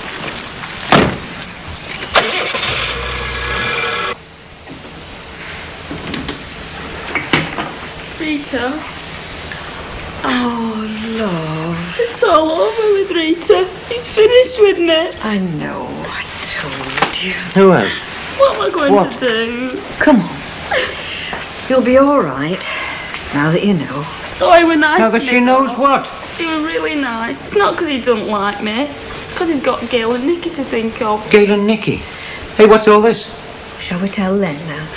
Might as well. Everybody else knows. No, they don't. Just our family and theirs. I don't flipping now. Tell me. Len, will you sit down and stop looking as you're going to turn into the Incredible Hulk? Sharon got a big crush on Brian Tilsley, didn't you, love? Yeah. But it's all right And what's now. flipping Brian been doing then? Nothing, has he, love? No. He's lovely, that's all. He won't be when I've finished with him. Has he meddled with you? Has he? Len! If he has, I'll break every bone in his body. Sit down. Oh, I'm going upstairs. All right, I'll be up in a minute, love. Is this what you've been keeping from me? Yes, and I can see I did right as well. Right? That kid's heartbroken. Well, what should you be if I'd told you? I mean, look at you. Minute out goes wrong, you throw your head back and start yelling. Am I supposed to let him get away with it? Get away with what? Oh, come on, he's not entirely blameless. She wouldn't go for a fella like that if there wasn't encouragement, I know that much. Then you know nowt. I know I don't, so tell me. I'm trying to, if you'll sit down and listen. All right. Well, you know Sharon's willpower. You know what she's like when she sets her heart on something, how difficult it is to talk her out of it. Well, she set her heart on Brian. Going round there, writing him soppy letters. Started off as a joke, I think, at first, but... well, she fell for him. And what did he do about it? Well, he didn't do anything, did he? I don't suppose he even noticed at first. When he did, he tried to deal with it by ignoring it. He should have come straight round here, first inkling. Well, happened he should. He didn't want to shame the kid. He took it as always being harmless, and, well, maybe that were a mistake. For he didn't do bad, the lad. She's a bonny girl, then. I know he hasn't touched her. I went round to see Brian and Gail last night. If I thought for 1 minute he'd put one All finger right, on then, you can do your thundering act in a minute. But first, what about Sharon? And we've got to help her. That means letting her see that this is just normal, just part of life. Not a flaming excuse for a clown warfare. Yeah, if you can make it about 7, Jackie. That's great. Thanks. See you then.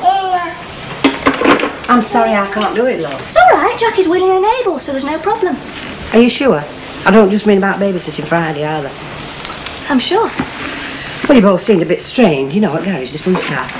Gail, you would tell me, wouldn't you, if there were out wrong? If there was, oh. And there isn't. There isn't. Oh, that's all right then. Hi. Hi. Hello, Mum. Wasn't expecting to see you. She helped me lug all the shopping back from the cash and carry. Thanks. Nice afternoon. Bloody awful. What's to do, Brian? Oh, nothing. Don't trouble yourself. Well, it's just that I if said there's don't anything- trouble yourself, Mum. Well, I won't. I'll go then. You obviously want to be on your own. Yeah, I think we do. Right, well, good luck to you.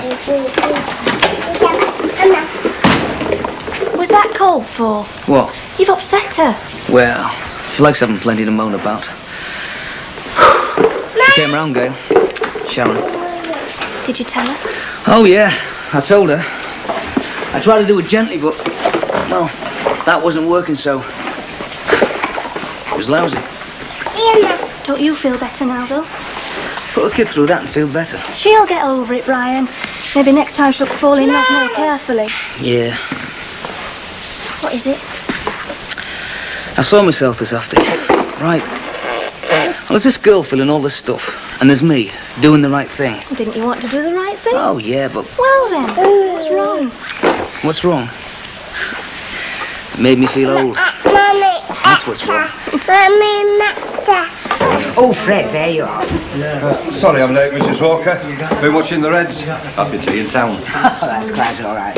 I hope everything went smoothly, did it? Oh, with me and Eunice? Yeah, I think you'll be proud of me. What do you mean? Well, I've been thinking, Mrs. Walker, seeing as you're like Eunice and I's #1 fan, I didn't think you'd mind if she moved back in here again, you know, until we found somewhere else, you know. Fred, you don't mean it. I'm only joking, Mrs. Walker. Oh, I can do without jokes like that. Yeah, and I can do without all that advice you give me and all. She nearly had me back in her clutches, she did, this afternoon. Well, I would have apologised, given the chance. Oh, what's really? Craig, where are you, lad? Just looking at pigeons, what's up? I just fancy a blow, lad. Put the kettle on, will you? By hell, you're a scruffy-looking article. Best get yourself spruced up before you go to school. Oh, have I got to go today with my dad home? Of course you flaming do. Have you had your breakfast? Thought I'd wait for my dad and have some with him. Ah, let him have a lie-in. Get yourself some cornflakes. Huey! Blind O'Reilly, what the hell are you doing here this time of morning? It's hardly light yet. If it comes to that, what are you still doing here? You should have been at work long since. Well, just this minute walked in, having my tea break wagons parked in Maudsley Street. Hey, you treat that dust cart as if it were a taxi. Somebody ought to tell council. Hello, love. Do you fancy some egg and bacon for your breakfast? Yeah, great. And your grand's brought some. Do some for my dad as well. He'll want some, I'll go and get him up. You will hell as like, let him sleep. It's all right, I'm up. Good morning. I'm just saying, I've come to cook our Craig a proper breakfast. Young fella doesn't look after him, you know. Don't talk wet, woman, let's fight him fit. Hey, Dad, come have a look at my pigeons. Yeah, all right. You fancy some egg and bacon then, Bob? Piece of toast will go, mate. See, if people don't like a massive feat first thing in the morning, makes them heave. Now, Bob and our Craig, the same runs in family. I should never have come. Do you know that's the most sensible thing you said since you walked in here? Great, aren't they? Well, there's not a great deal you can do with them, is there? Can't take them for a run on the beach or anything. They're interesting, though. They've got a built-in navigation.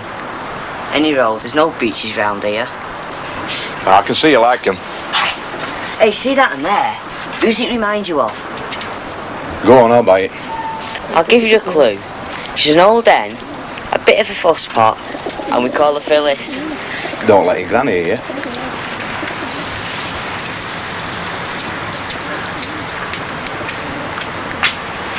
Hello, sailor. Hi, Craig. Feeding your little dicky birds, are you? Mind if I have a look? Must be right what they say about you sailors. Always got an eye for the birds, eh? These are special. They're homers. Yes, but before you get them to come home, you've got to take them out somewhere, don't you? Same with most birds, eh, Bob? Mm-hmm. Aren't you going to be late for work? No, I'm early for once. But aren't you going to be a little bit late for school? Blimey, Craig. Go on, get going. Oh, Dad. Go on, and no arguments. Good job you reminded me. Any time.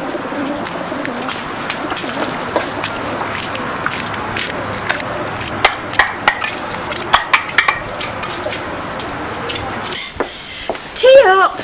Good girl. Found you see? Oh. So, this is the Daily Sweatshop, is it? Yeah, this is Mrs. Fairclough. I think I mentioned it. And this is Victor Pendlebury. I believe I mentioned him. He's on the Creative English course at the centre. Pleased to meet you. Mrs. Fairclough. Rita. She only called me Mrs. Fairclough, trying to tick me the wink that I'm my boss, and hoping you wouldn't go on about sweatshops. I mean, I asked you, does it look like a sweatshop? Oh, Rita, I only said sweatshop jokingly, just in light conversation. I mean, Victor knows what I mean. But I mean, it does sometimes get very busy in here. All right, Mavis, don't get flustered. Well, I've heard quite a lot about you. Good. All favourable, I hope. As far as it went. Mavis is very reticent, you know. I know she is. She's the sort that hides her light under a bushel. But she's definitely one of the stars of the Creative English course. Not that that's very difficult. The competition isn't exactly frightening. But Mavis has certainly got a gift. Oh, by the way, I finished my story, Mavis. Brought it along. Thought you might like first sight of it. I'd like to have your opinions. Oh, well, thank you very much. I don't suppose you found time to read my story, did you? Oh, yes. I read it last night. And when I finished, I went back to the beginning and read it again. Did you know there's going to be a competition on local radio in conjunction with the course? Prize for the best story. Yes, well, we're both entered. I mean, I don't stand a chance, but I think Victor's bound to come close. Oh, I don't know, Mavis. Isn't enough to have talent, is it? No. Well, what did you think of it? What? My story. Oh, very good, as far as it goes. I don't think you carried your initial thrust through to its inevitable conclusion. Oh. Anyway, we could discuss it tonight, if you like, over a drink. Oh, yes, that would be nice. I'll see you later, then. Right. Oh, and read my story if you get a chance. Oh, I will. I'll enjoy it. Well, I'm not sure enjoy is quite the reaction I was aiming for. I mean, it's pretty powerful and rather harrowing and... Well, I'll see you later. Oh. Bye, Mrs. Fairclough. Bye. Bye-bye. Heck, he's got a lot to say for himself, your Vic, hasn't he?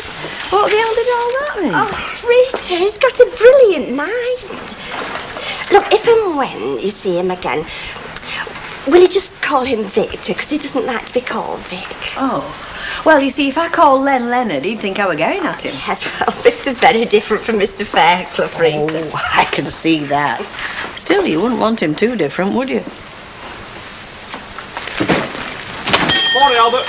Hello, Uncle Albert. Hey, there's not to eat in the house. Oh, well, I'm bringing something back with me for dinner. What do you want? I'm not talking about dinner. I want a cup of tea with something to eat now. You don't happen to have any brandy snaps, do you? Sorry, we haven't, Albert. Will you give us a packet of ginger nuts then? Oh, I'm sorry, they're on order.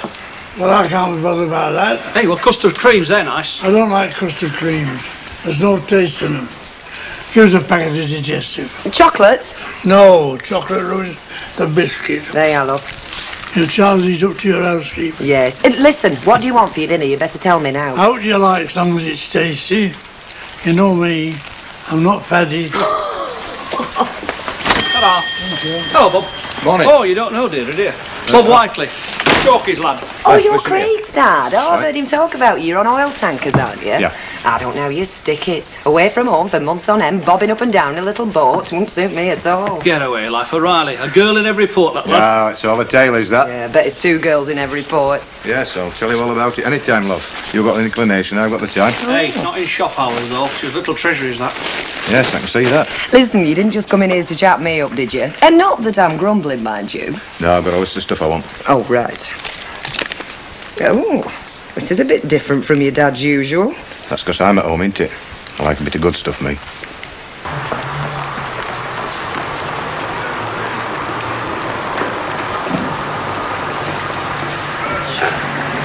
Oh, Jeff. Well, hello there. Eddie? Eddie, yeah. If you're looking for else, you'd be over in the factory. Yes, nearly lunchtime, though. Thought I'd give her an outing. Hey, they're smashing cars, these, aren't they? Real beauties. Right, any time you want one, I'll see you right. You must be joking. I can get this for you 3/3 cheaper than you'd normally pay. It's my business, mate. I'll fix it for you. Make all the arrangements, down to your air ticket going out, and your car ferry coming back. All you do is go across the water and collect it. Save yourself a fortune. Yeah, great. It's all legal, you know. It's your personal import. Oh, yeah, I know that, If you yeah. take my tip, mate, get in quick before the government spoils it for everybody. They can't stand anybody getting a bargain, can they? They'll be making a law next. What are you driving at the present? Me, corporation dust cart now and again. Otherwise, it's Shanks's pony. Well, the thing is, you see, that I'm saving up like mad to get married, you know. Ah, well, some other time, maybe, huh? Yeah, when I come up on the pools, eh?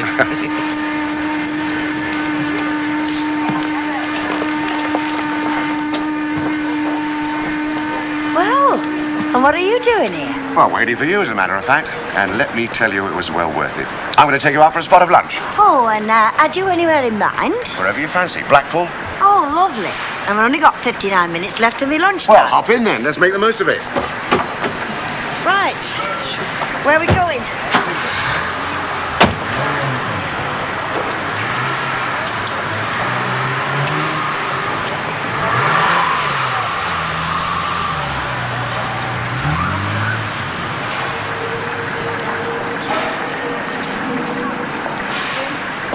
Hello, darling. What are you going to have? I'll just have a lager, love, please. One lager coming up. I've just seen Elsie Tanner. She's trapped again. She just drove off with a fella in a car. Who is it? I don't know. He can't be short of a bob or two judging from the car. Oh, how does she do it? I mean, let's face it, she's no chicken, is she? I don't know. Come on, then. Tell us the secret of her success. What are you asking me for? Oh, well, she's a fella. Loosely speaking. I can tell you one thing. You can get a good laugh out of Elsie. You can have a laugh with me and Betty. Yeah, split your sounds laughing with us. Smile a song of bacon butter. I'll tell you something else about Elsie that fellas like as well. Go on. Yeah, we're all ears. She doesn't pick on a bloke, nagging him to make him something he isn't. She just takes him for what he is. Oh, come on. You've got to admit, I stopped trying to tame Drew long since. Ah, but Elsie wouldn't have bothered trying. Oh, Hello again, sailor. Give us 2 pints, please. Hey, have you missed me, Blondie? I've been watching out for you, Chalky, if you must know, hoping you'd bring your big lad in to see me. You what? You don't fancy Bob, do you? But when I'm around, let's face it, if I do a chance of a crack at the old block here, why settle for a chip? Oh, so modest with it. Hey, Bob, pay for drinks, I'm just going to Jen's. Anne Cunning. Yeah, right. Come on, yourself up. Carlo, have you settled in your new home yet? Haven't got time. By the time I have, I'll be away again. Well, you best make the most of what's going while your feet are on dry land. Having fun, are you? Not a lot so far. Oh, dear, we can't have that. That's no good. Tell you what, I finish early tonight. Could just be your lucky night, couldn't it?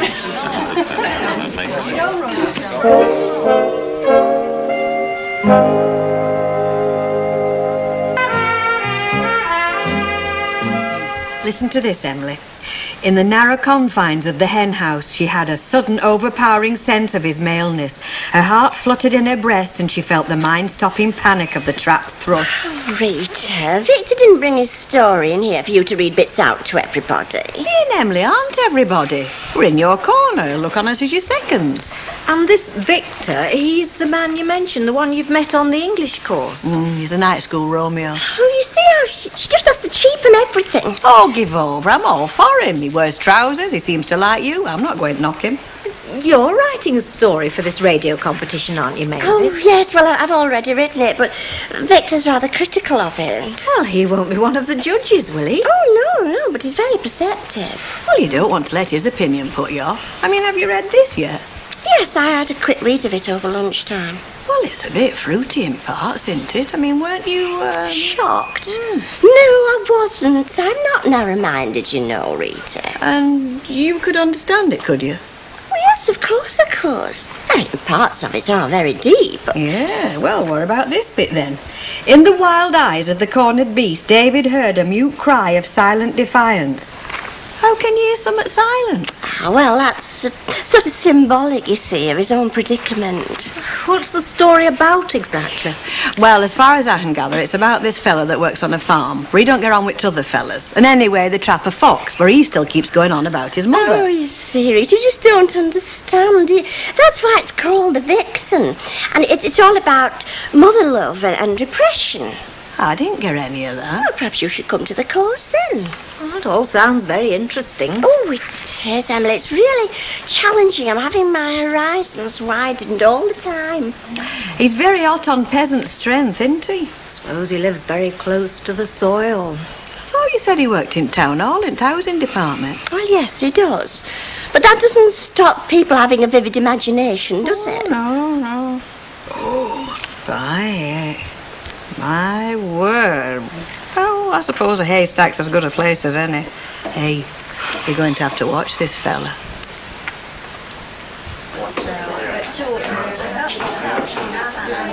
Oi! What are you watching that door for? Somebody after you, something? No such luck. Oh, the other way about, is it? You're sharp, you are, Betty. I suppose it's Barnacle Bill the sailor, eh? Am I that obvious? Well, I know you joke. Well, I do fancy him. I don't mind admitting it. I mean, there's no point in yearning in secret, nor at my age. Hello, good evening, and welcome. Ah, yeah. Who's got you already? I'm glad you noticed. I mean, tankers, love, not blinkers. Half a bit of place. By the way, did I mention that I finished at 8 o'clock tonight? Just a couple of times. Some great clubs round here. All you need's a good, reliable native guide. Do you go in for discos at all? Bit tame, ain't it? After belly dancing. We have one on board ship, you know. Mine used to get Saturdays off. You're making this up. Hello, Flower. Deirdre, ain't it? Oh, you remembered. How could I forget? Can I have a bottle of lager and half a bitter, please, Beck? Right, knock out looking, but generous with it. Pardon? Nice gesture, love. You'll put your money away. I'll buy the drinks. Oh, thanks very much. The bitters for Ken, by the way, is just behind me. Ken? Yes, Deirdre's husband. He's coming in now, black belt in karate. She's kidding you, but he is my husband, though. He lives right next door and all. Oh, I see. There you are, the bitters with Bob. Oh. Thanks, Dad. Oh, well, cheers. Glad to meet you. Nice to meet you. Cheers, Bob, thanks. Right, did you get that Monopoly set? Hard luck, sunshine. Still, I expect worse things happen at sea. Did your sale finish at 8 o'clock?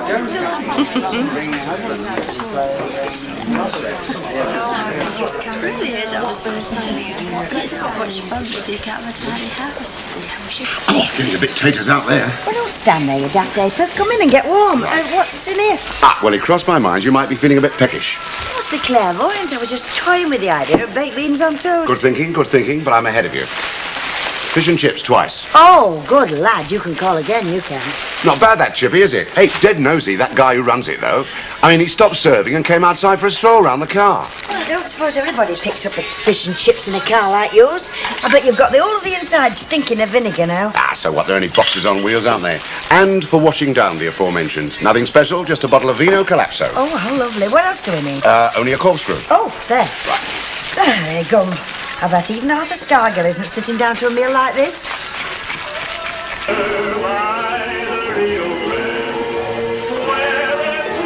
I'm telling you, he should be in bed. He doesn't get enough sleep. He'll be outgrowing his strength. Oh, give up, woman. It's not 10 o'clock yet. Your father lets him run wild. That's why he won't do as he's told. Lad's all right. It's you. See what it's like? Whatever I say to your father, he contradicts me just to be awkward. Who's that at this time at night? Yes?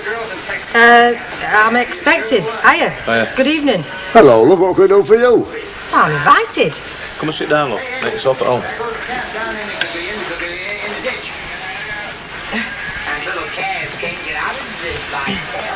What's invited her for? What do you think? When you said come round to my place, I didn't realise you'd be having a family get-together. Oh, shush. I'm trying to watch this programme. He'll ruin his eyes with that telly. God, pick it, lad. He'll be yawning in school in morning. Shush, Gran. Now you know where he gets his manners and crude way he talks. Oh, knickers. That's just what I mean. Perhaps it'd be best if we went into town for an hour or two, love. Hang on a bit. It's good, this. Is it? Shush. Well, when this is over... There's football on after news. Oh, football, is there? Well, that's it. We're stopping in then, aren't we? Can I stop up to watch football, Dad? No, you can't, love. It's too late. Oh, Dad. You listen to what your father says. He lets him have all his own road. Oh, well, I always say, who wants to go out when there's everything you could wish for by your own fireside? Quiet this evening. Feeling all right? Do you know, I'm just thinking about what a great business Elsie's boyfriend's in. You fix up someone who wants to buy with someone who wants to sell. No middleman, no premises, no staff. It's great. Yeah, but I'm sure it's not very secure, Eddie. What is these days? There's no such thing as secure jobs, except undertakers. Oh, I don't want a lot of money, honest. I'm happy like we are. Yeah, but you could get used to it, couldn't you? I know I could. I could get to enjoy wealth. Listen, we're all right the way we are. Oh, we will be when we're married and got our own house. It's not far off now, is it?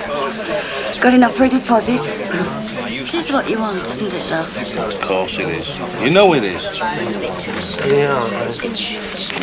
To be rigorously honest, Mavis, I don't think this story is as good as you think it is. I mean, it's strong, I grant you, and I know it's got beauty. Now, I'm not ashamed of creating beauty, unfashionable though that may be.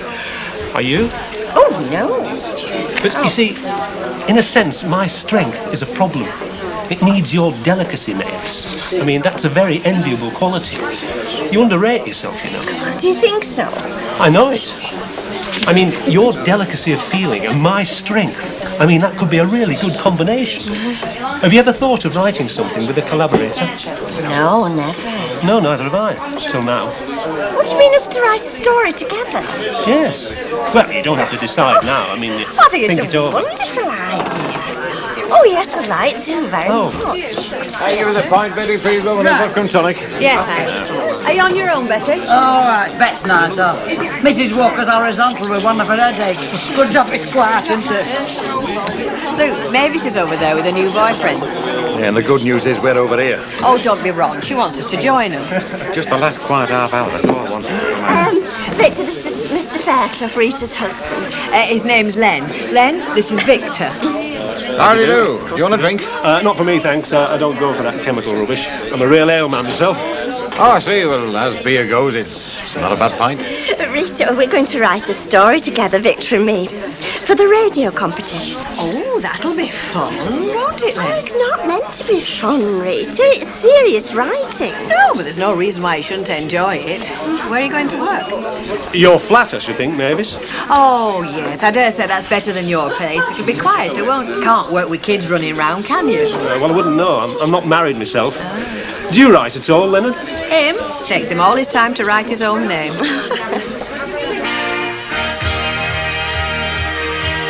Good game, was it? Load of rubbish. Pathetic. Well, I did say we should have gone out, didn't I? Well, it's still late now. Everywhere will be chucking out.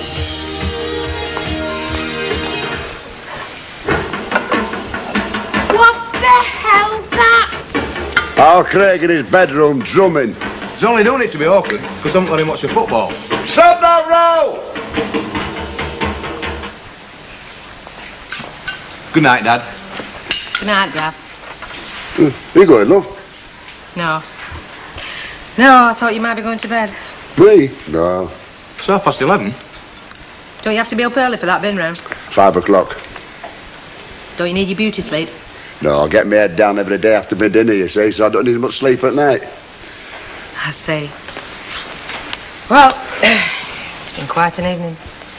I suppose I'd best be walking home. Yes, I'll walk you back. She'll live down street. Well, it's not more than 50 yards. Yeah, but you never know who's about. Thanks, Bob. Hey, think I'll walk with you, stretch my legs a bit. You'll stop here. What's the matter? Can't I walk down my own flaming street now? If you want some exercise, do some running on the spot. Come on, love. Good night. Good night, love. Bob round any time. I will. I'll bring my knitting.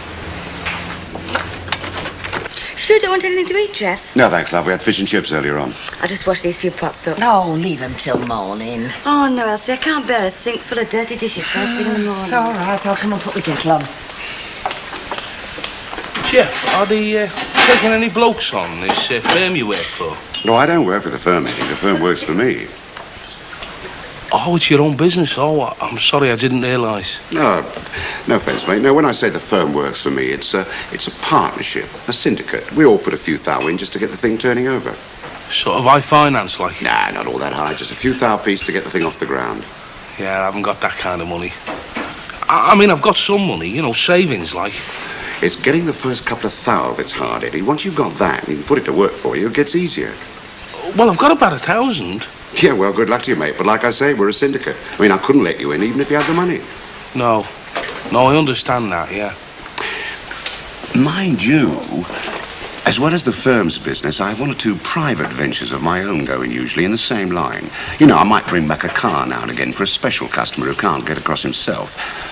I might be able to put a share of that your way if you wanted to invest. Oh, yeah, I'd be very interested, yeah.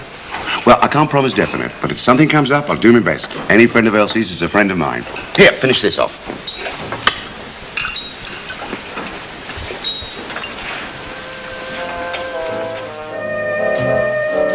Where'd you off to that bet last night? Walked about. You walked about? Yeah, what's wrong with that? You'd get a lass like that and then just walk about with her. If there hadn't been so many gooseberries round here, I wouldn't have to. Why don't you go to bed? Wasn't tired, was I? You could have got tired if you thought on. You wouldn't shut me, did you? To put it in a nutshell. Oh, I'm sorry. Where do you walk? Do you go and wreck? No, just right neighbourhood. Well, I don't know it, do I? I wanted to have a look. But now you've seen it, what do you think? Not a lot. Mavis, love, I don't know what you're doing. I won't go for my dinner. Oh, yeah, I'm just coming down. Rita. What? Would Would you like to have some more? 'Cause I've read them already, but I need the space, really. Oh, well, Tar, I'll take them down later. Is there any there I haven't read? No, take them down to the cabin now, then you won't forget. Don't mind me coming straight up. Oh, no, come in, Emily. I just wondered if you felt like coming to the pictures tonight. I feel I need taking out of myself. Oh, I can't tonight. Emily, any other night, but, well, Victor's coming round tonight. Oh, I see. That's your friend from the writing class. Yes, we're hoping to collaborate. Well, maybe he's hoping, and if he collaborates. Rita, you can be so childish sometimes. Me? Yes. Who is it doesn't want him to see what she's reading, eh? That's why you're giving me your soppy romances. You don't want him to see them. Look at that. Enthrall my heart. Look, I'll be down in a few minutes, Rita. Right.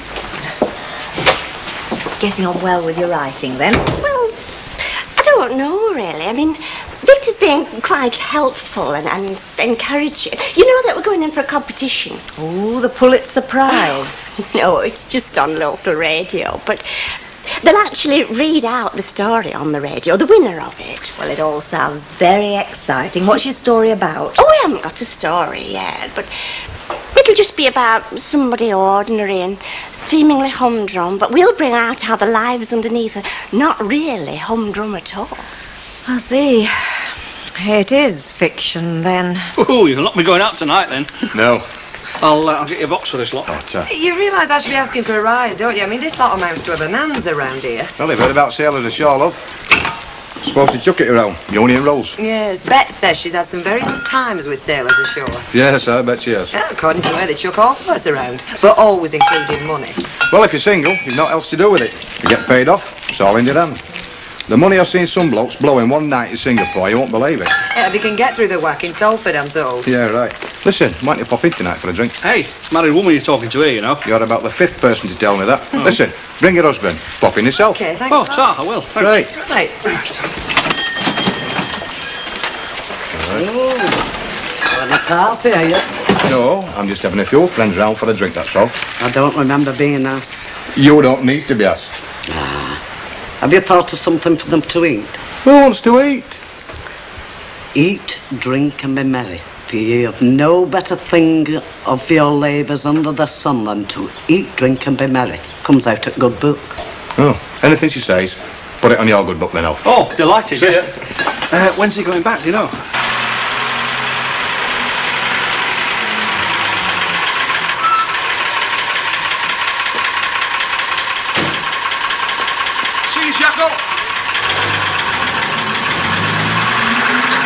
You don't want one of them? Your ice is all one of them. Prefer to arrive in style. I'll say one thing, but Ben wouldn't get more in boat than you can in one of these. It's Elsie's boyfriend, you know. Yeah, I know. Flash lad. He can afford to be. I mean, they pick them up over there for people over there, save themselves thousands, get a slice themselves, all courtesy of the common market. Yeah. You need to know ins and outs for that, though, don't you? Well, I'm willing to learn. In fact, I might have a little go at the game myself. Not a bit of day. Sorry about last night. What do you mean? The old man not taking the hint. Forget it. There's always another time. I used to say that to Margaret, my wife. Always promise you do things next time you're home. Next trip. There ain't always the next time. I'm sorry, I didn't mean to. Oh, no, you'll be sorry. It's the same with Craig. Every time I come home, it's different. It's changed, it's grown. You miss a lot. 13 years we were married. I don't suppose I was around for 3 of them. Bit hard. Still, you've seen a lot of the world. Seen a lot of water and oil terminals. Sound like you fancy chucking it. It's all right, I do. When's your next night off? Well, Betty owes me a shift. How about tonight? Great. Come round any time you like. Try and be a bit more congenial than last night. I'll supply the booze. You'll just bring yourself. I'll be there. Right. Just been admiring that car of yours outside again. Yes, Jill. Pint a bit of it. Okay, lovely. Eddie, remind me once again, how do you describe yourself?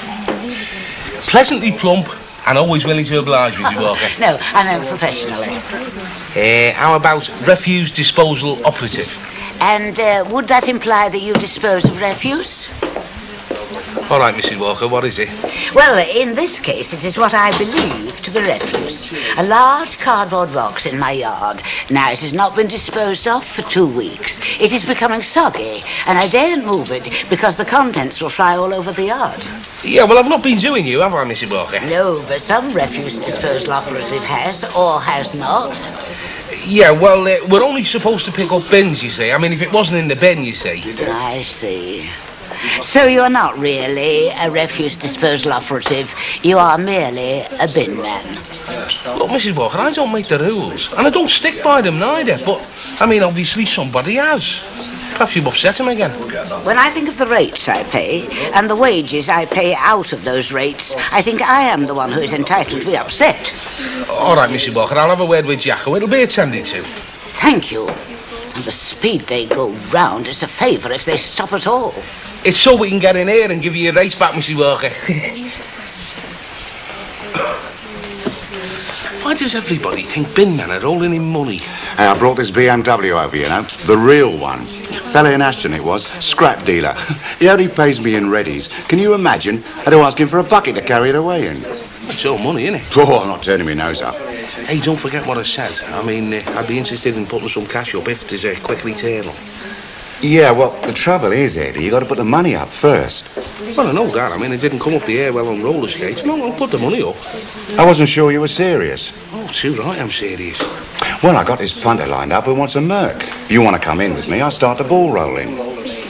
How much, like? What's the ante? Oh, that's up to you, Eddie. You know what you got to play with. But I'll be looking for $8,000 and I'll clear very nearly 2,000 on it. What, just for bringing it from there to here? That's no mystery, son. The big fellas in the car trade, the boys with the concessions, all they do is order them, pass them on to the garages who sell it to you. And they take 10%. Now, you work that out. And they're crying because we're coming in the back door. Cool, makes your heart bleed, doesn't it? How about 1,000? Just 1,000? You've got to start somewhere, haven't you? All right, Eddie, you're in business. Now it's your round. Too right it is. Betty, when you got a minute, love. Okay, love.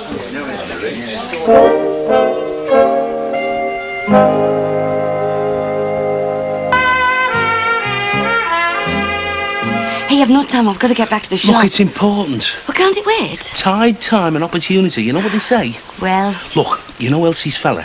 Jeff? And you know what line of business he's in, don't you? Something to do with cars, isn't it? And you can see he's doing well. I mean, you can see that without your glasses on, can't you? So?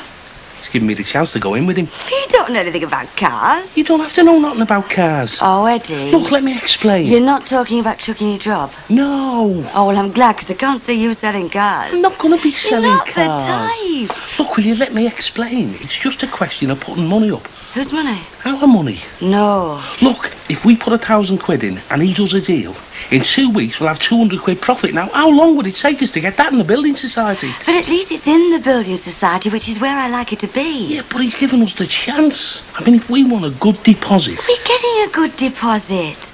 Look, we don't know anything about business and car dealing. Look, it's not car dealing, it's importing them. We know even less about importing them. Yeah, but I mean, he does. That's why he's in that business and we're not, so let's leave it that way. Look, if it wasn't for Elsie, we wouldn't even have the chance. Eddie, I like you when you get these big ideas, but I love you just the way you are. So, no. Come on, we've got to go.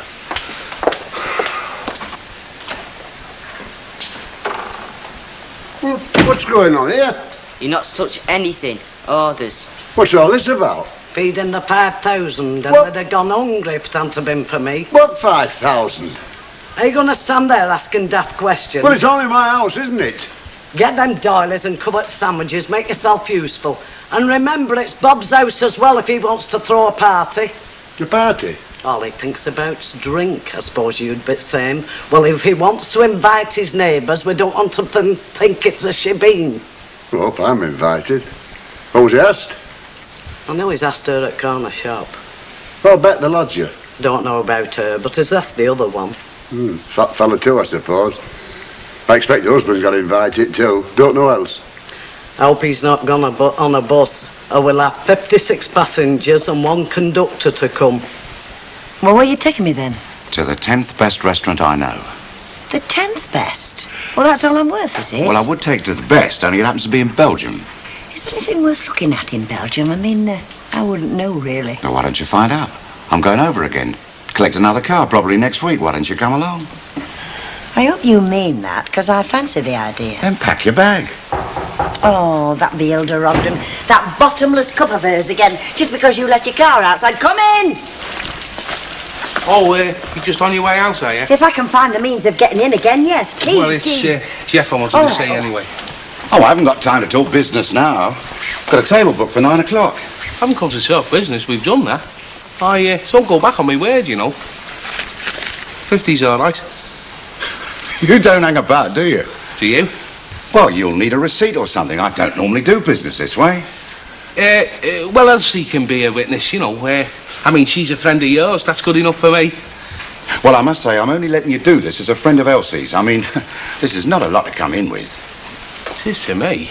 Where I put them behind the flaming bread bin. Elsie, will you be a witness? Look, £1,000 from me to Jeff by way of buying a motor, by way of business, all right? That is £1,000. Well, it looks like 1,000. Yeah, well, I didn't want to leave it lying round the Oggies. I mean, if Stan saw £1,000 in one go, the shock would see him off, you know. Look, does Marion know about it? No. No, on second thoughts, don't tell me. I just don't want to know. Look, let's just say that I'd rather you didn't spoil the surprise for her, you know. All right. Well, she won't have to wait long. Look, are we going or what? I'm ready. Have a nice night. We'll try. Are you taking Marion out tonight? Yeah, we're going to a bit of a party next door, you know. Yeah, well, don't bring her back too early, will you, partner? Got you, partner. I thought you were waiting for me. I'm coming.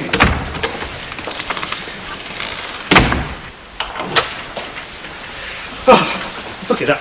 Soaked through. Some capitalist swine in a big posh car drives straight through this puddle. Oh, I know. Can I get your towel? No, don't bother. I'll just walk up and down, dry off a bit. They do it deliberately, you know. It gives them some sort of satisfaction. Look, I've brought that story of yours back. Oh, thank you very much. Actually, I was thinking about what you said, and well, I think perhaps you're right. I think it does run out of steam after the first bit. It's the middle bit, really. I mean, I'm quite happy with the ending, but I find middle is hard. It shows a lot of promise, though, Mavis. You'll find there's a lot in there. Oh, yes, definitely. Mind you, it could have been one of those ideas that you write and rewrite 2 or 3 times. Oh, I think I know what you mean. Never be afraid to throw anything away, Mavis, and start again. That's the motto of the true writer, is that? Oh. Can I offer you some sherry? I don't suppose you've got any beer, have you? Oh, no. I could go out and get you... No, don't bother, no. Sherry will be fine. Ah, I see you've succumbed to the blandishments of the book club. Oh, yes, I'm afraid so. I just couldn't resist the bargains, and there were some books that I really wanted. Don't let other people shape your reading, Mavis. It's yet another aspect of political control over literature. Oh, hardly. Now, if you look at it, Mavis, there's a right-wing bias going right the way through these book clubs. Well, if ever I want to read Das Kapital, I'm sure I'll find it in the library. Well, where this government's going, you won't be able to find a library. Anyway, here's to what? Well, our joint endeavours. Yeah, our joint endeavours.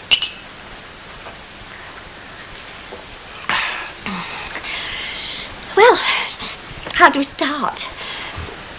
With an idea, Mavis. With an idea that burns in the brain. Oh, yes. That's just how I feel. This isn't just for your benefit, you know. We'll have a drink, can't I? You've had 3 so far. Well, who's counting? I am. Oh, you would be, wouldn't you? Sorry, there's no lemon to go in it. Oh, that's all right. Cheers. Cheers, get some. Oh, no lemon. Plenty of gin, though. Was it too strong? That'll be all right when the ice melts. Oh, as the Eskimo said to the actress. Oh, sorry, thought I was in the glory hole. The what? Well, crew accommodations, a polite chain. Glory hole to the lads. Do you like the life? Think I've had enough of it. Is the old fella not coming? I did invite him. Oh, no, he's got something on over at the centre. He'll be over in a bit. Well, let's hope it keeps him busy then, eh? You did? Hello, Mr. Roberts. Can I get you? Well, you got a couple of cases of that lager, didn't you? We did. Ah, well. You got profit on it. Might as well sup it as well. Oh, Hey, Mind you don't spill on the carpets. Top of the class he was at chance school, you know. I bet you were far behind. It's a nice spread, isn't Craig, stop stuffing your face and put some music on. And none of your rubbish. I'll have a pint, Tom. Oh, don't bother knocking, love, come in. Hiya, glad you made it. Bastard will see you. Oh, I didn't realise it was a party. Yes, love, now you can have anything you want, love, anything at all, provided we've got it. Can you do a sangria? For you, love, we can do anything. Does it not like a brown ale? What's this? I'm not surprised you don't recognise it. It's called music. You'll not be old enough to jive, will you? Go on, I'll try anything once. Righty-ho. I was running up at the telly, you know. Next at last off dance floor. Mind you, had to get off, somebody wanted to dance. Give me low. Hey, look at this grub and the booze. We've got the makings of a party here. Yes, and I've been promised the first dance night by this young lady. Isn't that right, chicken? Well, nobody else has asked. Help yourself if you'd like another glass of sherry. Oh, thank you. I will.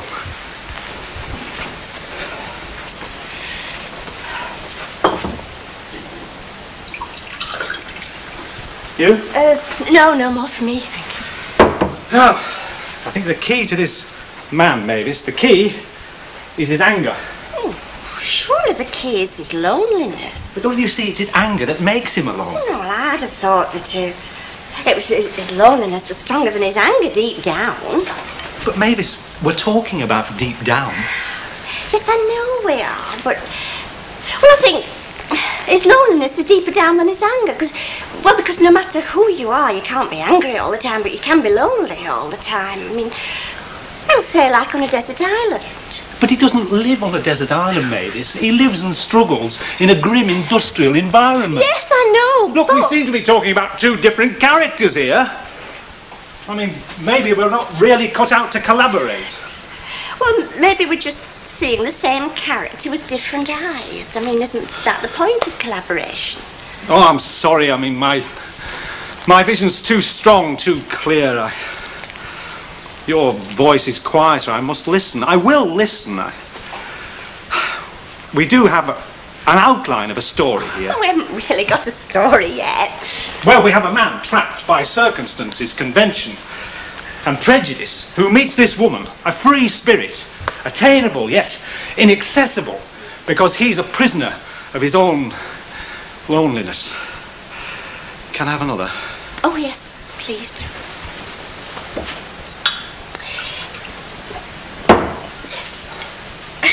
There's just one thing that strikes me, though. Yes, what? Well, isn't this rather like that other story of yours, The Vixen? It's not remotely like The Vixen. I mean, it was entirely different. Yeah, but I mean, the man in that was sort of like this one, like sort of angry. Look, you've missed every point in the story. He was angry, yes, of course. But it was his underlying tenderness. I mean, that was the thing. Admittedly, there are points of similarity. I mean, like any other writers, Dickens, Shakespeare, Lawrence. Yes, I mean, well, they don't keep harping on the same story. But you've just said we haven't got a story. I admit I'm not strong on construction, so that gives you some scope there. Oh, well, that's the bit that I find hard as well, really. I mean, putting the story together. Because, see, I can imagine people and how they feel. I can imagine them, but when I imagine them, nothing much seems to happen to them. Anyway, what about the ending? Well, I don't think it should have an ending. I mean, this man is an enigma, and his ending should be an enigma. Well, what about the woman? Well, she's an enigma as well. Oh, no, I think I'd rather have a happy enigma, ending, a happy ending. But Mavis, how can two enigmas be a happy ending? I think I will have a little more sherry, if there's any left. What you want is a nice young fella. Well, I do try and keep my eye out. Not all you keep out, love, I've noticed that. No, I've only got your best interest at heart. You know, you could be a bit too forthcoming. Oh, you think? Now, don't get me wrong, love. I know you. You're not a good time girl. You're a nice girl. But fellas can get wrong idea about you. What you want a nice young fella and settle down. Yeah, well, there's only one snag to this plan, love. There aren't any nice fellas. Except Ken Barlow, and he's wed. If your missus runs off with a sailor, do you promise to come and cry on my shoulder? Why, is she likely to? I think the sailor's quite keen. I think she can probably take care of herself. Oh, thank you. Thank you. Well, I will the minute I've got a hand free. Yeah, well, the minute you've got a hand free, you dance with me. Yeah? I enjoyed it. You know, I can't think of this as our house anymore. Well, they've changed it all round, haven't they? Oh, it's still got that stain on the ceiling. It's our house, all right. Hey, I could never work that stain out. What was it, a burst or something? I don't know what it is. It's been there for years. We keep painting over it, but it comes through. Sort of a permanent fixture, eh? I wouldn't complain about it if I were you. We didn't charge you for it. Hey, and just watch you don't spill on carpet. I paid a fortune for Oh, these. come on, you're not starting that again, Hell no, love. Let's have a good time. I'm Jolverson, excuse me. Well, you're a host, if you say so. Gloire de Seigneur or something. So, you've noticed I'm here, have you? How could I overlook you? Well, you've managed quite convincingly up to now. You want to watch him? You know he's got an history for GBH, don't you? Him? Great of Baudelaire? No, good behaviour, which is what we want out of you. So will you please stop chatting up married women? Having a good time? Wasn't it time you said something? Hey, Eddie. What do you mean? What to say? What do you want me to say? Well, it's a welcome home party. Welcome to Bob to his new home and welcome to neighbours. You're the welcome, aren't they? I still think you should say something. Oh, hell, all right. Can I have a shush, please? Can I have a hush, please? Shh. Oh, come on, Craig, turn that flaming thing down, will you? No, I'd just like to say a few words. Ladies and gentlemen, to welcome Bob, will you raise your glasses? Welcome home, our Bob. Yeah, welcome. I won't keep you long, because I can't think of much to say. It's the first time for everything in there. Now, I'd like to say on his behalf, how pleased he is to have all his neighbours here and let you know he'll be seeing a lot more of you in the near future. And here I'm doing your speech for you. Come on, Bob, have a ride. Come on, Bob. Well, I'm glad to see you all here tonight. I wasn't planning to make any speeches. Well, I think it's going to be a case of hello and goodbye. Oh, really? Well, you know, I've knocked about the world a bit. And I know there's no folk like folk round here. But I can't see myself stopping in the neighbourhood. Things being what they are, economy-wise. I've been talking to Craig there about Australia. He thinks I've just been talking, but if he reckons the idea of emigrating, and I think you do, don't you, son? Well, he's to Australia. Yeah, well... Good luck, Bob. Here's to Australia. Thank you. Thank you. Terrific. Gets these ideas, you know, Eddie. How to make a fortune in 5 minutes. I'm going to have to keep a firm hand on him when we're wet. For all our money, you know, in this car import thing, if I let him. Oh, it's all right for some folk. I mean, like Jeff. He invested and so on. Well, that's their living, isn't it? But like I said to Eddie, it's not our scene, really. It was nice of Jeff to give Eddie the chance, though. I just hope he wasn't offended. Oh, he wasn't, was he? Hey, I'm sorry, love. I've lost you. Your boyfriend, Jeff Siddall, he wasn't offended. Jeff, offended? Oh, with this car business and these imports, he wanted Eddie to put money in. Well? Oh, I see. 3 wells make a river and you in the middle make it bigger. He didn't take offence. Look, love, I know I'm seeming a bit thick, but a morning slogging away at them machines would make anybody have softening of the brain. But I really don't see why he should be. Honestly? No, honestly. Oh, Eddie was ready to snatch his hand off, but I thought, well, you know, we're saving quite steady. Why do anything risky? Not a bit. Well, he keeps building, you see, week by week. He gets his overtime, I get my bonus, all goes down in the book. Like this afternoon, I'll get my wages, and if the extras are anything like, I'll build that building society like a shot. Yeah. Look after the pennies, as they say. Anyway, if you see Jeff, just say, well, you know, no reflection on him, like. Yeah, sure. Okay, then. I'll see you later, Elsie. Ta-ra. Yeah, I've got to get off myself. Damnation. Listen to him. He comes in here, dropping hints the size of a knocker-up's clogs, big commercial coups being pulled off, and then he clams up, goes all coy on us. He'll be on about that car import business. Is that it? What you were telling me about? Is that what you've done, taken all your money out and stuck it in that racket, eh? Well, it's not a rise, I know that. Rates wouldn't stand it. Hey, if it's a good thing, tip us the week, will you? Honest, you're bowling, full of beans, you've done your whack, you've earned your corn, you make an idle remark, and all of a sudden, everybody's jumping to conclusions. Well, of course we are. If there's money involved, we want to know the nitty-gritty, the whys and the wherefores. I'll tell you what, I'll have a brochure sent from me broker. Right. Eddie, the financial wizard. Yeah, he's all talk, isn't he? I mean, a few people making a few coppers importing cars from the continent. I hardly think he's in the same league as that, you know. Can you make it? No. Yes, Mrs. Pierce.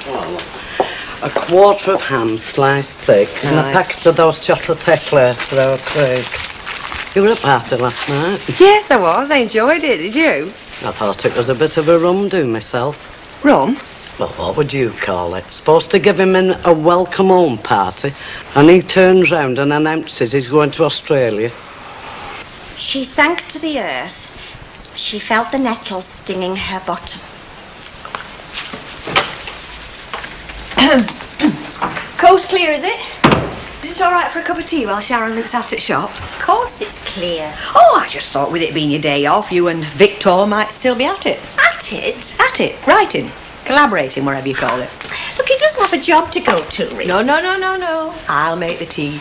You sit there. Don't want to interrupt any great thoughts. Well, I'm just sort of polishing it up now and toning it down. I see. See, Victor's got this raw strength that just cuts right across all the conventions, whereas I've got a more delicate style. But when you put that alongside his sort of passionate strength, it interweaves, as you might say, with his very physical style. Right, do you know, I bet he's best writer in planning department. Well, says it comes to him very naturally. He can be sitting there in the town hall canteen and these lyrical passages just burst across his consciousness. Incredible. It is. It's amazing, really, that he hasn't ever got anywhere. Yeah? Mind you, he says Tolstoy did nothing before he was 40. What did he do then? Was he working planning department? Did he rape a typist or something? Rita, he wrote War and Peace, as you very well know. Anyway, you're very full of yourself today. Am I? Yes. Is everything all right at home? Oh, it's Sharon got over this Brian thing, has she? Oh, she had a second help in her porridge this morning. Going wild about some local pot group called Killjoys. Anyway, Sharon aside, I think you're playing your cards dead crafty. Crafty? That's what I said. I don't know what you mean. Well, I think this literary lark's best stunt I've heard of in ages. Stunt? Nearest I ever got were with little Horace Hargreaves. We used to collect train numbers. We used to sit on the embankment in summer in Rochdale and wait for Royal Scot to go through. Or at least he was. I mean, not that it ever did go through, they were all shunters. Well, to be quite honest, Street, I don't see the connection. Oh, come on. I was smitten with Horace, you're smitten with Victor. Oh, I pity you. I really pity your narrow view of relationships. You can't kid me, Riley.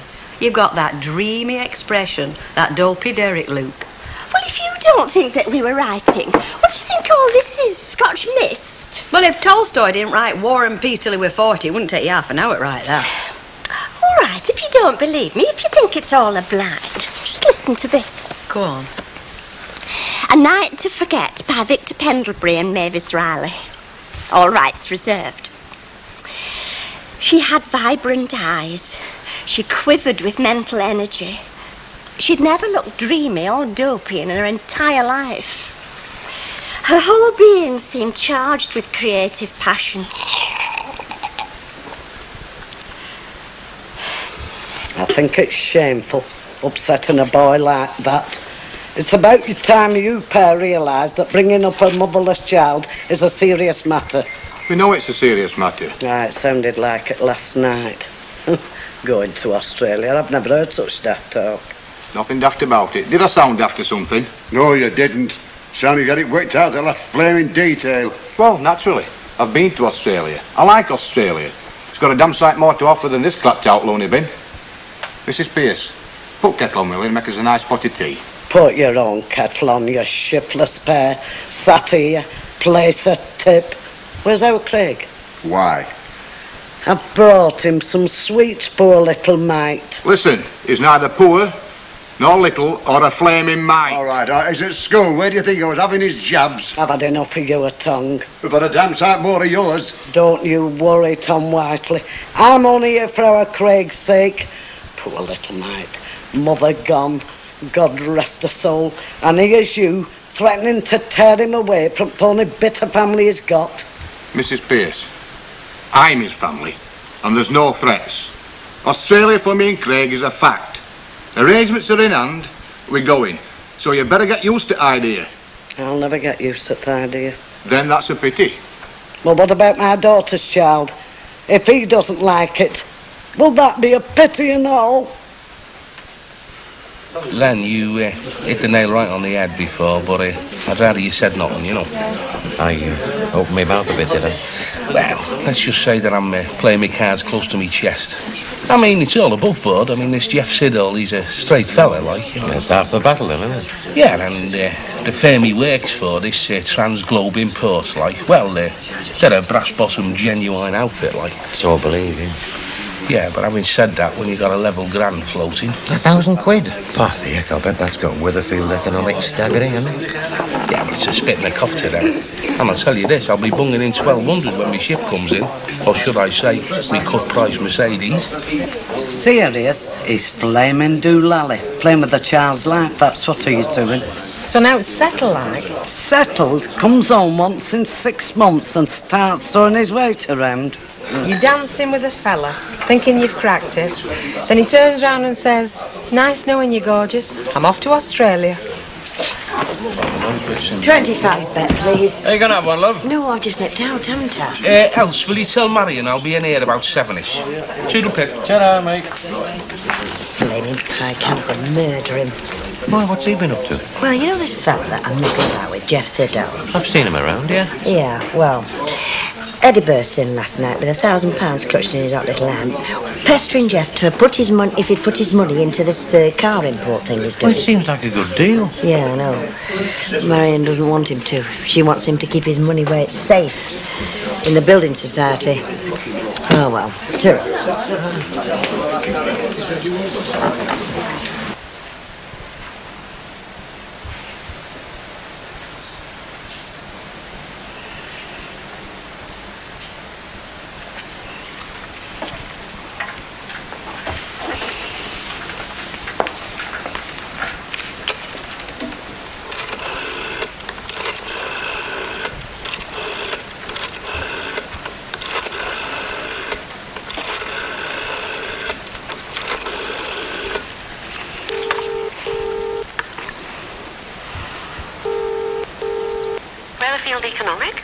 Oh, good afternoon.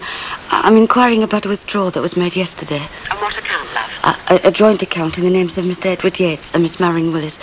It was for £1,000. Hang on, I'll just check.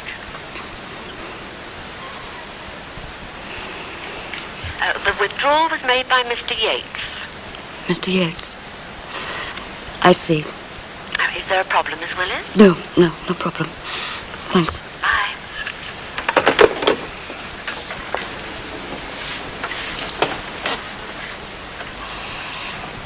Oh, Eddie, how could you?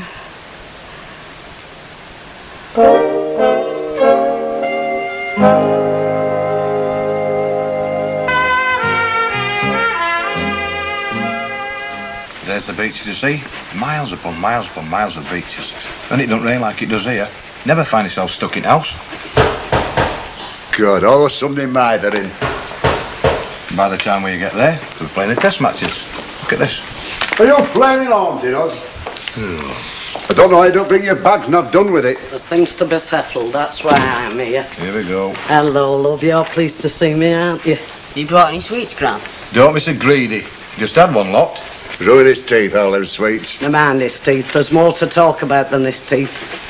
I know you're acting pestered, but when it comes to this child's future, I've a rights to my say. What about Craig? What about his say? He's dead keen, aren't you, son?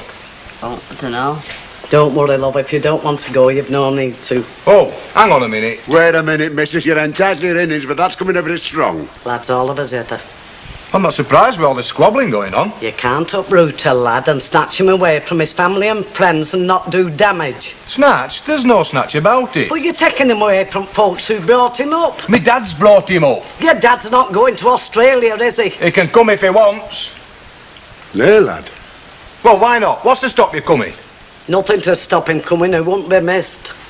Well, one thing if I did go, I'd be rid of you. Well, both of you go. Leave our Craig with me where he belongs. Missus, you're entirely out of order there. This lad needs a mother, and I'm one nearest to it. Oh, the thing is, Jeff, that most of the people around here, like, they're still living in the Zach ages, you know. I mean, any spare cash they've got it stuck in their socks, you know what I mean? Oh, Ken, give your money in these socks, mate. This is on me. Oh, well, I'm much obliged. I've half a bitter, please. Thank you.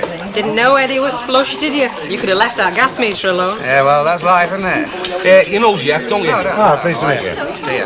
Oh, thank you. Hey, Else, I'm in the chair. And before you name your poison, let me say, as the person what introduced me to my partner, whatever it's your pleasure to drink, it will be my pleasure to cough up the necessary spondoolic. All right, sunshine, but put your money away. You're wanted round at our house. I should get there right now. Oh, well, a nod's as good as a bunch of carrots to a blind donkey, eh? Cheers, Eddie. Will you excuse us a minute, Ken? Yeah, sure. Hey, you know that money that Eddie gave us? What about it? Well, do you think you could give it him back? Why? Well, it's a bit complicated. Well, the simple answer is yeah, got it right here. Makes no odds to me. But he insisted. I mean, I know he clowns around a lot, but I think he'd be hurt if I said, like, no deal. Yeah, I'm sure he would. But you see, Marion, his girlfriend, she doesn't know about it, did he, without telling her? And she's the sort that's careful, like saving, you know. Well, like I say, Elsie, he's no skin off my nose. I was doing him a favour. I said it was complicated, didn't I? Look, let me put it this way. I could give him his 1,000 now, or I could give him 1,200 same time next week. I'm going over Dublin tomorrow to clinch the deal. And then it's the Belgium trip. So I want to know how you're fixed. I don't want you dropping out at the last minute saying you can't get the time off or something. Oh, don't you worry. I'll get the time off. I'm saying nothing against Jeff, Eddie. I'm saying nothing against this car business. For all I know, you could make a fortune. Look, I'm not after making a fortune. It's just one little drop. Is it? When I say one little drop, I mean 200 quid. Just think what that could mean to us in terms of setting ourselves up. I mean, I know we've got a few quid, but we haven't got so much that we can turn our nose up at 200 notes. We agreed all this, didn't we? We discussed it. You agreed that the money was safe and left where it was. Now, hang on. I didn't go with you right down the line. Oh, you certainly didn't give the impression you're going to take it out anyway. But it's a golden opportunity. It's too good a chance to miss. Opportunity or not? How do you think I felt this afternoon? Pestering Mrs. Ogden to get this out of your room so that I could surprise you and stick in my bonus and say, look at the balance. Well, think of the balance in a fortnight. It's going to make your bonus look sick, innit? Oh, thank you very much. Oh, look, I know speculation's a nasty word to you, but... Well, it's a capitalist society, Marion. And if you want to accumulate, you've got to speculate. Oh, where did you read that? In a bookies or the back of some matchbox? One of me little gems. Oh, Eddie, I don't want our lives being ruled by your little gems. Oh, come on. I'm sorry. It's not like you to hit low. I've just been knocked for 6, that's all. I mean, quite apart from every penny we've got being bunged in this scheme, some fellow we haven't known for 5 minutes with our savings in his pocket. Look, he's all right. There's no problem. But, Eddie, it's the underhandedness. Can't you see that? I mean, the way you tried to bamboozle me. Well, I did it on an impulse. Look, I never claimed to be the Rock of Gibraltar. That's what worries me. You wanted to surprise me. Well, I wanted to surprise you. You have surprised me. More than I thought you could. My feeling, quite honestly, Mavis, is that we should leave well alone. Well, it was just that I thought there were some bits that would be better implied rather than actually stated. But we've achieved something, you see, that's got strength. Oh, yes, it's certainly strong. I mean, it's a little rough and ready here and there, I admit. But that's all part and parcel of the statement that we're making. I suppose it's a matter of emphasis, isn't it? Though, of course, not having read it, I can't really comment. Well, what we've emphasised is the reality. I mean, there's no pussyfooting around. We've gone straight for the essence. I mean, that bit about the nettles. Oh. I mean, he's completely raving about that, you know, Mavis. I mean, it's knocked him over, those nettles. He?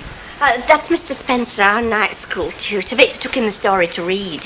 Yes, I put it through his door last night. I rang him first thing after tea, and he's completely bowled over by it. Well, now, as he's one of the judges... Well, it's only one of a panel. Yes, I know, but he's the most influential one, isn't he? He's a very powerful man in Weatherfield literary circles. Believe me, I mean, that... We're going to win that story. I mean, that first prize is ours. Look, why don't I read you some, Emily, and you can give us a second opinion? Well, if we've time. Well, I don't think we have, actually, not if we're going to get to the pictures. Oh, well, I've got the car outside. I'll give you a lift there. Yes, well, I mean, we'd still miss the start. We'd be blundering about in the gloom and sitting in people's laps, sort of thing.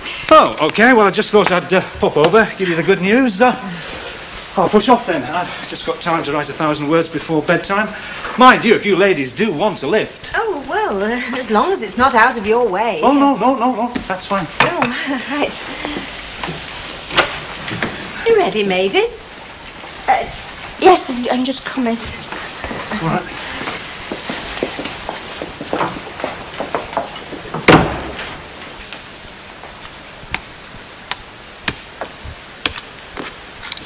Well, a little monkey. That's me thatched again. Hey, make it best of 5. Not fussy. Ah, well. Let's pack it in then, eh? Grandad, will you really be coming to Australia with us? I doubt it, son. Why? Well, for one thing, I don't think they'd have me at my age, and... that rare road I look at it, what's Bondi Beach got that Blackpool hasn't, eh? What's your dad here with chips? Flaming queue in that shop. Must live on chips round here. What's wrong with chips? Nothing. Just popped it pub. Blonde bombshell grabbed me. Bet. Aye. Was she coming to Australia? I should go. Was me nan there? At pub? Didn't see her. Blooming wonder. Seems to have made it her local since we shifted here. Tell the kids at school, did you, about Ozzy? Told one or two. What to say? Daft things. Bit jealous with her. They'll be jealous of you and all, won't they? Lads on bench. Grandad said he's not going with us. Nah, your dad knows I'm not, then. He was only joking. No, I just said it to shut your granny up. Mind you, not impossible. We have to get ourselves established first. So we're all agreed then. Whatever your gran says, we're united, are we? Australia it is. All those in favour say aye. Shan't go unless me grandad goes.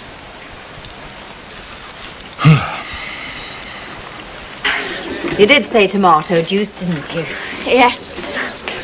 You've gone very quiet. Pardon? I said you've gone very quiet. Sat on the bus, hardly a word, never an opinion on the picture. Oh, I'm sorry, Emily. I must have been rotten company. The fact is, I'm worried. What about? Oh, what do you think? I haven't a clue. Well, I'm worried about this story, aren't I? Well, I don't know why. From what Victor said, I should have thought you could have every confidence that you've written a winner. Well, that's just it. You mean you don't want it to win? No, not really. Why ever not? Well, it's what happens to it in that event. Oh, you mean the... what's the expression? Exposure it's going to get. Yes, exactly. I mean, being read out on the radio and everything. Well, it's only local radio, isn't it? Which, in any case, seems quite a triumph. Triumph? You haven't blackened anyone's character, have you? I mean, said something slanderous and mentioned people by name. No, it's pure fiction.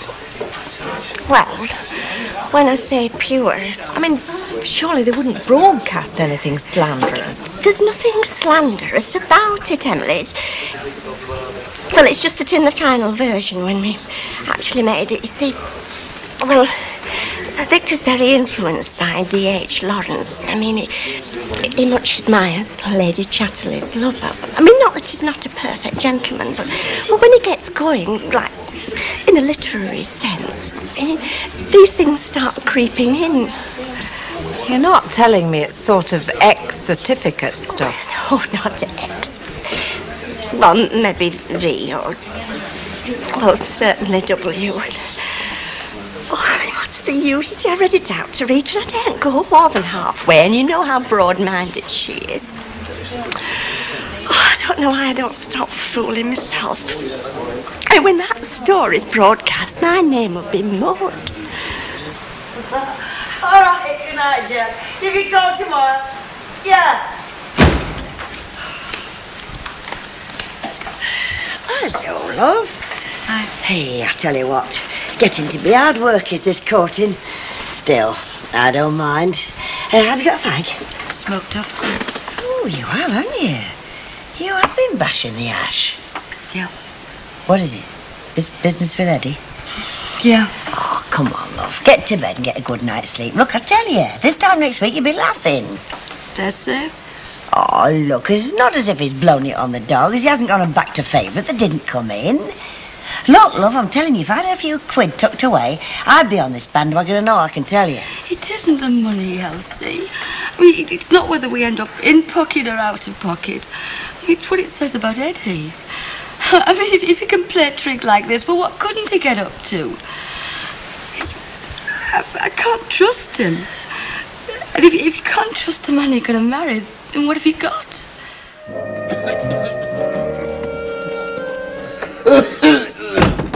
Oh, what's it like out? It's raining. I wish I'd never got up.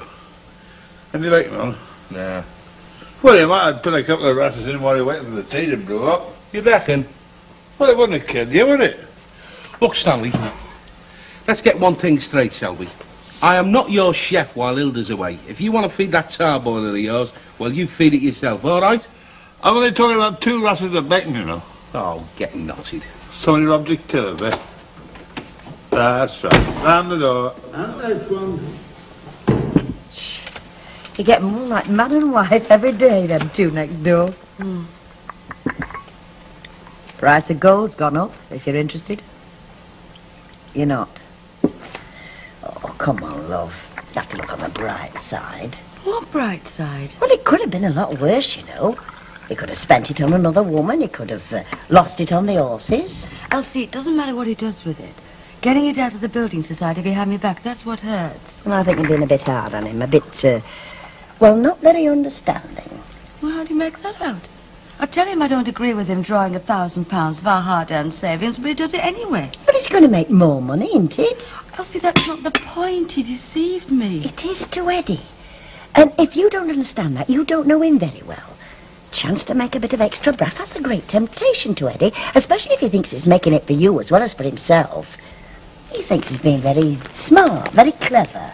It would have been better off left in the building society doing its job, saving for a house. And it would have been safer. Oh, it's safe enough where it is.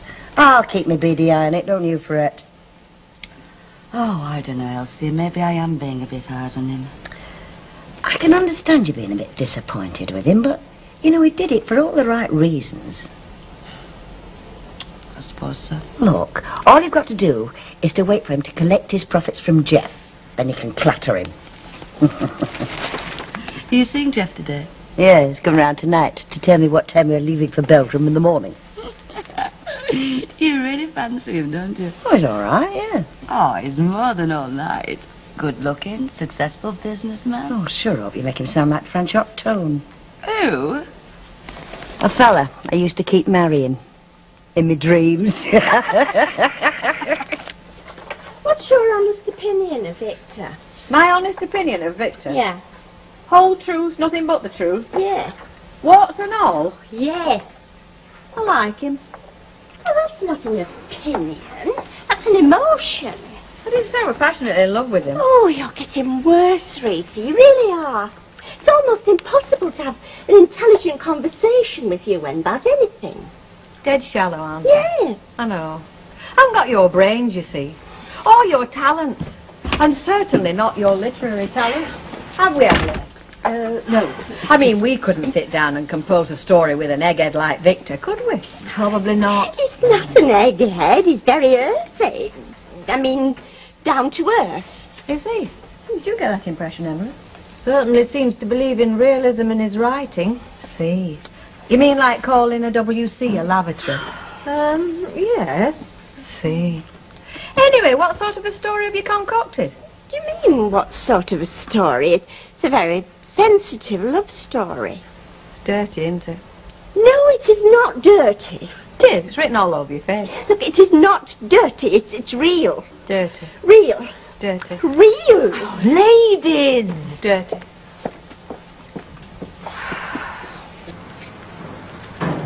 See you, mate. Yeah, thanks a lot. What? Well, I thought I had problems. I saw your face out this morning. Talk about laughing, boy.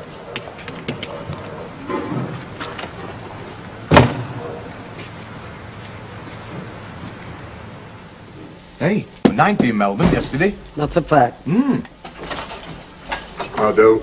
Oh, yeah. Hey, I was just telling you that. We're 90 in Melbourne yesterday. Well, it would be, wouldn't it? It's their summer, isn't it?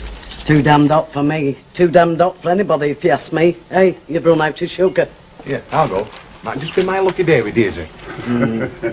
Easy to tell whose son he is. He's all talk, like most at Matlow's. He's not all talk about going to Australia and taking our Craig with him, is he? The only grandson. I'll never see him again. Of course you will. I won't, because I won't be here long. Long? To live. Oh, my God. You could keep him here, you know, if you wanted. Look, I don't want him to go. I don't want the other side of the world either. Well, tell him straight. He'd listen to you. Do you hear me? I said he'd listen to you. I can flaming hear you, woman, but what right have I got, eh? What right? It's that lad's life, like you said. Ours is nearly over. My mother lived till she was 87, so what are you talking about? I wish you'd back your mind for a minute since we're in your flaming confident change subject. There's somebody coming. Hello. What's the row about? You what? I could hear you down Rosamond Street. It's your granddad, love. He's being stubborn again, as usual. Oh, Miserable.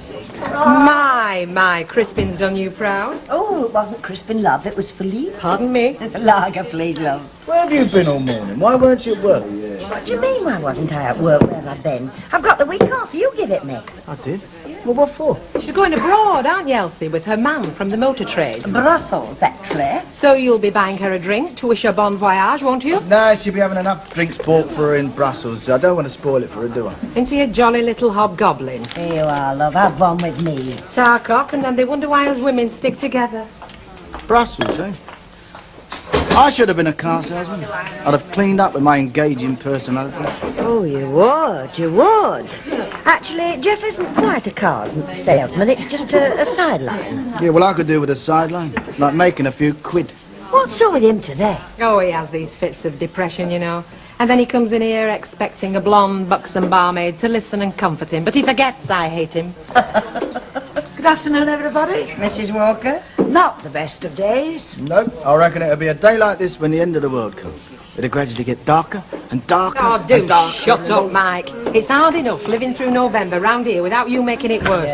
Pint, please, Bess. Oh, excuse me. I was going to mention Mrs. Tanner's hairdresser, and then I thought to myself, no, it will lead the conversation into the trip to Belgium, and the least said about that, the better. Oh, why, Mrs. Walker? I wish I were going to Belgium, all expenses paid. It is just this amazing conviction of hers that there's a Prince Charming somewhere out there, and after all the letdowns she's had. I don't think she believes that anymore, Mrs. Walker. Doesn't she? Well, I think she does. Or why does she keep soldiering on? I used to think there was a Princess Charming out there waiting for me. Oh, God in heaven. They are top. It's our Bess. No, honest, she's a lot better than she was yesterday. She was pretty cut up yesterday. I mean, she'd every right to be. I should have tried persuading her it was a good move and not just going and doing it, you know. Well, honestly, Eddie, she's calmed down a lot since then. But if I were you, I'd go over there and I'd consolidate the situation, if you know what I mean. You mean build on the good work you've done, like? Aye, if you like. You're a good one, else. What are you? Oh, I have me uses. Is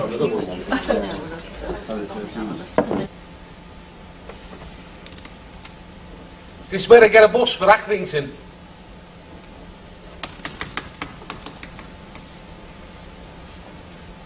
Hello there. Hi. Just having your dinner, are you?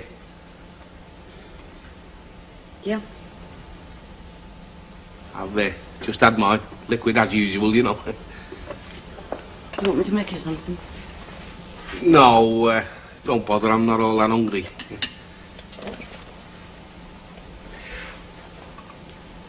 Look, as soon as I get that money off Jeff Siddall, bang, straight back into Weatherfield Economic. I mean, I doubt whether they'll even know it's been missing.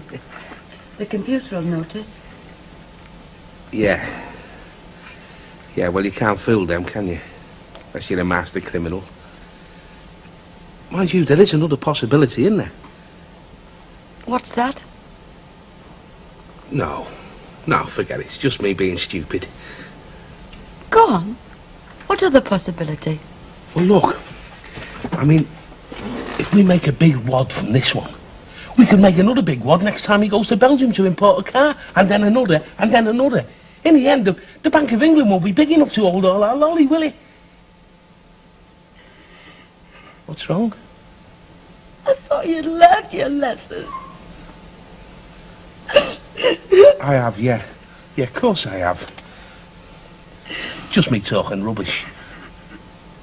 How do I know it is? I mean, how do I know that you won't say one thing and do another? Don't cry, love, please. I didn't mean it. Please don't cry. Oh, Eddie, how do I know you don't mean it?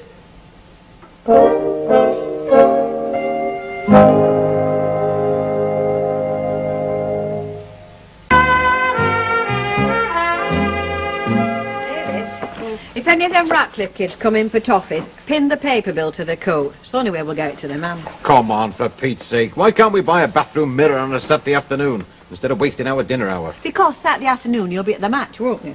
I'm not daft, am I? Mavis, will you tell me something? What?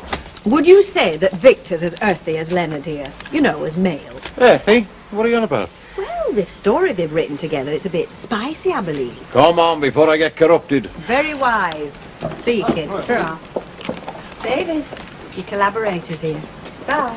Is there nothing Mrs. Furcroft doesn't try and turn into a joke? It spoils her, you know. You don't know the half of it. Good news, Mavis. Oh? Great news, in fact. Oh, we've not won the story competition. Confirmed only an hour ago. Isn't that marvellous? Oh, aren't we clever? There's more to come. More? They're going to broadcast it tomorrow. Oh. Well, you knew they would. Well, yes, I know I did, but well, I'm not sure I like the idea anymore. Ever since I can remember, I dreamed about making a pile. First, I thought I'd go gold prospecting. Then it was putting fires out at oil wells, you know, like that here, John Wayne and Red Adair and that. Then it was shipping, you know, like Onassis, property. Mainly, it was just trying to find that one big idea. Sliced bread would have been great, but somebody got there first. I mean, the only capital gain I ever made was £200 profit, selling a picture of a Liverpool player with a broken leg to Everton supporters. You're having me on. Yeah. Yeah, I've never made 200 quid in one go in my life. That's why this is a golden opportunity. No sweat, no risk. You just give a fella £1,000 and he gives it you back pregnant. Eddie. It's like being a stockbroker, financier, you know, something big in the city, like.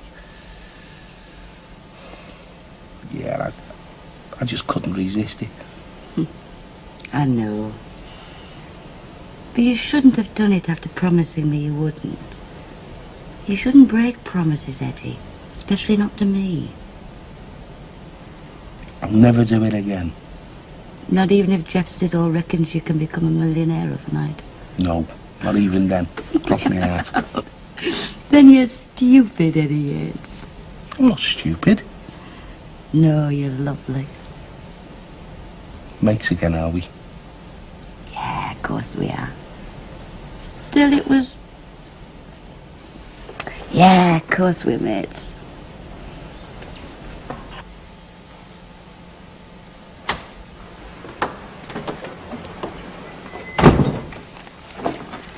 You're on more out, you? What time is it? It was football, wasn't it? Only the pitch is waterlogged. Well, you nicked off, eh? Mr. Salmon said we could. Dirt to eat. Some chocolate biscuits on the table.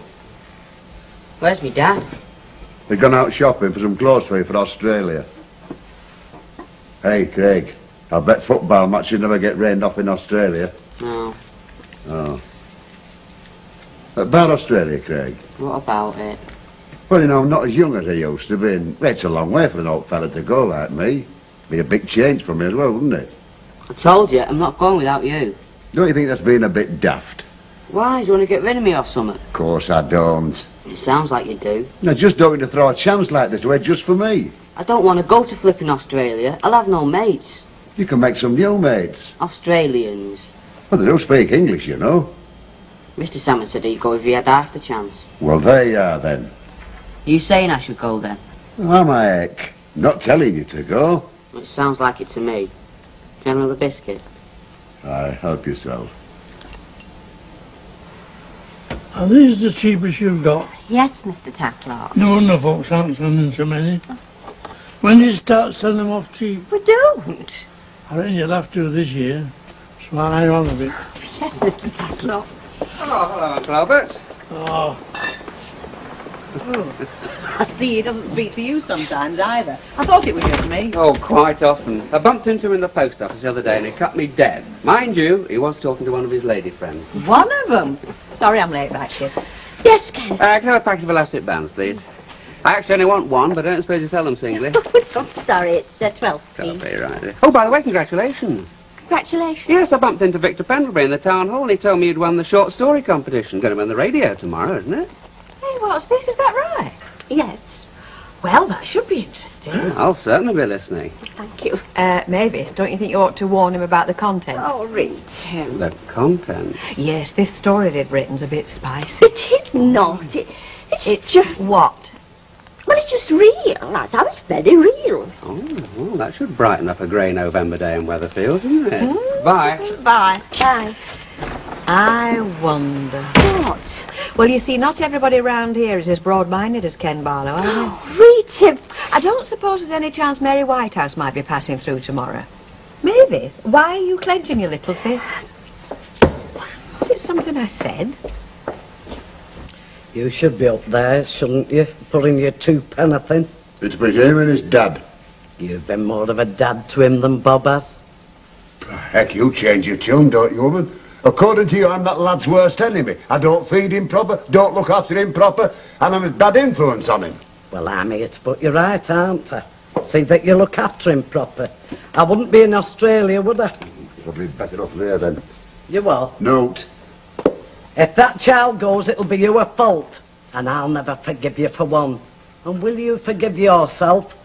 Ask yourself that when you're living here on your own, talking to these 4 walls. Oh, shut up, woman. You're always on a... Yeah, hello, Bob. Coming out for a drink, lad? No, see some mates. Oh, well. Some of the time, like before you... well, I've chanced to drink Rovers, right, haven't we? Dad. What? What's the idea? Idea? You and Gran ganging up on me. What are you talking about? I get the impression you're doing your best to get Craig to stop here. What, that's rubbish, that is. I am. I admit it. I want him to stay here, at home, where he belongs, where he's had so many years' happiness.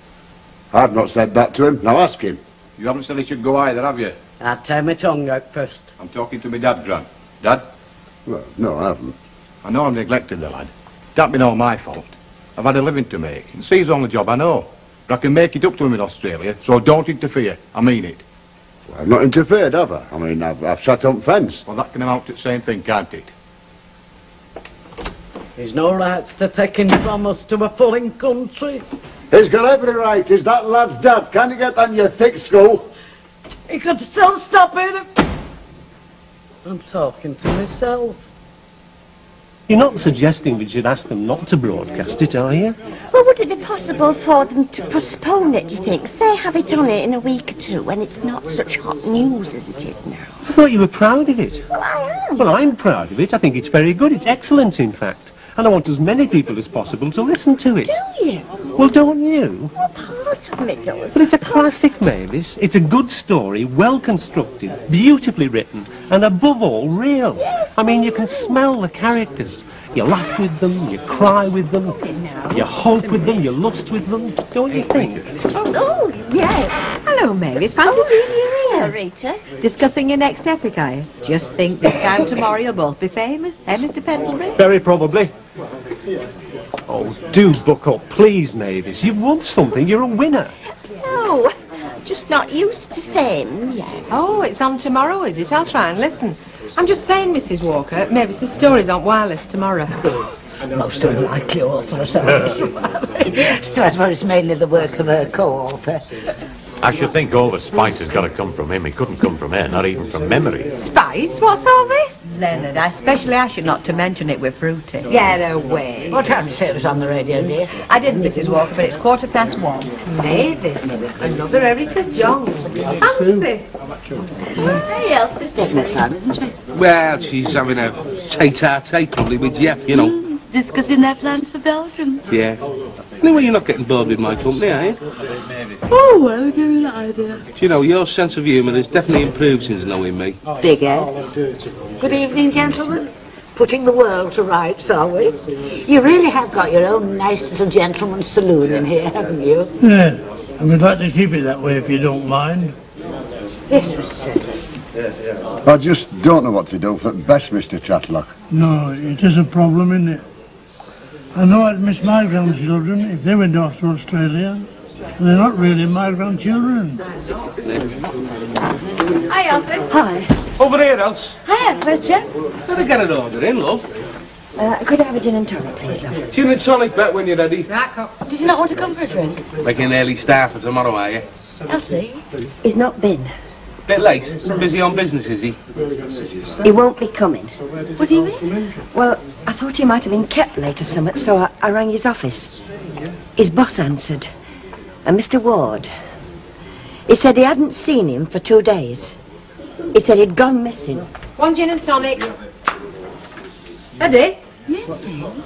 That's what his boss says. Let's have you a minute. Do you want this gin and tonic, Eddie, or not? What's up with it? I don't know.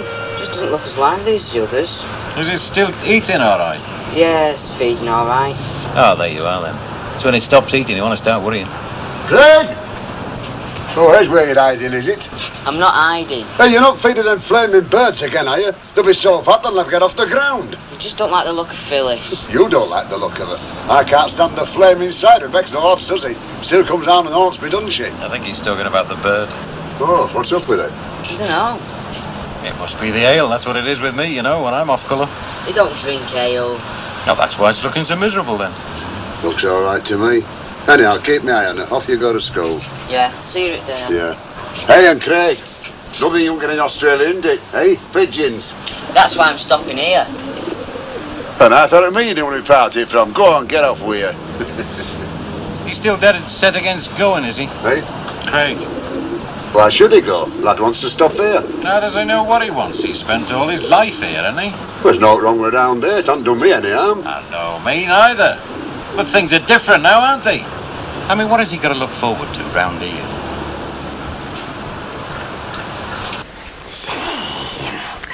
I bet they've got it off the flaming hook. Is it still engaged? Yeah. Is it ever out else? Hey, it's time I wasn't here, Elsie. Look, hang on a minute. I'll have one more try.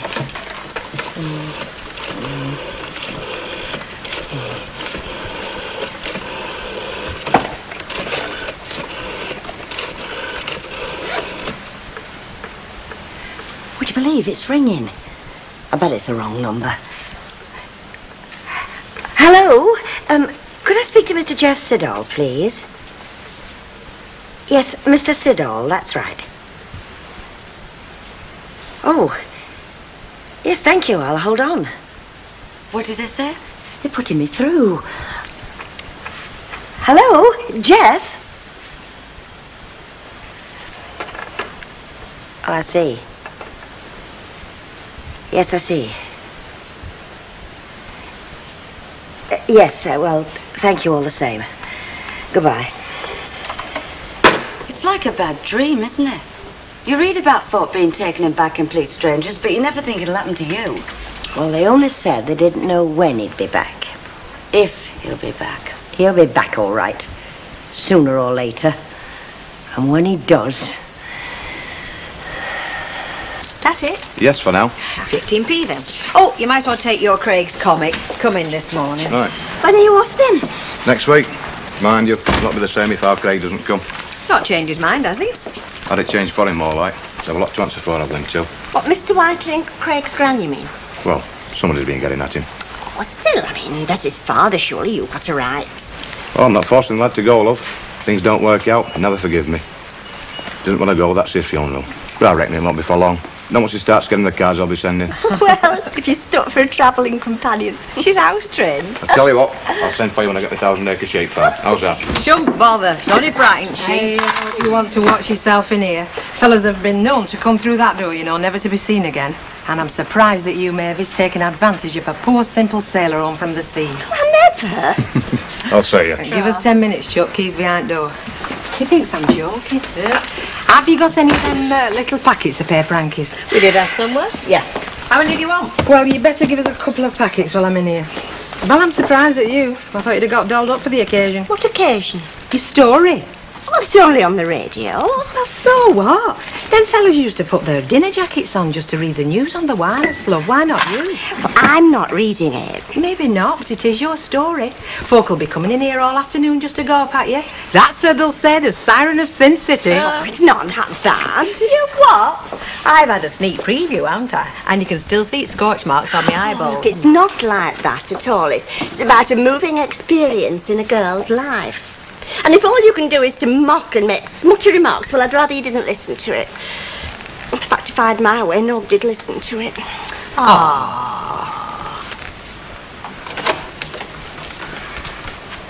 What are you doing here? You can see what I'm doing. It's Paul's there. You haven't set foot outside that door, have you?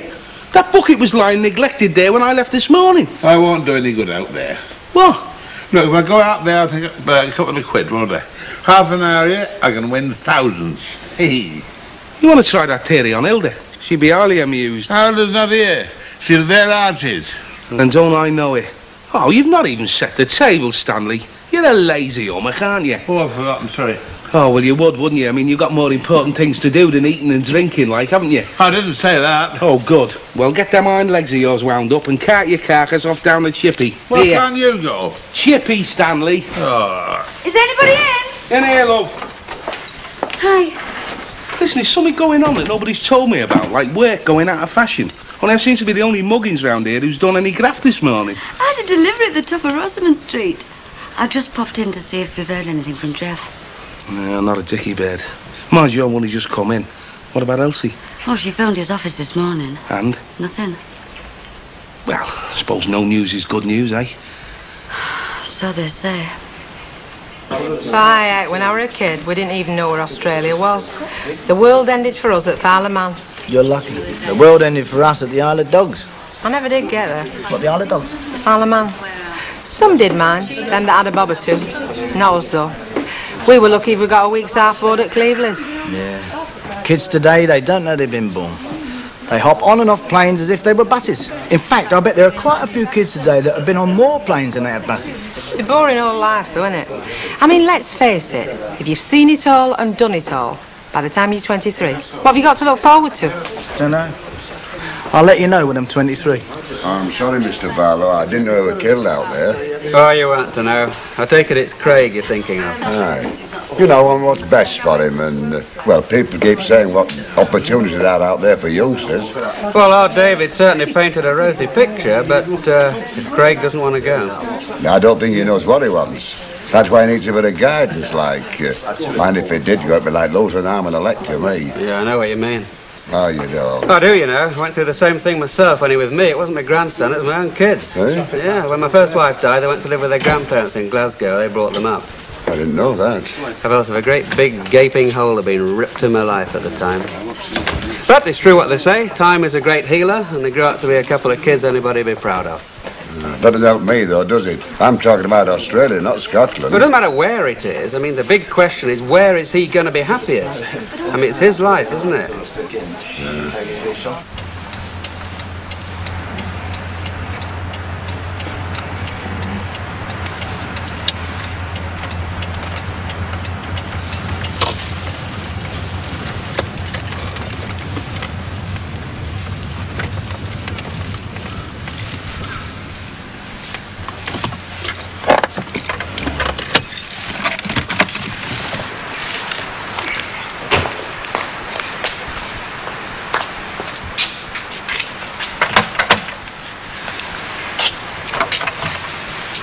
Mrs. Tanner? Yeah? Jim Ward. We spoke on the phone yesterday. Oh, Jeff's boss. Yes, that's right. Have you heard anything? Well, yes, I have. Look, may I come in? Oh, I'm so sorry. Yes, come in. Thank you. Yes. Well, where is he? It's not very good news, I'm afraid. He's not had an accident or out, has he? No, nothing like that. Sorry, me. Just a minute. I just left. Oh, I'm sorry. I didn't know you had a visitor. This is Mr. Ward. Oh, pleased to meet you. Jeff's boss. Oh, is there any news? Well, that's what Mr. Ward's come to tell us. Well, as I was about to tell Mrs. Tanner, I've managed to contact all the people that he was supposed to be visiting in Ireland. Supposed to be visiting? He hadn't met any of them. So I got my secretary to check out the hotels. The bookings had never been taken up. So he never went to Ireland? I even went round to his digs on the off chance that his landlady might know something. He settled up and cleared out nearly a week ago. I'm sorry, but it looks like we've seen the last of Jeff Siddle.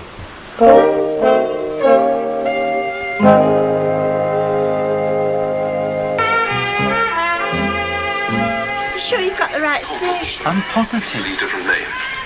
Oh, look, you've gone and lost it again now. All right, all right. Right, look, just keep it there now. All this for one little story. One little story? It's a milestone in literary history, Mrs. Fairclough. The first broadcast work of Victor Pendlebury and Mavis Riley. I thought it was Mavis Riley and Victor Pendlebury. Well, does it matter, Mavis? Does it matter? I do hope they don't put the emphasis on the wrong bits. There are no wrong bits, Mavis. Every word has been carefully chosen, every sentence carefully sculpted to caress the listener's ear. I thought it was just a short story. I know, but I mean, you must admit there are one or two bits that are a bit strong. But the entire piece is strong, Mavis. It is positively vibrant with sensuality. I can't wait. Don't you think we ought to go upstairs and listen? Hey, you'll do no such thing. If anybody's heroes are going to be caressed, you can include me in on that. Well, somebody could come in at any minute. Well, we'll soon alter that. Turn that sign round for 10 minutes.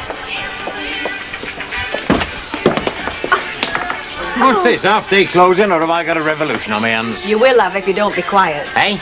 Maybe it's a story. It's just about to come on, so if you don't want to listen to... I wouldn't miss this for a gold clock. That's Elkie there, giving it up for your love. And as it's 1:15 on Radio Weatherfield, it's time for the winners of our short story competition. The judges have chosen 3 stories which, in their opinion, were not only of the highest standard, but held out the most promise for the future literary careers of the writers. Come on, get on with it. The first story is A Night to Forget, written by Mavis Riley and Victor Pendlebury, and read by Sharon Elliott. A Night to Forget. You just said that. Their first meeting had been brief, all too brief, but long enough for his innermost feelings of passionate desire to bridge the gap between them, to reach out and caress her with a warmth and tenderness that she'd never before experienced. Aye, aye. I'm surprised at you, The Mavis air was Riley. electric with expectancy, with the unspoken plea to consume each other totally in their passion for each other. I bet that brought a blush to your cheeks rehearsing that, didn't it? Toward the village, now nothing more than a purple blur. Just like Stan Ogden's eyes at closing time. The voluptuous curves of the hills. Oh, it's so sensuous. Senseless. Sensuous. Oh, suit yourself. When would she see him again? Would she ever see him again? A chill shiver ran down her spine. Oh, I know the feeling. Do you remember them ice cubes at our last party? Ah, but it wasn't down your spine. Slipped silently into unconsciousness. All her fears evaporated. Gone the darkness of uncertainty, gone the rolling mists of evening. Her heart blossomed like the first tulip of spring, bursting through the January snow. Her head was buried in his deep, powerful chest. His passion I burned never said a fiercely in word. his breast, like a I know the flare feeling. lighting the I get way. the same with steak and kidney pie, you know. How can we possibly listen with these constant interruptions? She consumed them both. Be gentle, she whispered hoarsely. Be gentle. Right. Hey, that's it. Oh, it's just coming to the best bit. No, it's all a joke to you, isn't it? Well, it isn't to us. And if you don't want to listen to it, we do. Come on, go upstairs. Now, there's an invitation you can't refuse. Peter, you've got a mind like a dustbin. Well, up Niagara, I don't put it on radio for all the world to hear. Come on, Vic. Victor, please. Just come on. Is it something we said?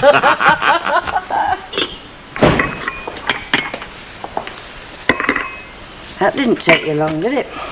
I've missed him, haven't I? He's gone back to work. Had a transfer spot of overtime down at the depot. Yes, well, he's going to have to be doing plenty of that in the future, isn't he? Oh, come on, love. I know you've had a shock, but you've got to try and snap out of it. It's all right for you, Elsie. You've not lost £1,000. No, but it didn't exactly come up smelling of roses, did I? That cost me 45 quid for that rotten gear. 45 quid? What's that compared to what we've lost? Not a lot, I admit. Well, your pride's got a rotten dent in it the size of a dustbin lid. Well, you've only got yourself to blame for that, haven't you? Well, what's that supposed to mean? Well, it was you that picked him up, you that brought him back here. Eddie would never have set eyes on him if it hadn't been for you. Now, just a minute, love. I know you're upset and you've every right to be. But I didn't exactly force your precious Eddie to hand his money over. From what I hear, he couldn't wait to get shut of it. And another thing, if he couldn't suss that Jeff was a wrong... Oh, so it's all Eddie's fault now, is it? And what about you? Because from what I hear, you know enough about fellas to fill an encyclopedia. Don't you start that with me, madam. Come in the innocent. Have you lived the life of a saint or something? What about that soldier boy you shacked up with? The one you went off with after you got engaged to Eddie? But that was a mistake. Oh, so you can make a mistake, can you? But I can't. Well, let me tell you something, madam. For your information, this is my home. And if I want to bring the entire male population of Weatherfield up here, I shall do so. And it's not to do with you or anyone else. And if you don't like it, you know what you can do. Oh, I'm sorry, Elsie. Honest, I didn't mean it. It just came out. I'm sorry. Oh, my God. Oh, that Jeff Siddle's got a lot to answer for, hasn't he? What's it to be then, Mavis? I'll just have an orange juice, please. And I'll have a pint of your best bitter, please, Mrs. Walker. I don't know whether your ale's improving or I'm getting used to it, but it's almost palatable. There is nothing wrong with the beer in this house, I can assure you. Which is more than can be said for... Mrs. Walker. Well, really.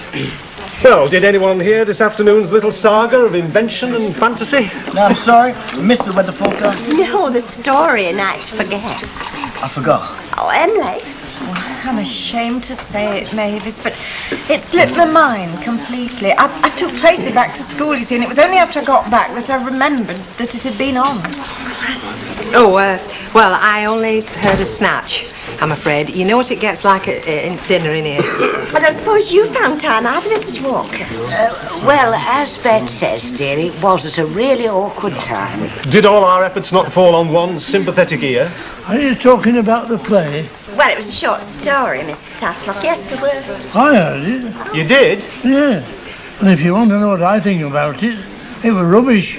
Rubbish? Rubbish. Who ever heard of tulips in January? Oh. Ow. Gotcha. I was just about to send a search party out for you. I'm sorry I had a late delivery. Well, come on. Get your coat off then. Elsie. Hmm? What I said to you at dinner time, I didn't mean it. Oh, we both said things we didn't mean. Forget it, eh? I just want you to know that I'm sorry. You've been very good to me. Well, I wasn't exactly sweetness and like myself, was I? Let's call it quits, eh? So, Have you seen Eddie?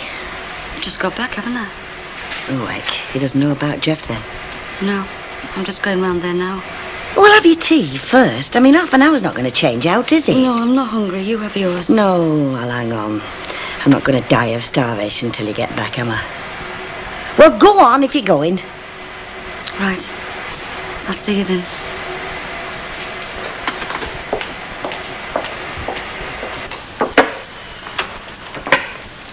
The heck, I thought you'd got lost.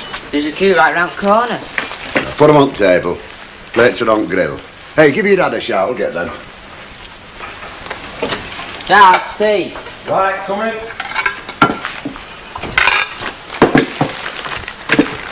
Hey, get your hands washed. Enough muck on them to grow spuds.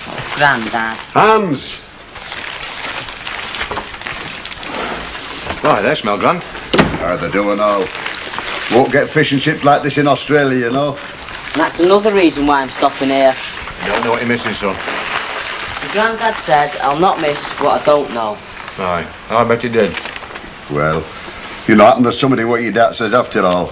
You are? Well, I think you should sit down and think it over before making your mind up. I mean, it's sort of life you'd have here, you know. What have I been saying? Well, I'm not as young as you, am I, lad? Don't find it as easy to pick up sticks and start a new life somewhere else. Find it difficult to understand why anybody else should do it, either. You've not changed your mind. No, but I think you should listen to what your dad says.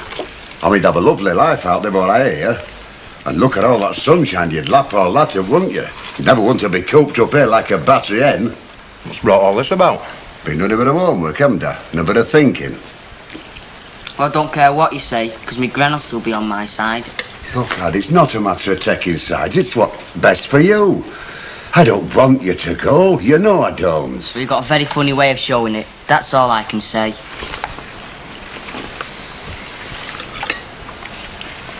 Hello, Punk. Yeah? boss came round to Elsie's. But I mean, he could be anywhere. Yeah, it could.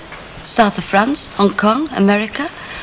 Well, he's not short of a bob or two, is he? Not with folk chucking money at him like it's going out of fashion. Look, I'm trying to be serious. So am I, Eddie. I've never been more serious in my life, and if you don't believe me, you can ask the police. They're looking for him and all. Oh, what a mug. What a flaming mug. I was sure I could have trusted him with my granny's savings. Well, now you know how I feel. Hey? I thought I could trust you and all, Eddie. Look, I'll pay it back. I will, every penny of it. If I've got to work 25 hours a day, 8 days a week, I'll pay it back, honest I will. It's not the money, Eddie. Well, not just the money, any road. I mean, if you'd never mentioned giving the money to Jeff Siddall, if you'd just done it, then I might have seen it different. But I did say something. Yeah, you did, and we talked about it, and you agreed to forget the whole thing. And I thought that was an end to it. But no, you've got to go behind my back. Did it for us, didn't I? Oh, Eddie, you knew how I felt. Yeah, I know but how I felt didn't matter, did it? You saw a chance to make a bit of easy money and you couldn't resist it. I mean, to hell with what I thought. And that hurt an awful lot more, Eddie, than just losing the money, believe you me. Didn't say it like that, did I? Look, it won't happen again, I promise you. No, it won't. Because you won't get another chance. Marion? You deceived me, Eddie. I trusted you and you let me down. And when you told me that you'd changed your way of life, that you were a different fella, I believed you. I wanted to believe you. And then the first chance you get, you have to go and do something like this. Yeah, but it wasn't like that, was it? But that's the way it looked to me. Oh, Eddie, what kind of a marriage are we letting ourselves in for if I can't trust you? Of course you can trust me. I'm sorry, Eddie, it's not going to work, is it? I can't marry you. Not now. Not after this. And it's all over. You and me. I'm sorry, Eddie. I'll have to go. I told Elsie I wouldn't be long. Marion? Hello, Lou. Hey, what's she doing in here? Did she want us taking kidney power out for us tea? No, she didn't. So what's she doing here? She come round to call it off, if you must know. Between you and her? Yeah. Oh, somebody loves you up there, don't you? You're lucky, aren't you? I mean, she's a nice girl, but not really a good friendship just to get wed, is it? Said I deceived her. Said she couldn't trust me. Said I wasn't any good for her. Women can say horrible things. No, cheer up. You've got rid of it now. Think yourself lucky. I'll put some water on that tea. Right, didn't she? I did deceive her. I did betray her trust. I am no good for her. No flaming good to anyone. It's the story of me flaming life. I'll do the washing up.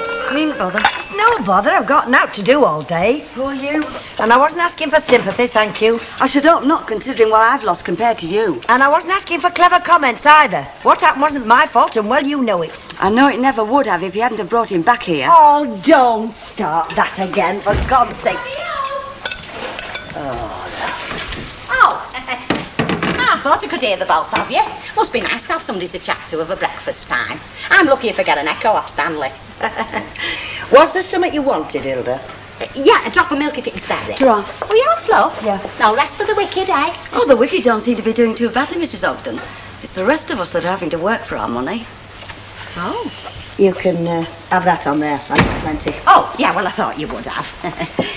Oh, do you know, the time that milkman gets round here nowadays, be quicker sending the cows round on their own. Yeah. Yeah. Weren't you supposed to be going off on your holidays, or whatever you were calling them? You know, your little jaunt with your gentleman friend. I was supposed to be, yes. Something gone wrong then, has it? Well, I might as well tell you, Wilda. It'll save me telling everybody else, won't it? Oh, I won't breathe a word. No, well, actually, there's not that many words to breathe. My gentleman friend, as you call him, has done a bunk. And nobody knows where to. And quite honestly, I don't care. Oh. Oh, well, I'm very sorry to hear it. I'll see you get your milk back. Ta-ra. Very sorry to hear it.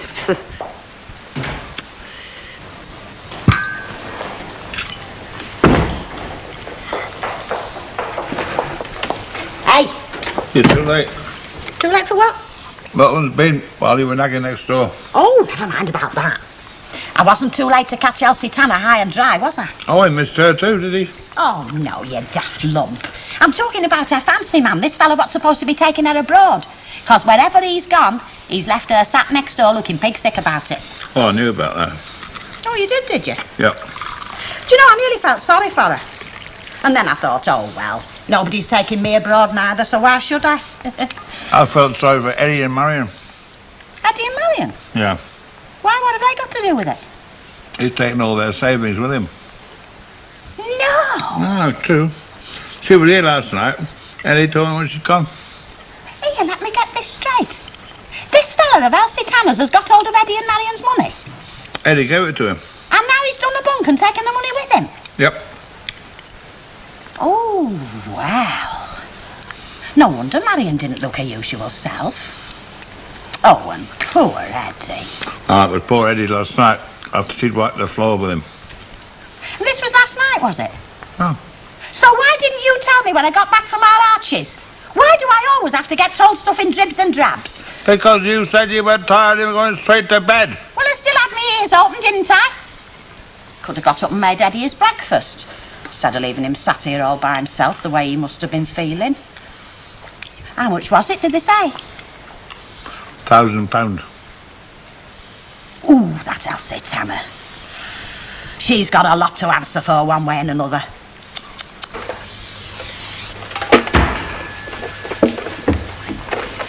Oh, you here or not? Do you think this house looks after itself? Because I got news for you if you do. You haven't seen anything of Sharon, have you? I've been waiting for an hour down the yard. Well, I don't know where she is exactly, but she's somewhere between her bedroom and bathroom. You don't mean to say she's just getting up? 10 minutes since. What's the matter with that girl? She's moping round, she's getting up late. Do you think she's sickening for something or what?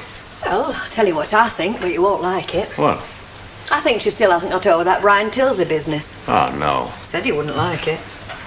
You don't think she's still on that? No. She'd better not be. No, it's just that he meant more to her than we thought, and she still hasn't got over it. Anyway, she's here now. Please come this morning. Yeah. Morning, love. Morning. Morning. I suppose you know I've been waiting for you for an hour down the yard. No. Well, I have. Where are you going now? Get some breakfast. Oh, why? Hey, while you're there, will you make us a cup of coffee? Yeah. And after that, will you go to Tomlinson's and pick up a pair of taps? I don't need them till tomorrow, so there's no worry. All right. Yeah. Do you want a coffee, Reet? Yes, please, love. Oh, flippin' heck! What? This phone bill, it's damn near 100 quid. What, for here? No, the yard. While I've been out working, somebody's been on the phone for half an hour to her mates. Well, come on. She's at a difficult age. You're not kidding. Hey, thought occurred to me this morning. You're about Australia. Test match will be on when you get there, won't they? Will they? Of course, I know it's a big place, but you might strike lucky. Get your dad to take you to one, eh? Hey, come on. You'll love it when you get there. You'll love it when I get there. You what? Now. Oh, what? What do you mean by saying a thing like that? Well, why? I mean, I thought you wanted me to stop here with you. Well, I do, of course I do. Do you, Rhett? You want to pack me off to Australia and stay here by yourself? Hey! Well, listen. Well, that's all you go on about. Listen, you know as well as I do argy-bargy had with your granddad to come in the first place. So why should I shut you now? Leaving me here on my own with just a load of pigeons for company. So why are you making me go? 'Cause it's for your own good. You be with your dad. Want to be with your dad, don't you? Yeah. Of course you do. Be with your dad. Start a new school and that can't be back. You're nowhere fast at this place down there. It won't be any different. Of course it will. Make a lot of new pals. Have a whale of a time. Don't go thinking I want you to go. Don't go with that idea, you head. Well, it sounds like it. Well, it's not. It's last thing in the world I want. I want what's best for you. There'll be jobs out there. Get a career for yourself, whereas there'll be no jobs at all time you want one. I'm not bothered about jobs. I want to stop here with you. Hey, lad, don't blame me. Your dad wants you to go, and he knows best. So it's just the pint of the rum then, Mrs. Walker? £1, 10 pence, please. There we are. Get rid of this currency for tomorrow. Always happy to help you there. Thank you. Thank you. You ever fancied emigrating then? I nearly did once. Ooh, all for me yet then? Not a lot, no. It was going to be to Holland, and he wasn't with my present husband. Actually, I don't think you get him to leave this street, never mind this country. Mind you, there's a good many gone out there that wish they hadn't. Yeah, well, I don't intend to be one of those. Come off, turn out. You all right, Stanley? Right, doesn't help. Hello, darling. Becky, would you like me to serve Mr. Duckworth? Well, either that or find me a chair and a whip, like them lion tamers have. I don't think I shall require either. Yes, Mr. Duckworth. Oh, Panavitta, please. Looking for your wife, are you? Well, unless we're giving prizes away for finding her. No, I'm not. You do right, Elsie. How's that? Coming in here instead of going to Belgium. You don't have a problem with the language, and you can tell if you've got the right change. I see. Hilda's been spreading the glad tidings again, has she? Well, I wouldn't say they're exactly glad, but she did say you've been let down, yeah. That's right. So can I have a gin and tonic, please, and less of the wisecracks, because I'm not in the mood. Hey, you. Relax. I'm on your side. Aye. There's not many that are, you know. There's only one thing worse than being let down by a fella. That's having to face folk who know about it afterwards. I suppose you're right. So you'll have a drink with me, will you? I don't mind if I do, only the next one's on me. Right? Right. Thought you decided to go to Rovers. I didn't think the same thing myself, but I decided I was more hungry than thirsty, you see. Oh, thanks, darling, great. No, and I didn't want you to be late because we're having a visitor. Have we got any brown sauce? What did your last servant die of? No, it was only a question. I mean, I was only asking if we got any brown sauce, and if you said we had, I'd go to fetch it myself, you see. Thank you. Who's the visitor? Mr. Carter. Who the hell's he when he's at home? From Social Services. Oh, one of them? Rang Karen this morning. Could he come round and have a word with us? And when will we both be in? And I said dinner time, and he said, OK, he'll see us then. See you then, what about? Oh, about Sharon, I suppose. You suppose? You don't know? Oh, yes, it's about Sharon, because he said, would she be in? And I said, I didn't think so. And he said, well, perhaps it's better that way. What's better that way? Well, him coming, talking to... I don't know. Well, what's about that other fellow? What's his name? Worthington, was it? Mr. Worthington's on a course. Mr. Carter's taking his place. Happy now? No, I'm not.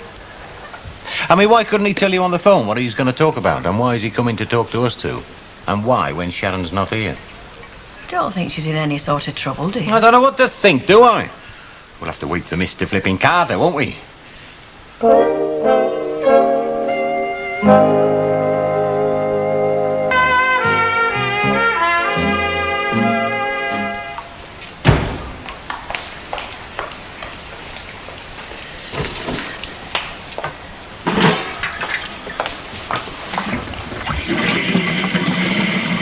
Elsie. Oh, Elsie, what? I'm sorry for the things I said this morning. Oh, yeah, daft Tapers. I wasn't listening anyway. Do you know, I seem to do nothing nowadays except apologise to you. So I bought you these. Oh, hey, they're lovely. And I promise you, they weren't ones we just had left over either. Oh, you shouldn't have done that. Now, of course, you make me feel worse than ever. Hey, and I'm sorry about you and Jeff. I mean, I know you were very fond of him. Was very fond. Was. We were just ships that passed the night, me and Jeff. He's gone now, so good riddance to him. What matters is what he's done to you and Eddie. That's what matters. Yeah, well, I'm going round to see if he's in. Good. Apologise to him, too. Well, do you want to borrow me flowers? Do you think I'll need to? No, I think one glimpse of that smiling face of yours and all will be well. Oh, I hope so, Elsie. I did say some pretty rotten things to him. I mean, he only gave Jeff the money because I was nagging at him to save up. I mean, he only did it for me. Well, don't stand there. Go on, get round there now. All right, I'll see you. Ta-ra, Elsie.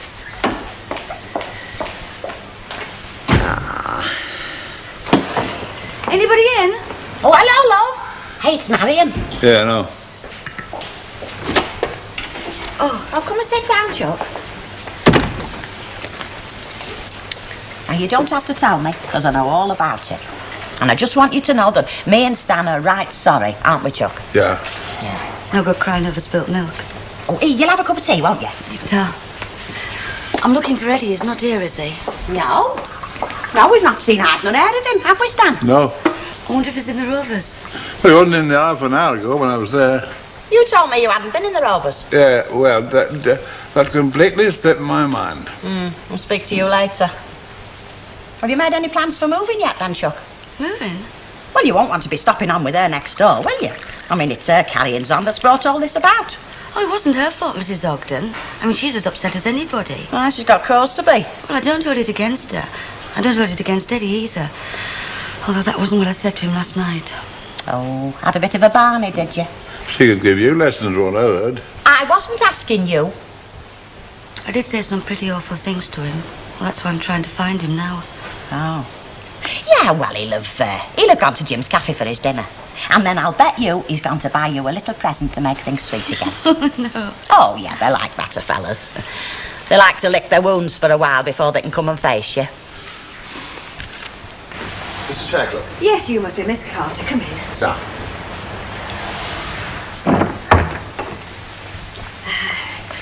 This is my husband. Mr. Fairclough, my name's Carter. How do you do? Sit down. Thanks. I know you're used to dealing with Mr. Worthington, but... But he's on a course. He is indeed. Would you like a cup of tea? No, thanks. I don't want to keep you. I'm sure you're both busy people. Yeah. Now, it's Sharon I've come about, of course. Everything's all right, is it? Yes. I'm right in thinking, am I not, that she still hasn't got a job? Well, yeah. No, well, not a proper She does full-time. a few odds and bobs down the yard for me. She's out on an errand now, as a matter of fact. Yeah, and she sometimes helps me in the shop. Oh, good. I'm pleased to hear it. But she's still looking for what we might call a regular job, is she not? Her and however many thousand others. Indeed. No, I'll get straight to the point. A friend of mine rang me up yesterday. He runs these kennels, boarding kennels. He's looking for a girl. Intelligent, responsible, 17 or 18, who might be interested in a job. Oh, you thought of Sharon? Straight away. Well, I used to be responsible for her once upon a time, you see, and I've always liked to keep an eye on her progress. And, of course, with her always saying that she'd love to work with animals. Has she? Who did she say that to? She didn't say that to us. Really? Well, Oh, but if you say... I think she has said she likes animals, yes. Good. Well, I thought I'd put it to you first, and then I think the best thing is to leave it for you to put it to her. Yeah, well, we'll do that. There's just one drawback as far as the three of you are concerned. The kennels aren't round here. They're near Sheffield, so it would be a living-in job. It'd mean her leaving us. It would, yes. We don't want that. No, we can tell you no, we don't want we that. don't. I'm glad to hear you say that, but my primary concern, as I'm sure you'll understand, has to be for Sharon's long-term interests. A chance like this won't come up again in a hurry. So I think you ought to put it to her for her to think about, and discuss with you two, certainly. But ultimately, for her to decide on.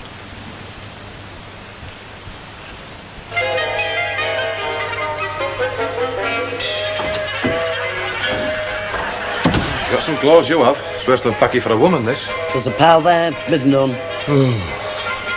Tell me what's not going to fit before you ask. What? And some's are yours. Leave them for your granddad, shall we? Barring you'll set when we land. Hey, do you want to feed birds or shall I? You can. Oh, OK. I'll be about 10 minutes. Got a call next door as well. I'll get some tea together for when you get back. Aye. Did you say goodbye to your mates, love, at school? Yeah. I bet they wish they were going instead of you. No? Well, I know he's had a shock and all that, but it's not like Eddie to be this inconsiderate. I mean, how do I know how many chips to do if I don't know how many of us he's going to be eating? Well, do enough for 3. And then suppose he doesn't show his face? I don't mind the extra one. Oh, it's Chalky. Come in. Hey, Anthony, you can tell us something. Where is he then? The idle skiving layabout. What, you mean Stanley? No, t'other than Yeatsy. Hey, don't tell me you're still in bed. We're all like a douse sick now, and let's take it really a bit too far, that is. Don't tell he's not been to work. Was the heckers like these before they do at work at 5 this morning? Oh, here. Don't say it's been too poorly and he's been up in bed all day without us knowing. Oh, he'd have shouted. Well, not if it's laryngitis. Has he not been here then? We haven't seen him all day. Well, it's odd, that, isn't it? He had a row with his bird last night, you know. He'd been upset. I'll bet he's taken the day off just to get away from everything, you know. I could do one of them myself just now. No. No, his bed's empty. Well, of course it is. Well, sorry I bothered you then. I thought I'd find him sat down writing send a sick note out, but obviously I'm wrong. Oh, heck, I'm right worried now. Oh, I shouldn't be, Mrs. Yogden. Big enough to look after himself is Eddie. See you then. Ta-da. Ta. Here, Stan, what can have happened to him? Well, I'll tell you what's happened. He had a row with her last night. He'd gone out this morning, had a few pints, met her on the way back, and they're out together now. Yeah. Oh, yeah, that makes sense, doesn't it? Of course it does. Oh, by the way, yeah. What? I shall still make those few extra trips, you know. Never know.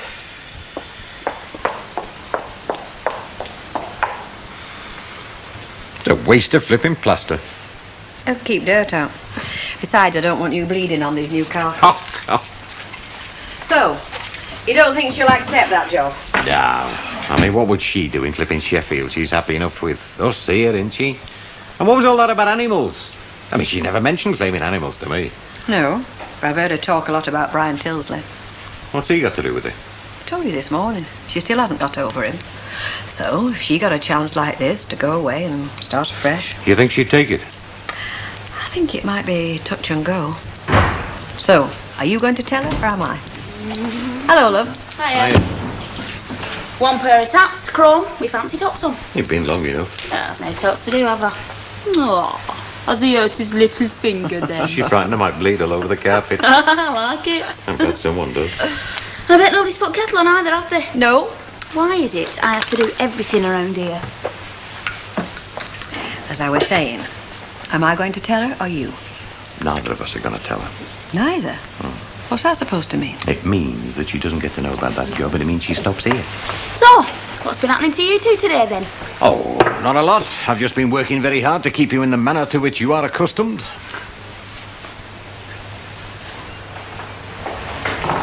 Good evening, ladies. Evening. Hello. Off to paint the town bright red? Not quite. We're going to the theatre, actually. Oh, Dash, I meant to show you. What? Oh, you haven't got a copy of the Gazette handy, have you, there? No, Chuck, no. We sell drinks, bar snacks, and potato crisps. You're the one with the newspapers. Anyway, could we have 2 tomato juices, please? Oh, yes, we do have them. No, honey, there was a little article in it about A Night to Forget.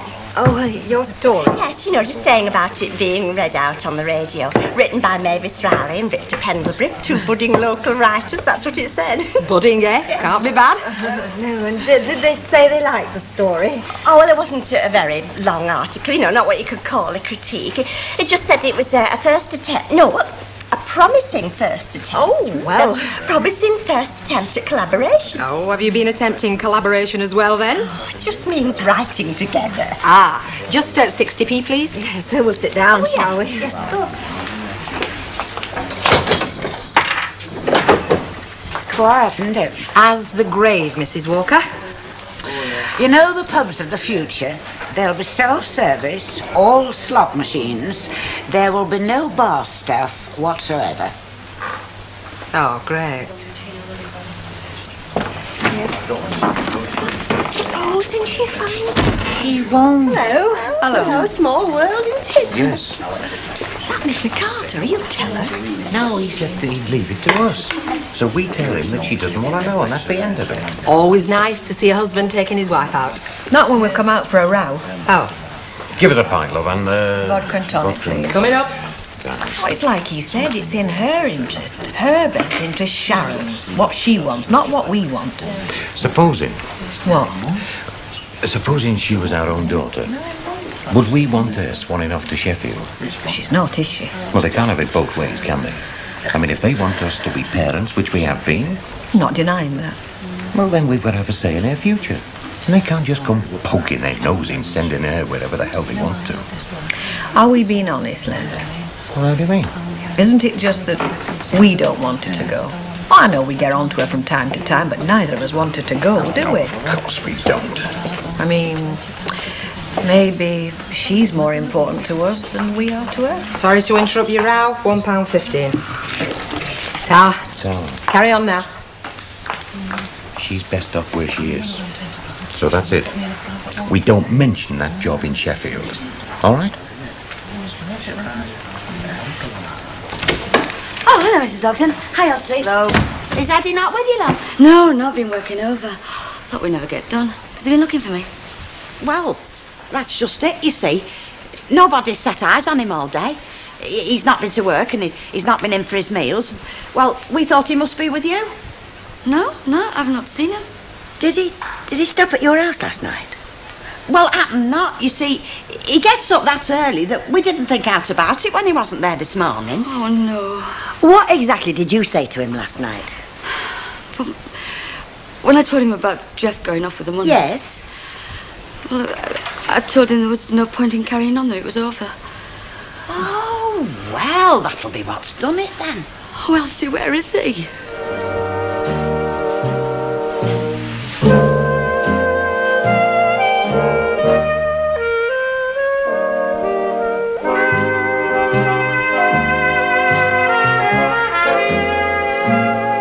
And we're back in Weatherfield tomorrow at the same time here on Plus.